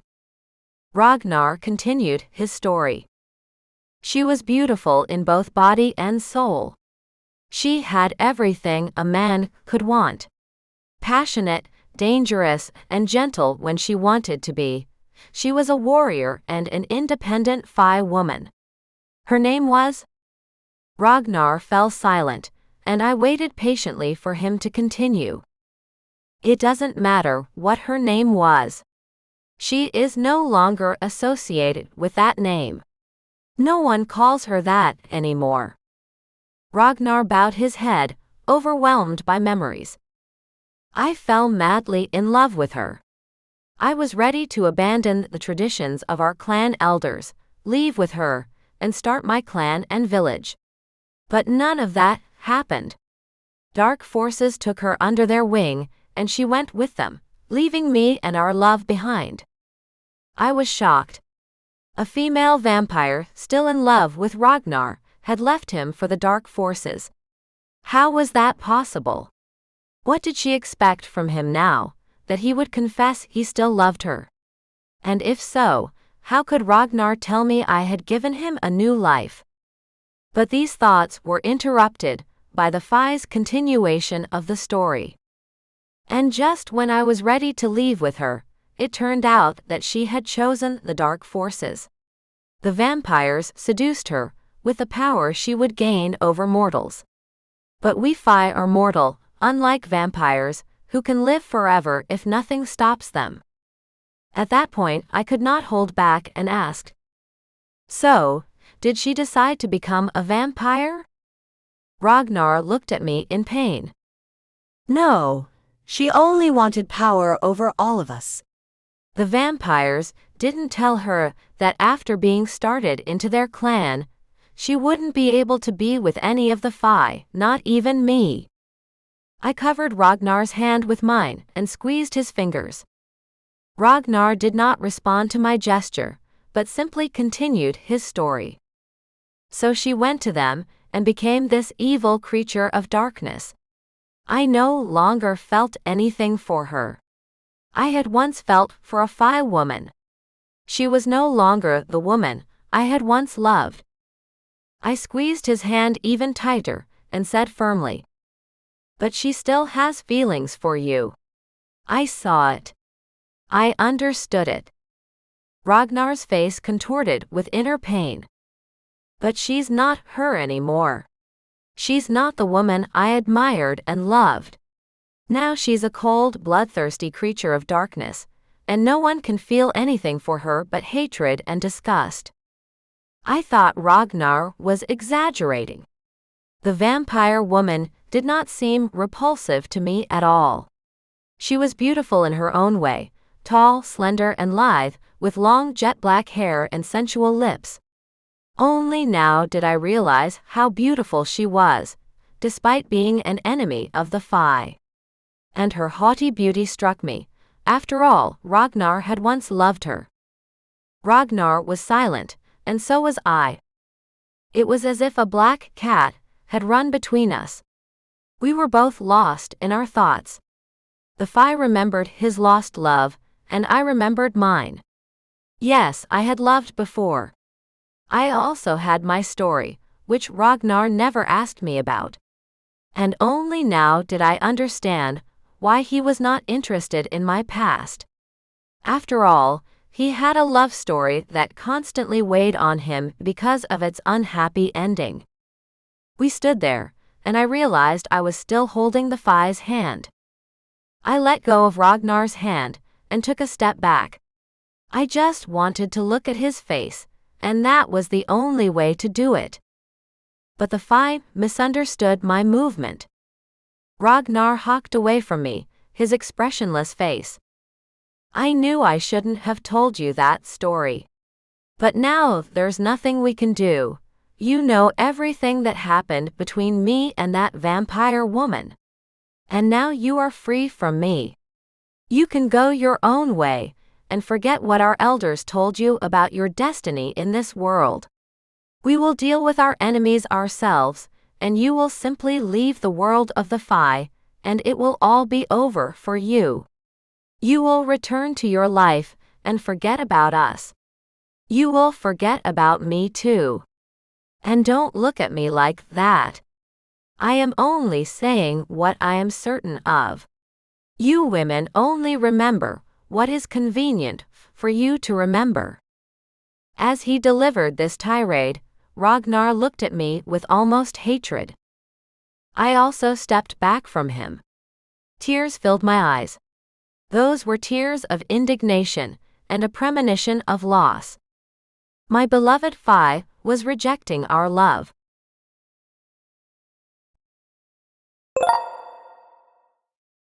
Scene 32. Awakening. Everything I had hoped for was gone.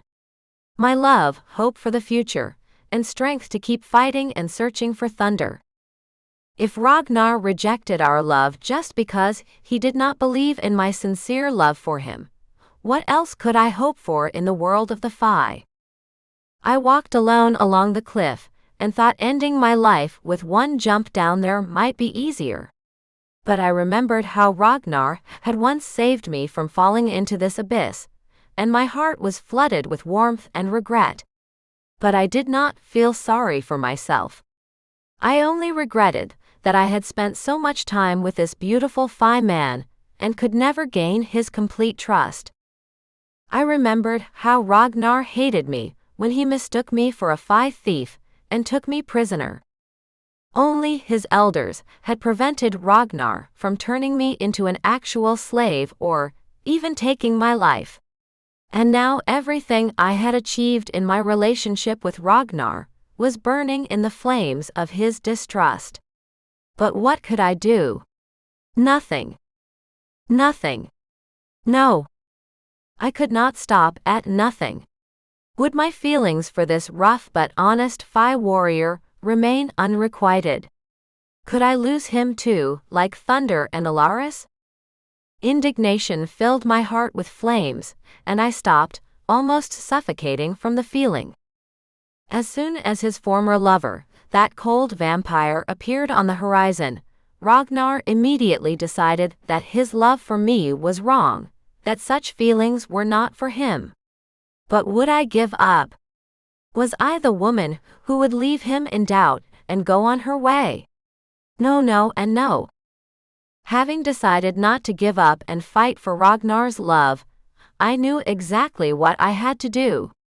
I had to prove to him I was worthy of his elder's choice, and that I had not found common ground with Drake, the dragon of the fire sign, for nothing. It was time to put all this to good use, to challenge the great vampire to a fight, no matter what it took. Lost in these thoughts, I did not notice how I ended up in the Viking Fae settlement. I stood at the entrance to the long house, and did not know whether to go inside, or look for another place to spend the night.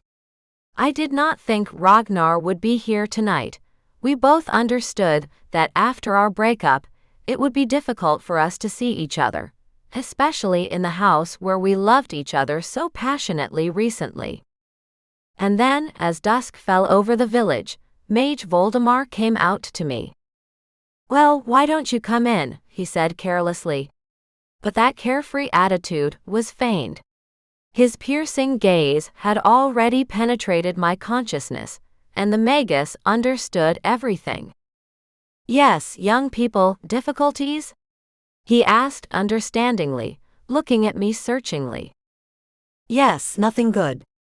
"Everything is bad," I replied sadly. In this world of Phi, the magician was the only one I could talk to, without showing myself in the best light, and pretending that I was always strong and could withstand any trial. The mage nodded understandingly, and, turning slightly to the side, said casually, "I think you'd be better off spending the night somewhere else. And I know where you're going." There was both mystery and a hint of intrigue in his voice. Yes, I was really intrigued. He certainly would not use magic to take me home like a mage. But where would he send me from here? The mage waved his hand, and a whirlwind of light and twinkling stars swirled above me, spinning so fast that I threw my head back, looked up, and staggered. I realized my feet were not touching the ground, and I was flying upward. The village was far below, and so was the magician. But I was not worried. Since Voldemar had used his magic, it was worth trusting him and waiting to see how it would end. Stars swirled around me, and the sky engulfed me in its glowing vortex, but I felt no fear, only heat. This heat did not burn me. It was some kind of transformative force that filled me from within. I was no longer flying. I was falling. No, I was being pulled to some place in space made of flame and stone, where the roar of molten rivers echoed. The air was alive, pulsing like a heart, my heart. I landed with my feet right on the black volcanic rock. But I felt nothing but energy coursing through me. Fire licked my legs and then wrapped around my arms like a snake, but instead of pain I felt peace. A voice came from deep within the flames. It was neither a human voice nor a fairy voice. Its tone was louder and deeper than any voice I had ever heard in the Phi world. This voice sounded like magma bursting through the earth. "You carry a burning heart, but you do not yet control it. Not yet." A tall, dark figure appeared before me, shrouded in flames. It was not Voldemar or Ragnar. Not thunder. It was the guardian of the fire, or perhaps the essence of Salamander's heart. I felt no fear. I knew I belonged to this flame, and that this fiery guardian would not harm me. "You doubt your worth. You believe that love is your weakness. You are wrong." His voice echoed in my soul like the ringing of a mighty bell, making every vein in my body tremble. The guardian of fire raised his hand and reached out to me. The flame from his hand leapt toward my chest and I choked. But it did not burn, it merged with me. At that moment, in the fire behind the guardian, I saw flashing images. Me, fighting alone, defying fear. My tears healed the wounded, igniting hope. My kisses make the frozen heart of a Phi beat again. My rage melted chains and destroyed dark spells. And now I understood I was not immune to fire. I was born a salamander. I was not just chosen. I was a descendant of the great salamander herself, and her heart burned within me. My pain was my fuel. My passion was my strength. My heart was my weapon. I could heal with fire, resist destruction, and awaken the power of others with my love. I screamed, not from pain, but from the power of truth burning inside me.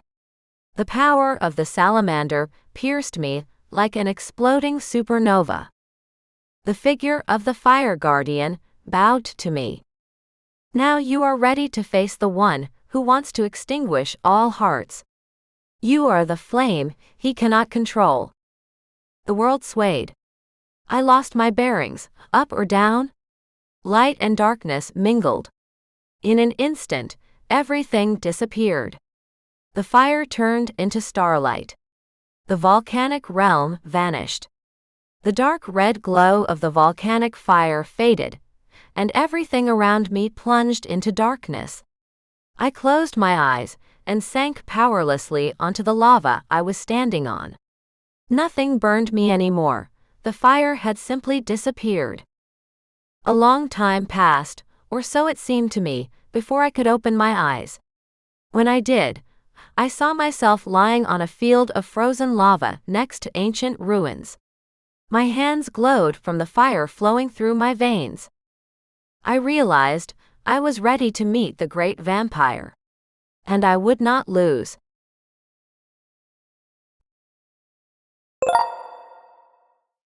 Scene 33. The Ultimate Battle. Ash settled on my shoulders as I rose from the frozen lava. The fire inside me did not die. It pulsed like a compass guiding me through the darkness. I did not know how to get to him, but every cell in my body knew that the great vampire was waiting. All my doubts disappeared. I did not care what Ragnar or the elders of his clan would think of me. I did not care if I could continue my search for thunder. All I needed was to see the great vampire before me and force him to either abandon his plans to conquer the Fi world or make him disappear from our existence. The great vampire had to cease to exist if he refused to give up his universal plans to conquer the Fi world. Straightening my head and back, I spread my arms wide and took a deep breath of fresh air. It was strange, but just a moment ago, while talking to the fire guardian, I could feel the smoke and soot from the volcanic lava burning around me with every fiber of my being. Now, I saw only the crimson glints of lava fire shining through the dark crust that had formed over the burning lava after the volcano erupted. I stepped forward, and it seemed as if the hot earth beneath my feet was parting before me, as if recognizing the power of the salamander. I walked fearlessly across the lava, covered only by a thin, dark crust of solidified rock, and my feet felt no heat. I walked calmly, as if strolling through a meadow covered with grass and dew before dawn. I was no longer the woman looking for salvation. Now, I was walking to put an end to ancient evil. I did not know where this path in the middle of the lava flows was leading me. Still, I felt the earth itself, the fire in my veins, and something above guiding me toward my goal, toward my encounter with the great vampire. And then a breathtaking and terrifying sight opened up before me. The ancient ruins of a castle rose as if from the ground right before me, like the black bones of a bygone era. The castle towers, collapsed by time, gaped with empty window sockets. The stone walls, scorched by fire, still exuded the icy breath of death. It was as if darkness had seeped into these walls, making them impenetrable to light. Lava flickered around, flooding the ruins with a crimson light, like blood on the altar of an ancient ritual. Steam rose through the cracks in the stones, like the breath of an ancient monster sleeping in the dungeons. The air became heavy again, filled with ash slowly settling on my hair. The ancient ruins whispered of the forgotten power of their long-gone owners, as I stepped over the cracked obsidian stones that had once formed the columns and archway of the castle's half-ruined gate. The air trembled with heat. I stepped inside the ruined castle and opened up a courtyard that seemed frozen in time. Everything here breathed death, but there was a grandeur in this death, like a fallen titan who had not been broken completely. The ruins of columns lay like fallen giants. In their shadows, scarlet flames flickered, reflecting off the cracks in the obsidian floor. The central square was littered with traces of ancient battles, charred remains half covered in ash and black spots that hinted at indestructible magic. Above all rose a broken staircase leading to nowhere, perhaps once to the throne room, but now to the black sky. With every passing second, I felt the ground beneath my feet pulsing, alive. Still, it was not life, it was the premonition of an ancient power awakening. A deathly silence hung over the ruined courtyard, but suddenly, through the smoke and heat, I heard a deep, vibrating sound, not footsteps or a voice, but as if the darkness itself whispered my name. It was getting closer.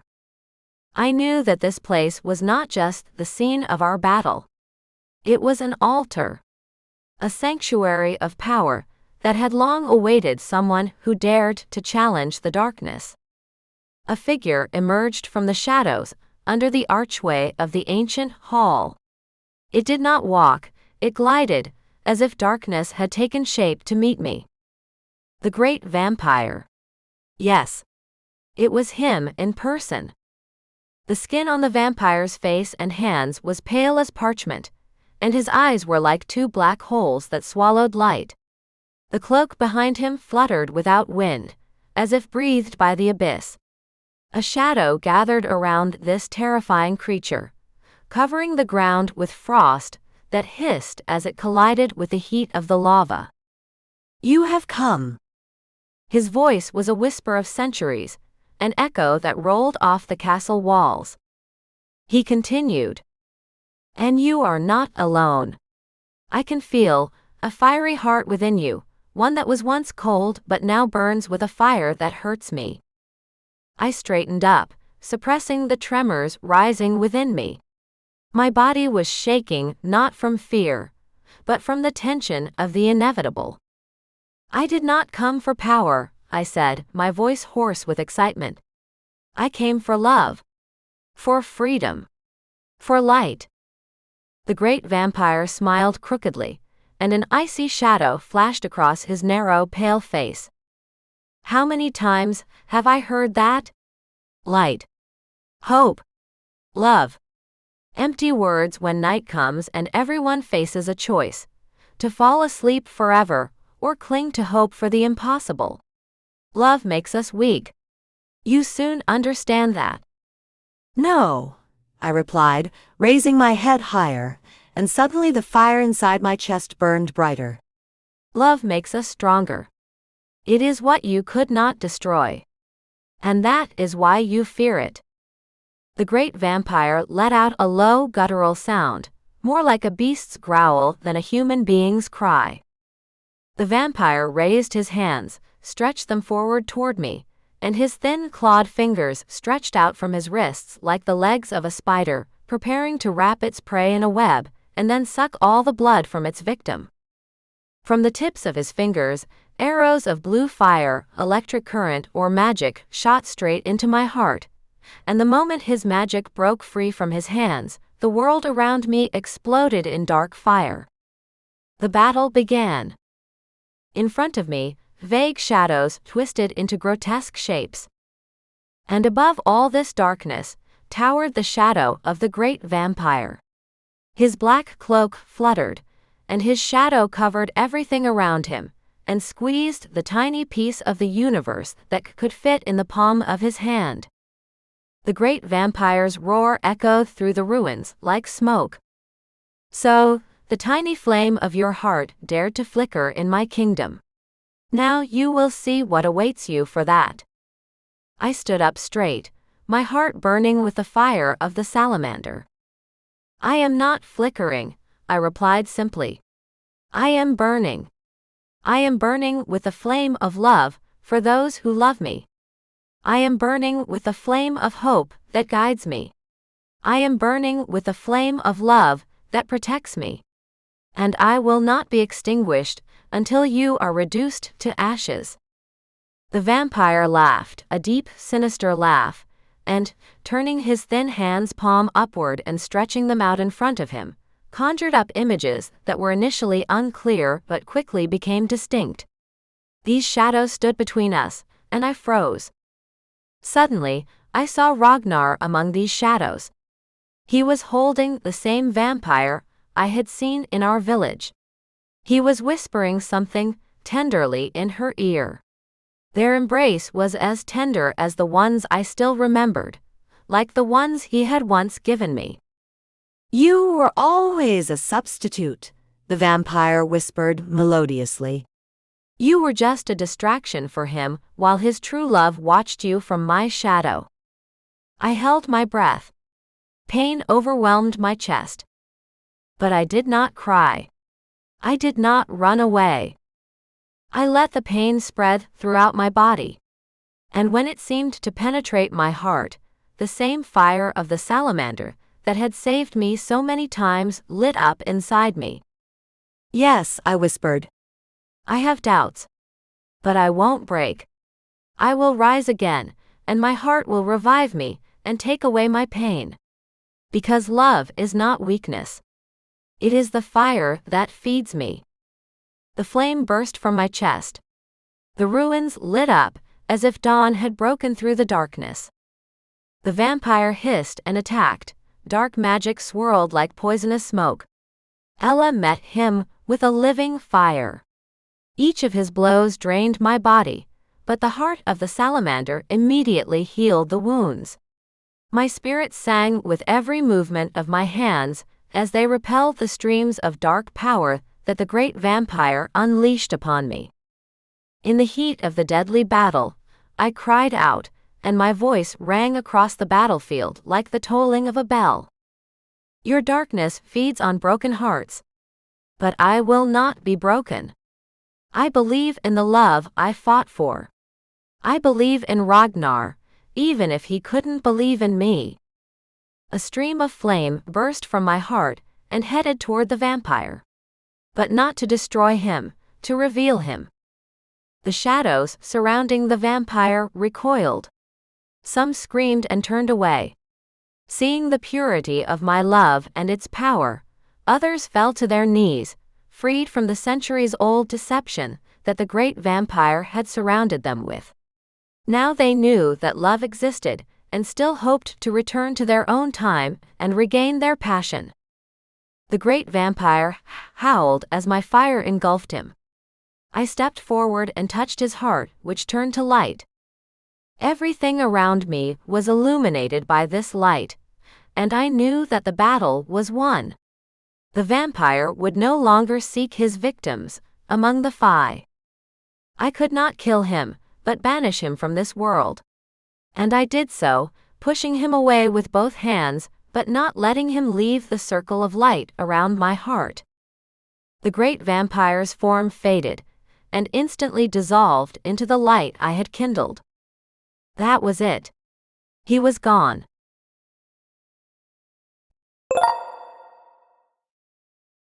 Scene 34. Fae's Passion. Ashes settled quietly around me. They were the ashes of shadows that had disappeared, along with the great vampire, burned by the power of my heart. Silence. And then I heard a call. Ella. My name rang out like thunder amid the ashes of battle. I turned around. Ragnar stood at the edge of the ruins, his eyes wide and his face pale. He had seen everything. I tried to speak, but he closed the distance between us with a single leap. Ragnar spoke again, his voice trembling. Ella, forgive me. For what? I replied sincerely, not understanding his request. Ragnar knelt down in front of me and held out his hand. I saw what the great vampire showed you. It was only an illusion. Even so, forgive me. That woman manipulated me when I was in love with her, but she won't get away with it now. I let fear make me cruel to you. I thought love would weaken me again, but you. I was burning with love for you, she whispered. Even when you didn't trust me. You rekindled the fire of love in me I had almost given up on. You saved my heart from being wounded." Ragnar was silent. I continued, my voice calm but firm. "I didn't go into this battle to ask for or receive forgiveness. I want to understand, why were you afraid of my love?" Ragnar's shoulders slumped, and in a hollow voice, as if overcoming a storm within himself, he said, "Because I didn't think I was worthy of you. You were the light, and I was just a shadow of old pain. And when she came back, the vampire, my past, I saw how little faith I had in myself. But I don't want to run away from love anymore." He raised his head, and our eyes met. "You prove to the entire world that you can win. But you don't have to prove anything to me. It's important to me to be with you, not because the elders chose you, but because I choose you." I was silent for a moment, but then nodded in agreement with his words. "Then let's start with the truth. Are you afraid of that?" Until now, yes, I was. "It was hard for me to say out loud that I love you," he replied honestly. "I was afraid to admit it too," I whispered. "But now I know that love is not weakness. And you are not my enemy." We stepped toward each other without magic, prophecies, or fear. Just as equals. Ragnar took my hand, and our palms touched. "You deserve better than a broken fly like me," he breathed. I gently touched his face, running my fingers from his forehead to his chin. My fingers glowed with a soft light. "You can't believe it, but I love you, Ragnar. And I want you, with all your broken hopes from the past. Because love doesn't require perfection, it only needs truth." Fi kissed me, embracing me roughly, but still gently, enough for my heart to race in anticipation of the pleasure of his touch. The clouds and darkness enveloping the great vampire battlefield dissipated. Above us, the blue sky opened up, and the sun shone. The battle was over. Our future, fiery, fragile, and full of hope, was just the beginning. Ragnar and I walked from the ruins toward the ocean. The sky above the fairy country was different now, brighter. Or maybe I had changed, and that's why the world around me seemed renewed. The fairy people gathered at the cliff. They bowed their heads before me, not as if I were a heroine from legend, but as one who had brought them freedom.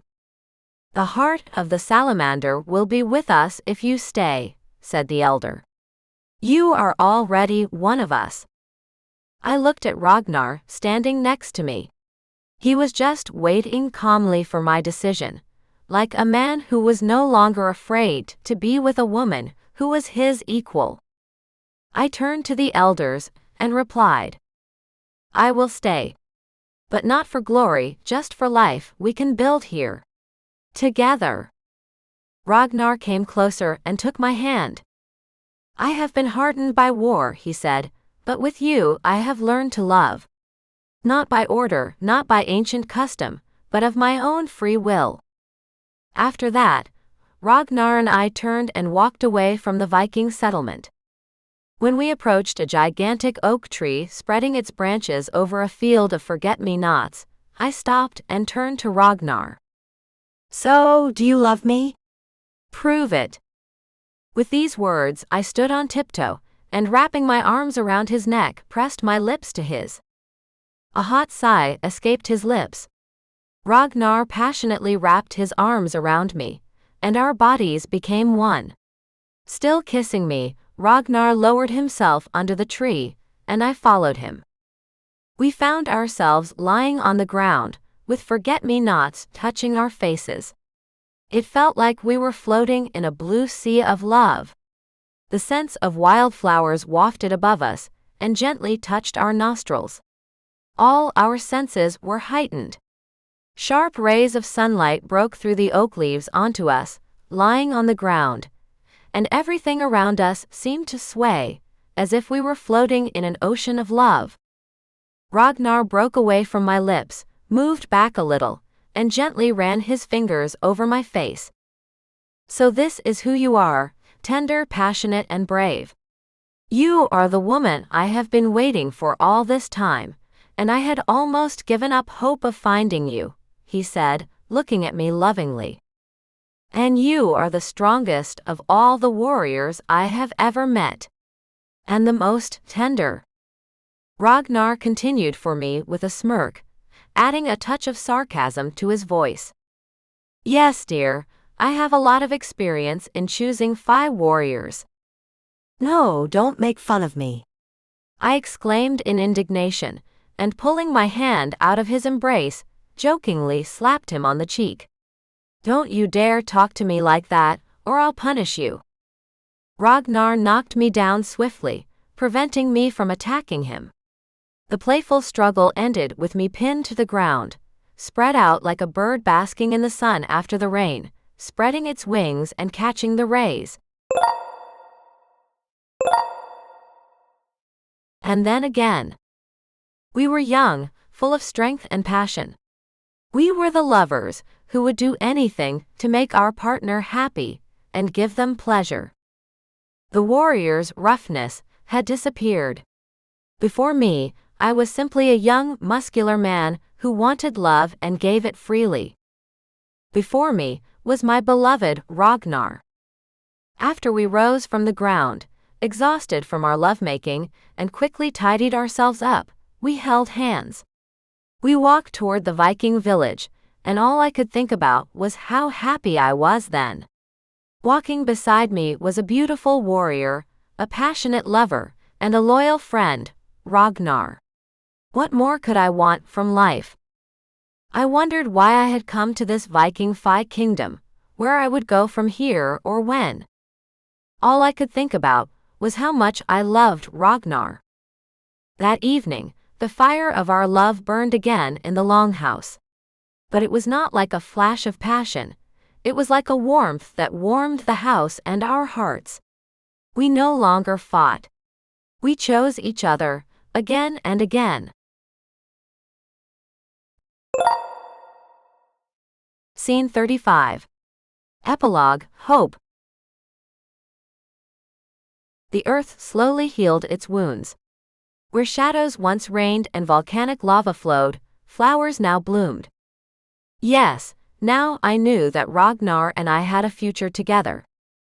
I remembered how, just a short time ago, my beloved Viking stood next to me, looking at me in amazement, then gazing into the distance toward his kingdom, as if he still could not believe that we could be together and regain our happiness and glory as a brave and just warrior ruler who had valiantly defended his people. And on top of all that, we had to get our normal life back. Normal life, in my understanding, of course. I stood at the edge of the fairy kingdom, looking at the horizon. The battle with the vampires was over, and my new love had begun. But I felt with all my heart that my journey in my new form, with the heart of a salamander, was just beginning. Mage Voldemar was also mentally with me, invisible but powerful, protecting me and giving me hope I would return to my family in another world. My grandmother Lily, my parents, everyone I loved even in the Fi's world, were with me, giving me their support and the warmth of their love. I looked up at the sky, where the stars were playing. The heat of passion still pulsed in my chest. The flame inside my salamander heart had not been extinguished. It was ready to protect everything around it. It was prepared not to protect the Fi worlds, but what was most important: love, light, and freedom to be oneself. I was no longer just a girl chosen by fate. I was a flame that had survived. And although I had found peace for now, my heart knew this was only the beginning. A horseman was approaching in the distance. At first it was just a figure wrapped in a silver cloak, with flashes of lightning behind it. His horse was black. My heart seemed to stop and sink into an abyss. But it was an abyss of hope, my unfulfilled hope for eternal happiness. Thunder. It was my husband, my lost love, Thunder. Yes, hope never dies. It comes true when you least expect it. But you have to accept everything that hope brings and live on. I turned toward the Viking Fi village, then back toward the Fi prince approaching me, and smiled. I remembered how I had recently embraced Ragnar. Now I understood that I would have to support him emotionally, as he did not know that we would not be living together alone. I decided Ragnar would only find out about this when we reached the throne created from the flames of the salamander and opened the way back to my world. But that story is yet to come. Right now, all I knew was that I had to learn to be happy. And I knew I would be happy. I would be thrilled because I could love the men who loved me, Thunder, Yarros, and Ragnar. Written by Misha Quinn, May 2025.